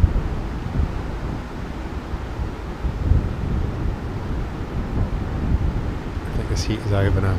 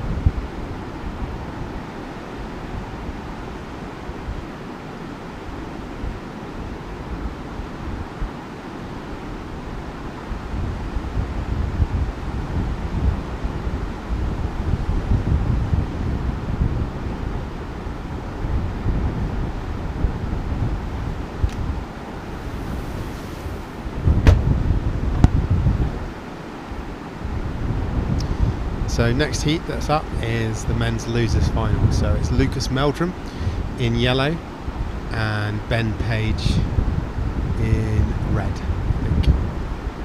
Yes, there we go. So we've got about 20 seconds to go to the start of the heat. It's going to be an interesting one. My bets are on Lucas, just because I know he's got the jumping skills and multiple jumps. Ben's still a really high standard of jumping, but also he does have a really good wave ride. So it won't be an easy heat for either of them.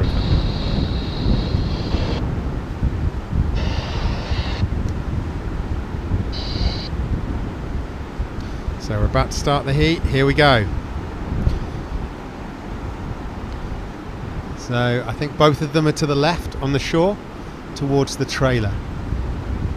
And they're both going to come out and... Oh no, Lucas is further upwind and about to do a wave ride. So Ben is going out on the orange sail and Lucas is about to do a wave ride. There we go. What's Lucas going to do, or is he going to just come in upwind? It looks like Lucas is just coming out upwind. If we go to the right... Oh no, Ben's tacked round again. Maybe he wasn't getting enough speed. Lucas has turned round ready for a jump. Let's keep our eyes on Lucas just at the moment. What can he do? Again, waiting to get out back, really staying upwind, and then he's going to bear right off and try and get a jump if there's a big enough set that comes in, or sets of waves that come in. He's looking for a really steep big ramp which isn't covered in white water, so it's nice and clean, so it can project really high. Ben Page is now following him out the back and also going to be going for a jump. Let's see what Lucas can do though. And this big jump, hitting a nice ramp. What are we going to have? Nothing. He didn't get a jump. Ben Page stalled forward, nicely landed. A little bit of a dip on the back of the sail, but still pretty good for the conditions of today. Ben might actually get another jump still, so we'll keep an eye on him for the moment. Lucas is heading in upwind after not having a jump run. Sometimes it happens, you just don't get a jump opportunity, and it's not worth rushing downwind trying to search for a wave that's not going to project you in the right way to get a decent jump in this pro level event, and then you just have to go out and try again. So we've got Ben coming back in and Lucas to the left. Lucas is heading all the way out. What are we going to see off Lucas? I think maybe a nice big jump. Is he going to get what he wants?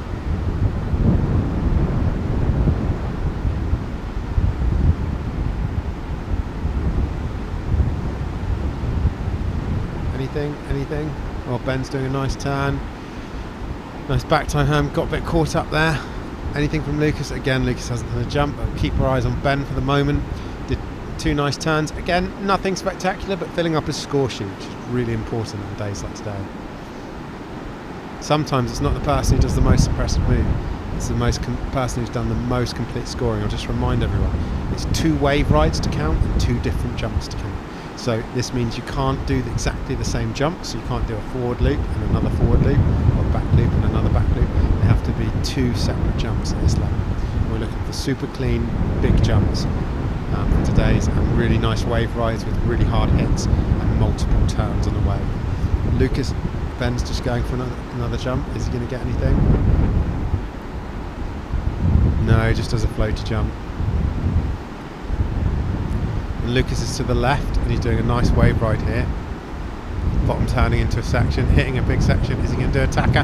He's made it round. That's going to have a really high score for him. Keeps going. Nice second hit. Good combination. Can he hold on to it? Yes, he holds on to it in the white water without going too far.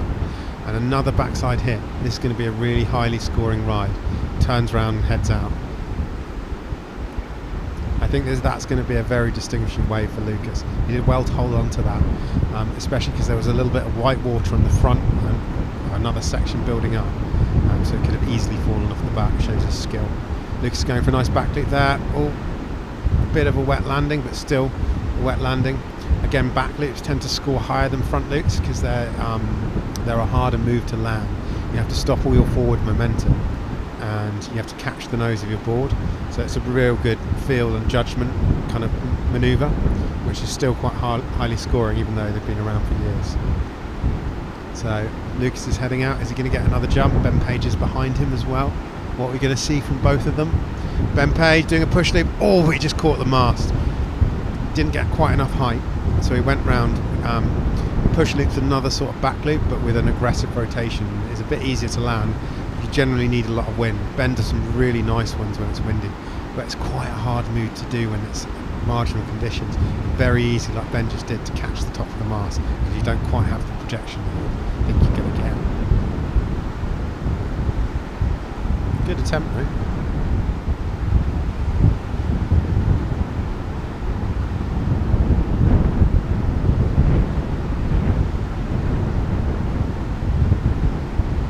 Lucas is doing, if you go to the left, Lucas is doing a nice turn with a really big hit. Oh, no. Clearly a bit powered up, couldn't get the turn, so just went straight out the back of that big wave.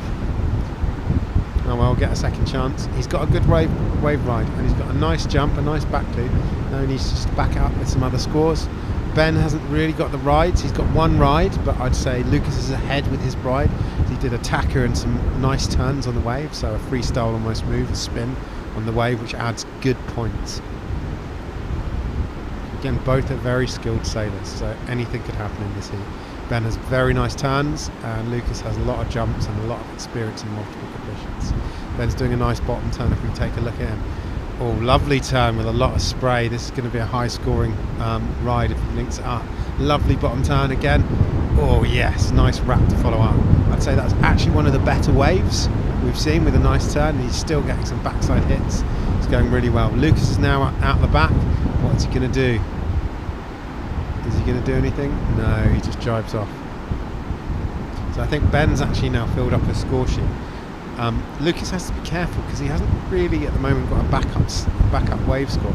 Even though he's got one high score, he still needs two, because it's two waves to count. He needs to make sure he backs up anything he does.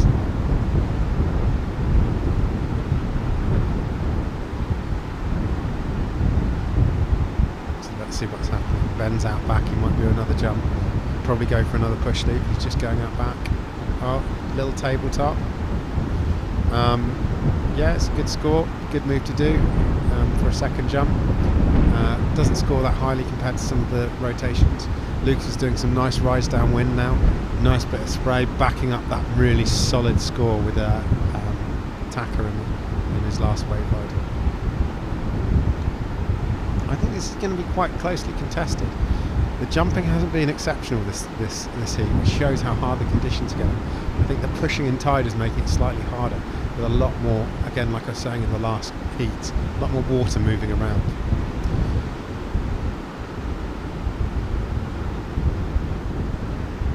So Ben Page coming back in. Is he going to get a nice wave ride?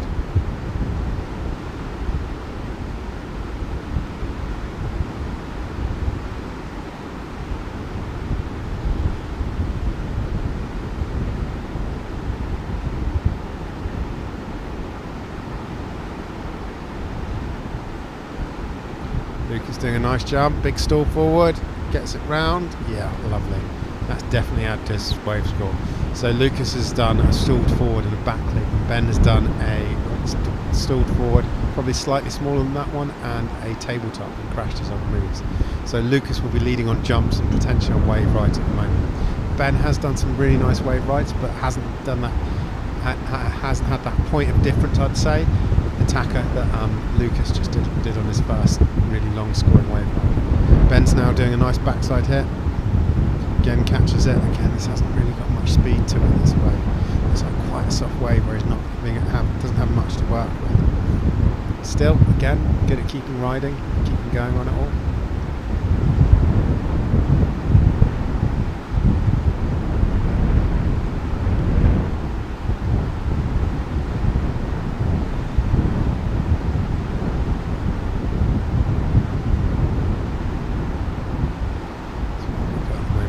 Going on, not that much action.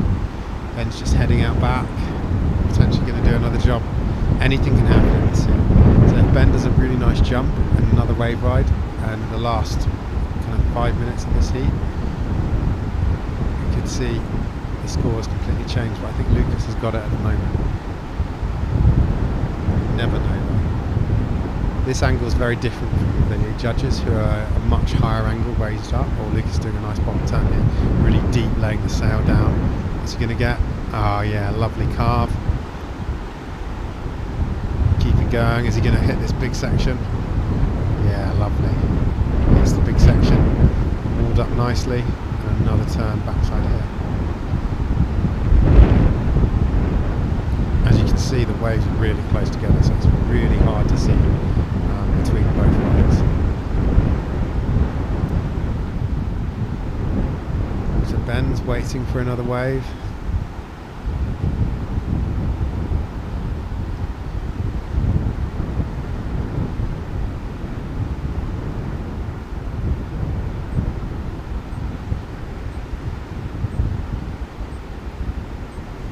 So in the last few minutes of this, 4 minutes I think remaining in this heat, still plenty of time to do your damage. So Lucas is heading out really fast. Let's see what sort of jump he can do. He's got good speed. Hopefully he can find a ramp to jump off. There we go, lovely back loop, one-handed. Is he going to make it? Yes, that is going to be a high scoring move. So again, adding to the technicality of that back loop, he took one of his hands off for pretty much most of the rotation, which really adds to the difficulty and really increases your score. He's even getting a second jump, an even bigger stall forward.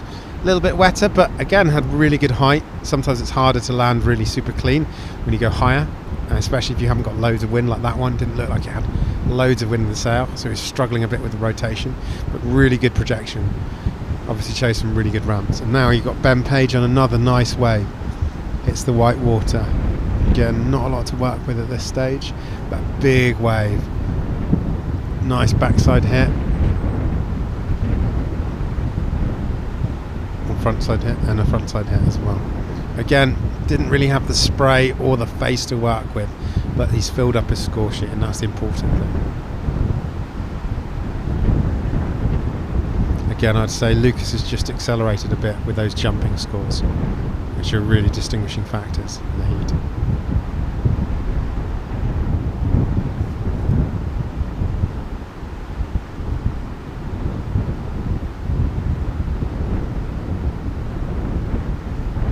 About 2 minutes to go, 2 minutes 20 to go in this heat. If we look up, Ben's just doing a run out, so if we look to our left, Ben Page is doing, or right, sorry, left on the screen, apologies. He's doing a run out, just about to cross Lucas. Is he going to get a big jump?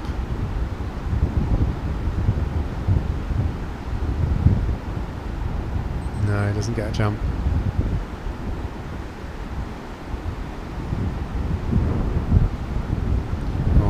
Off.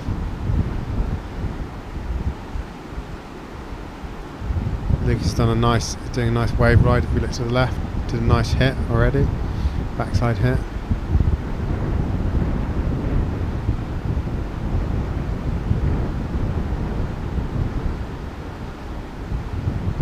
Boom, smashing it. Again, he's kept himself nicely upwind. These guys have been really good. You see a really distinguishing difference between some of the other amateur heats. These guys stay upwind, give themselves a lot of opportunities, and don't end up drifting all the way downwind, where it can be lighter wind and harder to jump and really complete runs and fill up your score sheet. Sometimes if they're not getting a jump, they don't just force it. They stay upwind, stay further near the top of the area, and are able to get really long runs and multiple chances effectively. Whereas you see in some of the amateurs, they come a long way downwind and kind of drift off into the middle of nowhere. It's also really, nice stall forward by Ben. Oh, crash. Oh no, he just about made it.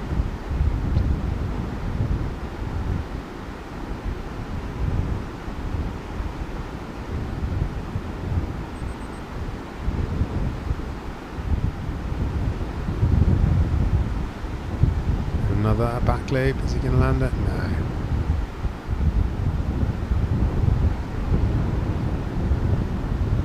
Oh, that was a lovely slash there by Lucas. If you notice, there's a lot of spray, a lot of projection, a lot of speed. Oh, another nice turn. That's really, really showing a point of difference. Really picking the right wave with a nice face. You can get a really nice fast slash and a lot of spray. And that's the end of this heat.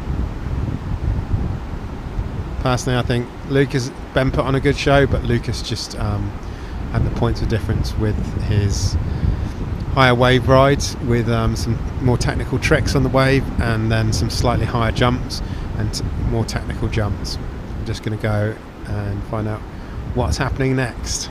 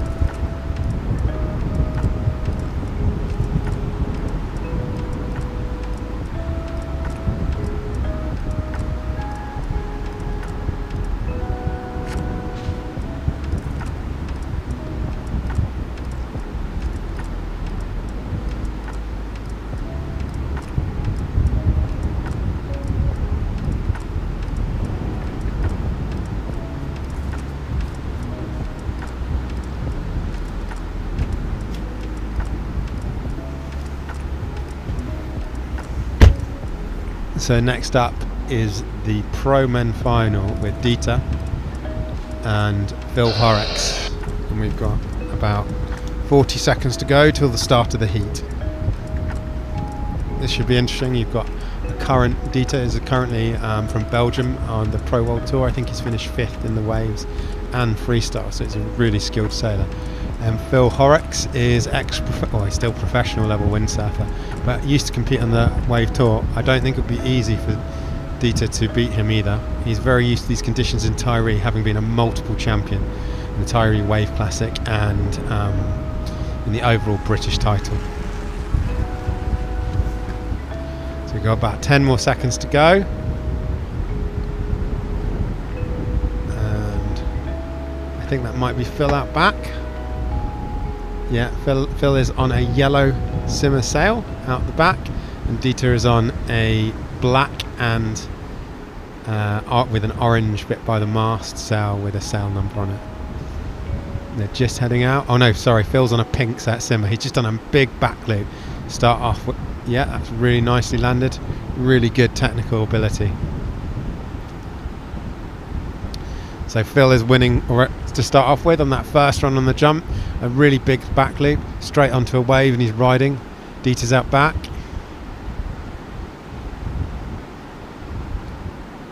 Is anything going to happen? I think they're just working their way back upwind and potentially going to try and have another jump. All to play for this heat.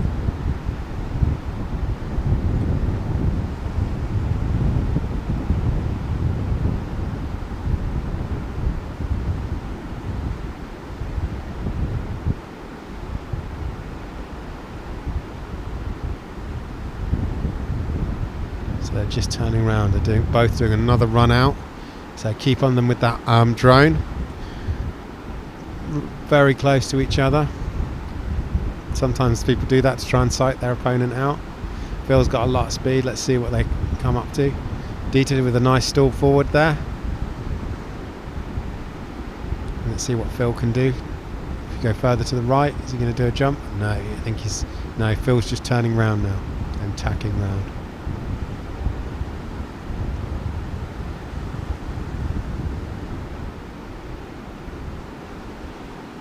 Dieter with a nice back loop. Oh, lovely, nice clean landing. So Dieter's got 2 wave jumping scores, filled up a score sheet from that point of view. Probably will start with a bit of wave riding. Phil was just doing a bit going back upwind and maybe having a wave ride, but just fell in. Again, you don't see these guys fall in that often. I think that's another key difference. They're really good at their fundamentals, like tacking and jibing and keeping up wind, so they can have multiple runs. Very rare do you see them kind of fall off, which is, it's consistency more than anything. Dieter doing a nice wave ride here. Let's see what he does. Quite a soft hit, but he blows the tail around and gets a lovely tacker. That is beautiful. That is going to be a good distinguishing point of difference. Can he back it up with additional turns? He does a nice backside hit with projected spray and comes around front side again. This is really good, filling up his score sheet. Really technical. Again, kind of slightly similar to the wave we saw in the last heat from Lucas Meldrum. And Phil is on his way out, doing a nice jump maybe.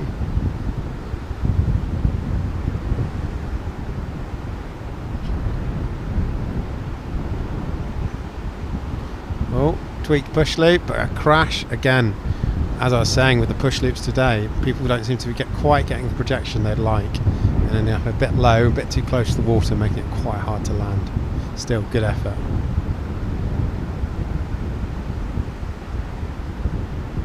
Dieter on his way out. Is he going to do another jump?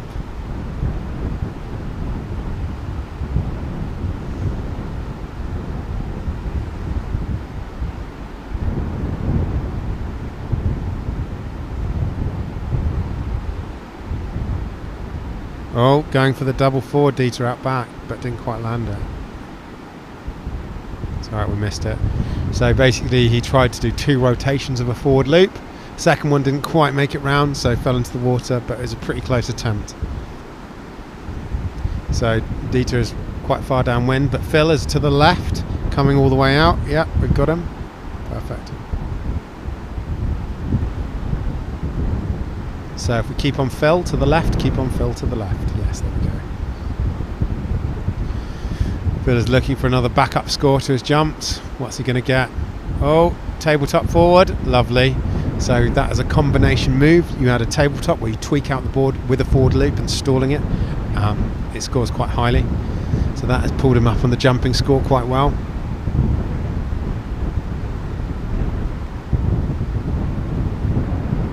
Doing a nice tack round.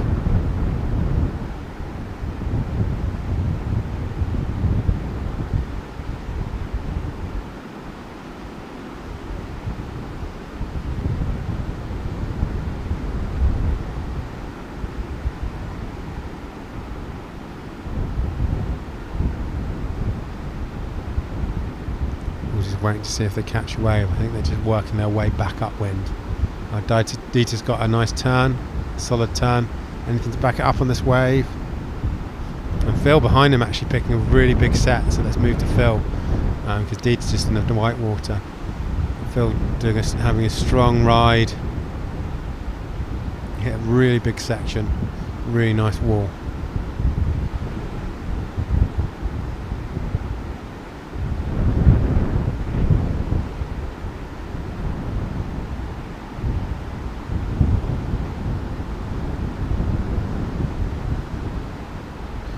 So Dieter's just on his way out again. If we look to the right, Phil's heading all the way upwind. We're going to get himself ready for a lovely long jump run, but Dieter's out, sailing out. What jumps he got for us? I reckon he might try for a double forward loop. See what ramps he gets. Oh no, stalled forward. Really good height, really good projection. Again, in these really onshore conditions, it's quite hard to land those sort of moves clean and get really good height because you have to jump quite high, quite close to the wind. You can end up with an end over end rotation. Oh, lovely tweak push loop to the left from Phil. Really big point of distinguishing a difference from Phil Horrocks.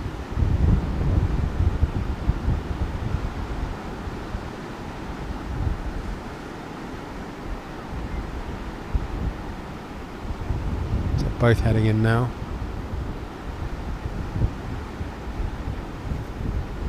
Let's see what sort of rides they get.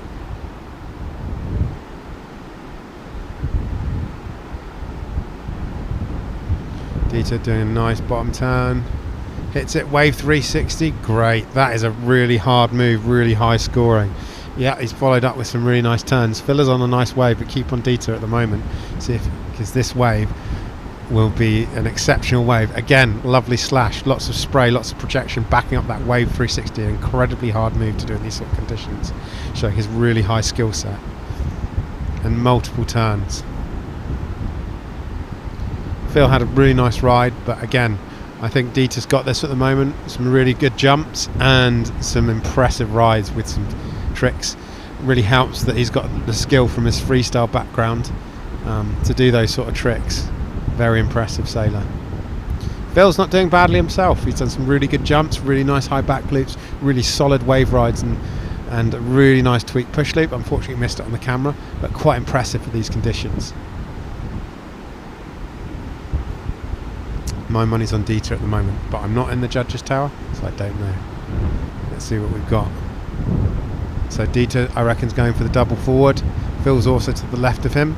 Going up, oh, nice backlick from Dieter. So if we go round to the left now, quickly go over to Phil. Look left, yeah, there we go. What's Phil going to give us?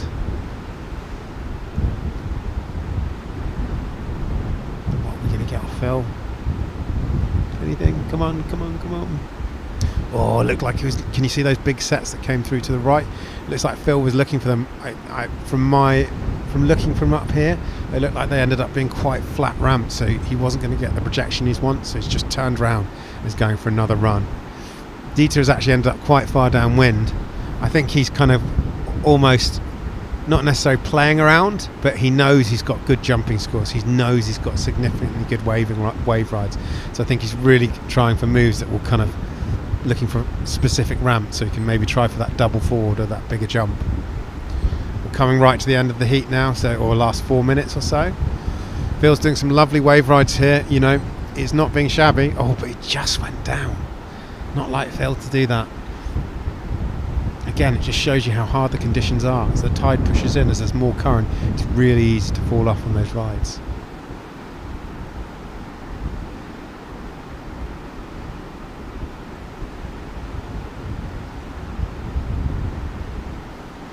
Dieter's lining up for another wave. Makes his way upwind really well. Oh, lovely slash there. I think he was going for a tacker, but he bent really low and really projected that tail out. Oh, another hard carve. Really digging in that rail and having a lot of projection and spray. Again, 3, he really shows his skill set and his knowledge of wave riding, followed by tacker on the inside. Again, my money is on him. He seems to be filling up his score sheet. Multiple turns combined with moves, showing his really high skill set. So the move he just did on the wave is called a tacker. It's where you spin around and do a 360 and carry on the wave. It's moves like that, and the wave 360 especially he previously did scored really highly, because they're added complexity to the wave, and you increase the risk of falling off by adding in a manoeuvre like that. Phil is actually out back doing a nice backside hit to a frontside hit. Phil's actually, what I'd like to say about Phil's riding, although I'm talking about Dieter, he's doing some amazing riding, selecting really good waves and doing some really polished, really solid riding. I would actually say Phil's wave selection is probably better. Oh, Dieter goes down on a push loop. Again, not quite enough wind and just ended up on top of his kit. Hope he's alright from that. One of the problems with the push loop compared to some other moves, if you do mess it up and it's light winds, you end up falling on top of your kit and it can be really painful. I know quite a few people have broken collarbones or wrists doing that sort of thing. Hopefully he's alright though. So Phil is out to the left and he's just about to do a jump, run going out. He's off. Is he going to get a big jump? Oh, not quite what the projection he wanted. So he didn't go up. He just carried on going forward. So probably a bit of a shallow wave or a little fat wave. So didn't quite get what he wanted. He tacks round, turns back round. There we go.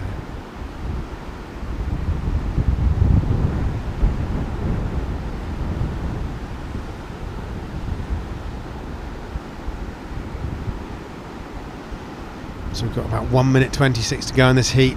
Phil's on a nice ride. Again, picking good waves, good size waves. Oh, just got a bit hung up on that. Size doesn't help Phil. Dieter's I think about 72 kilos and Phil's a big guy. And sometimes in these softer conditions that can really hamper you. Again, there's still guys who are amazing who can do their stuff in these sort of conditions. So it can be a factor though sometimes.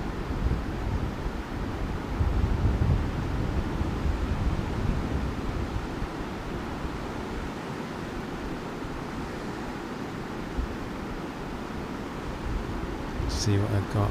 Is Phil going to do another jump?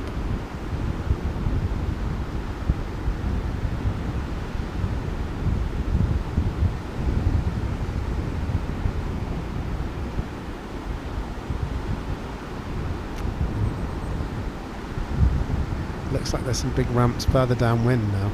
Again, with the tide coming in, the position of where these steeper ramps further out back for jumping are maybe further downwind. This might be why Dieter's actually ending up downwind, although it might not be the ideal position for him because he's filled up his score sheet. He's not so worried, so he's looking for that ramp to do the next sort of move, maybe a double forward I imagine.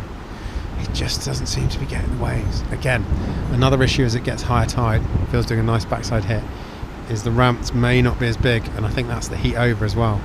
Not necessarily as big, sorry, they might be fatter and harder to get that steeper ramp for jumping off. Again, a solid heat from both riders, showing their skills. Phil does a nice little tacker at the end there, showing that he's still got it. But my money's on Dieter for the win on that one. Again, very impressive show, especially for the conditions. Very hard conditions, very onshore, not much groundswell. Well done to anyone today who's competing.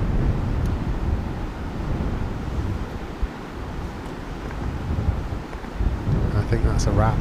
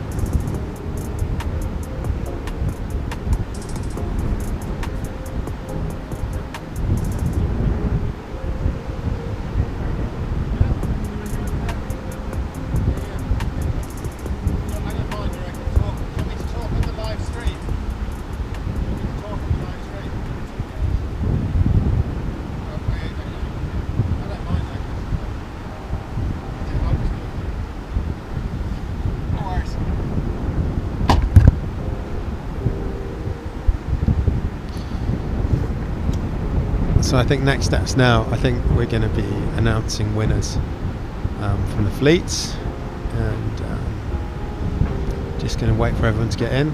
Again, we've been very lucky with this event to have some wind right at the end. Well, unfortunate for the main event, we've had some lovely weather up in Tyrie, but there's not really been any wind. Luckily, not too much rain. And we actually extended the event by a day just to fit in this weather window. So I think everyone's going to be very happy that we got something in, and we've crowned some winners in all fleets. It's been very contestable, although it's not been the best conditions and not the ideal conditions you'd look for in Tyrie. It's been more than contestable, and so everyone will be happy to get a result. We're just going to be, wait a few minutes, and then we'll be announcing the winners, and I'll announce the winners on the live stream.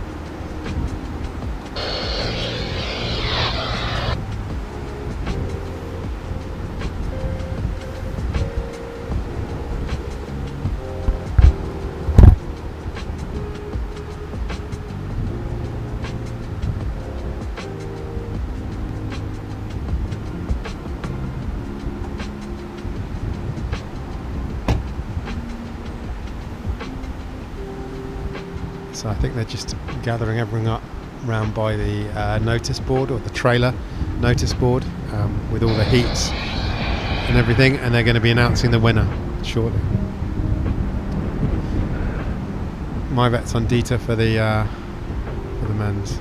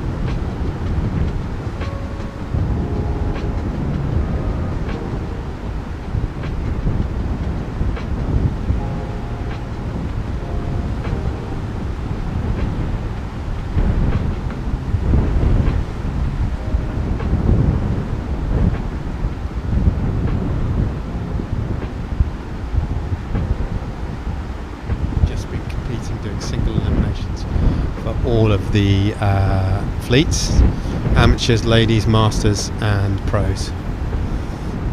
So we're just going to be finding the results soon, so I'll let you guys all know the results, and I'll be on my way after that.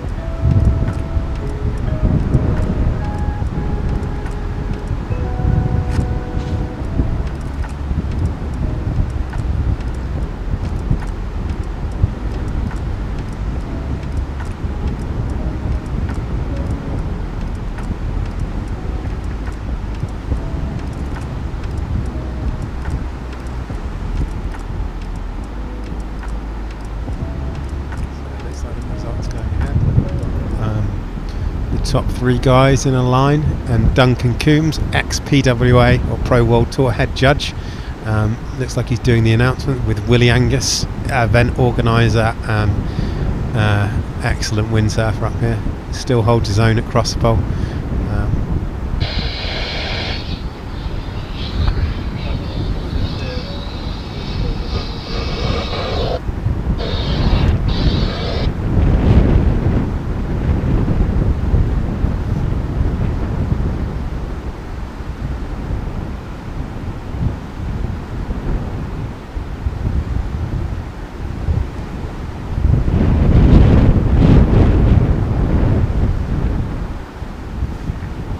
So it looks like they're doing the announcement. Apologies we don't have a microphone up there, but I'll be announcing it to you guys soon.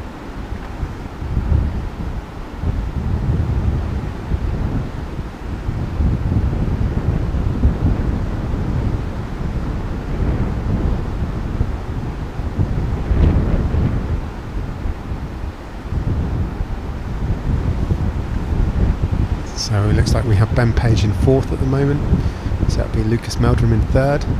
And then we'll have the winners final between Phil Horrocks and Dieter van Eycken.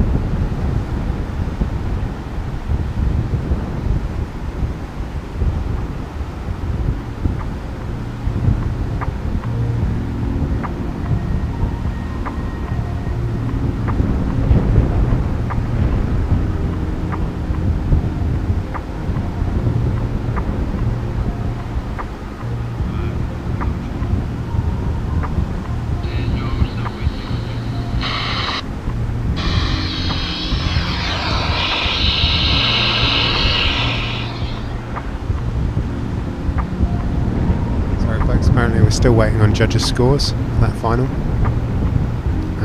so we'll be with you as soon as we know.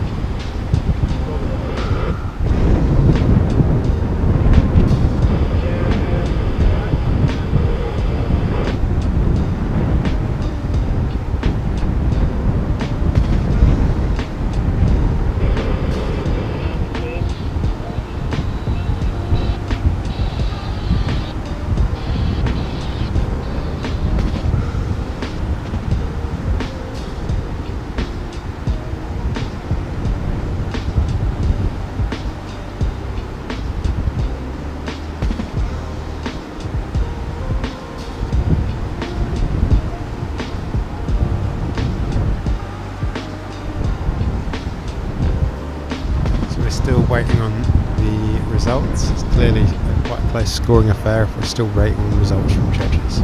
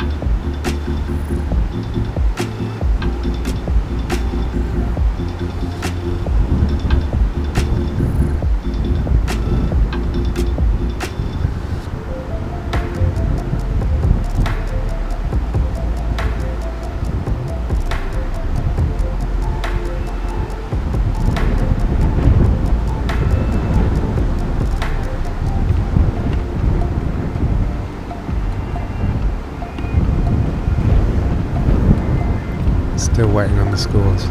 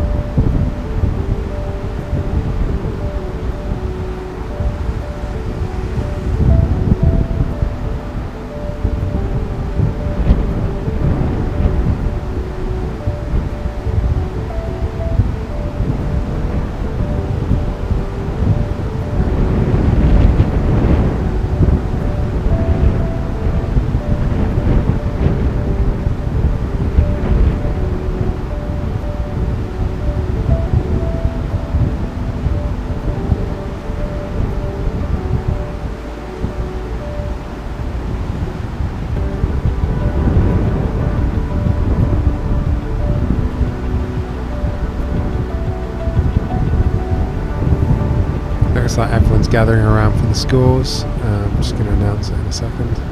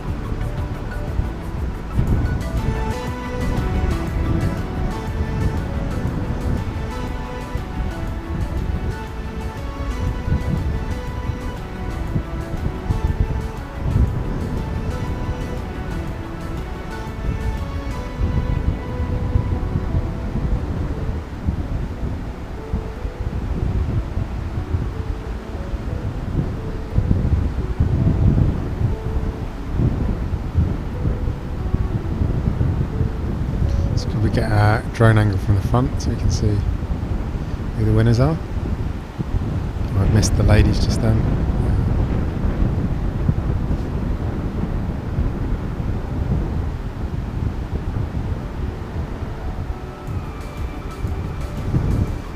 It's like we're in a old-fashioned silent film, and I'll just have to guess who's who.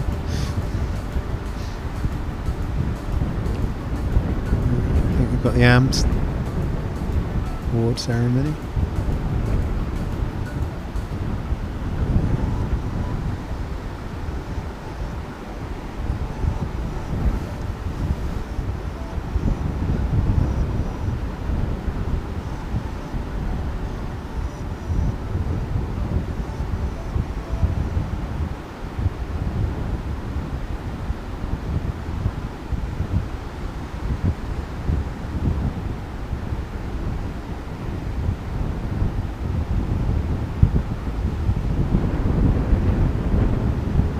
If anyone can remember who's in yellow. We've got the event winner. Can't quite see any faces, so I'd just be guessing at this stage.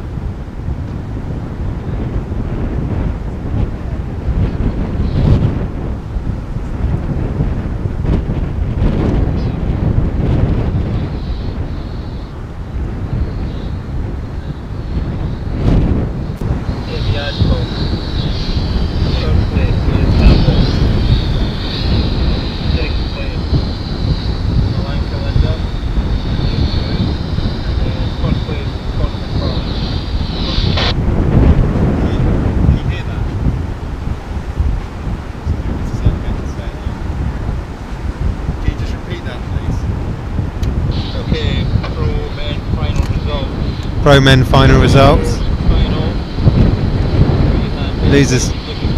Losers final. 4th place Ben Page. 3rd place Lucas Meldrum. Very close final. 2nd place Phil Horrocks overall in the pros, and 1st place Dieter. Apparently very close, a couple of points separating them. And that's the end of that. Thanks for joining us today. I hope you enjoyed it, and that's the end of the Tiree Wave Classic. Cheers for joining us.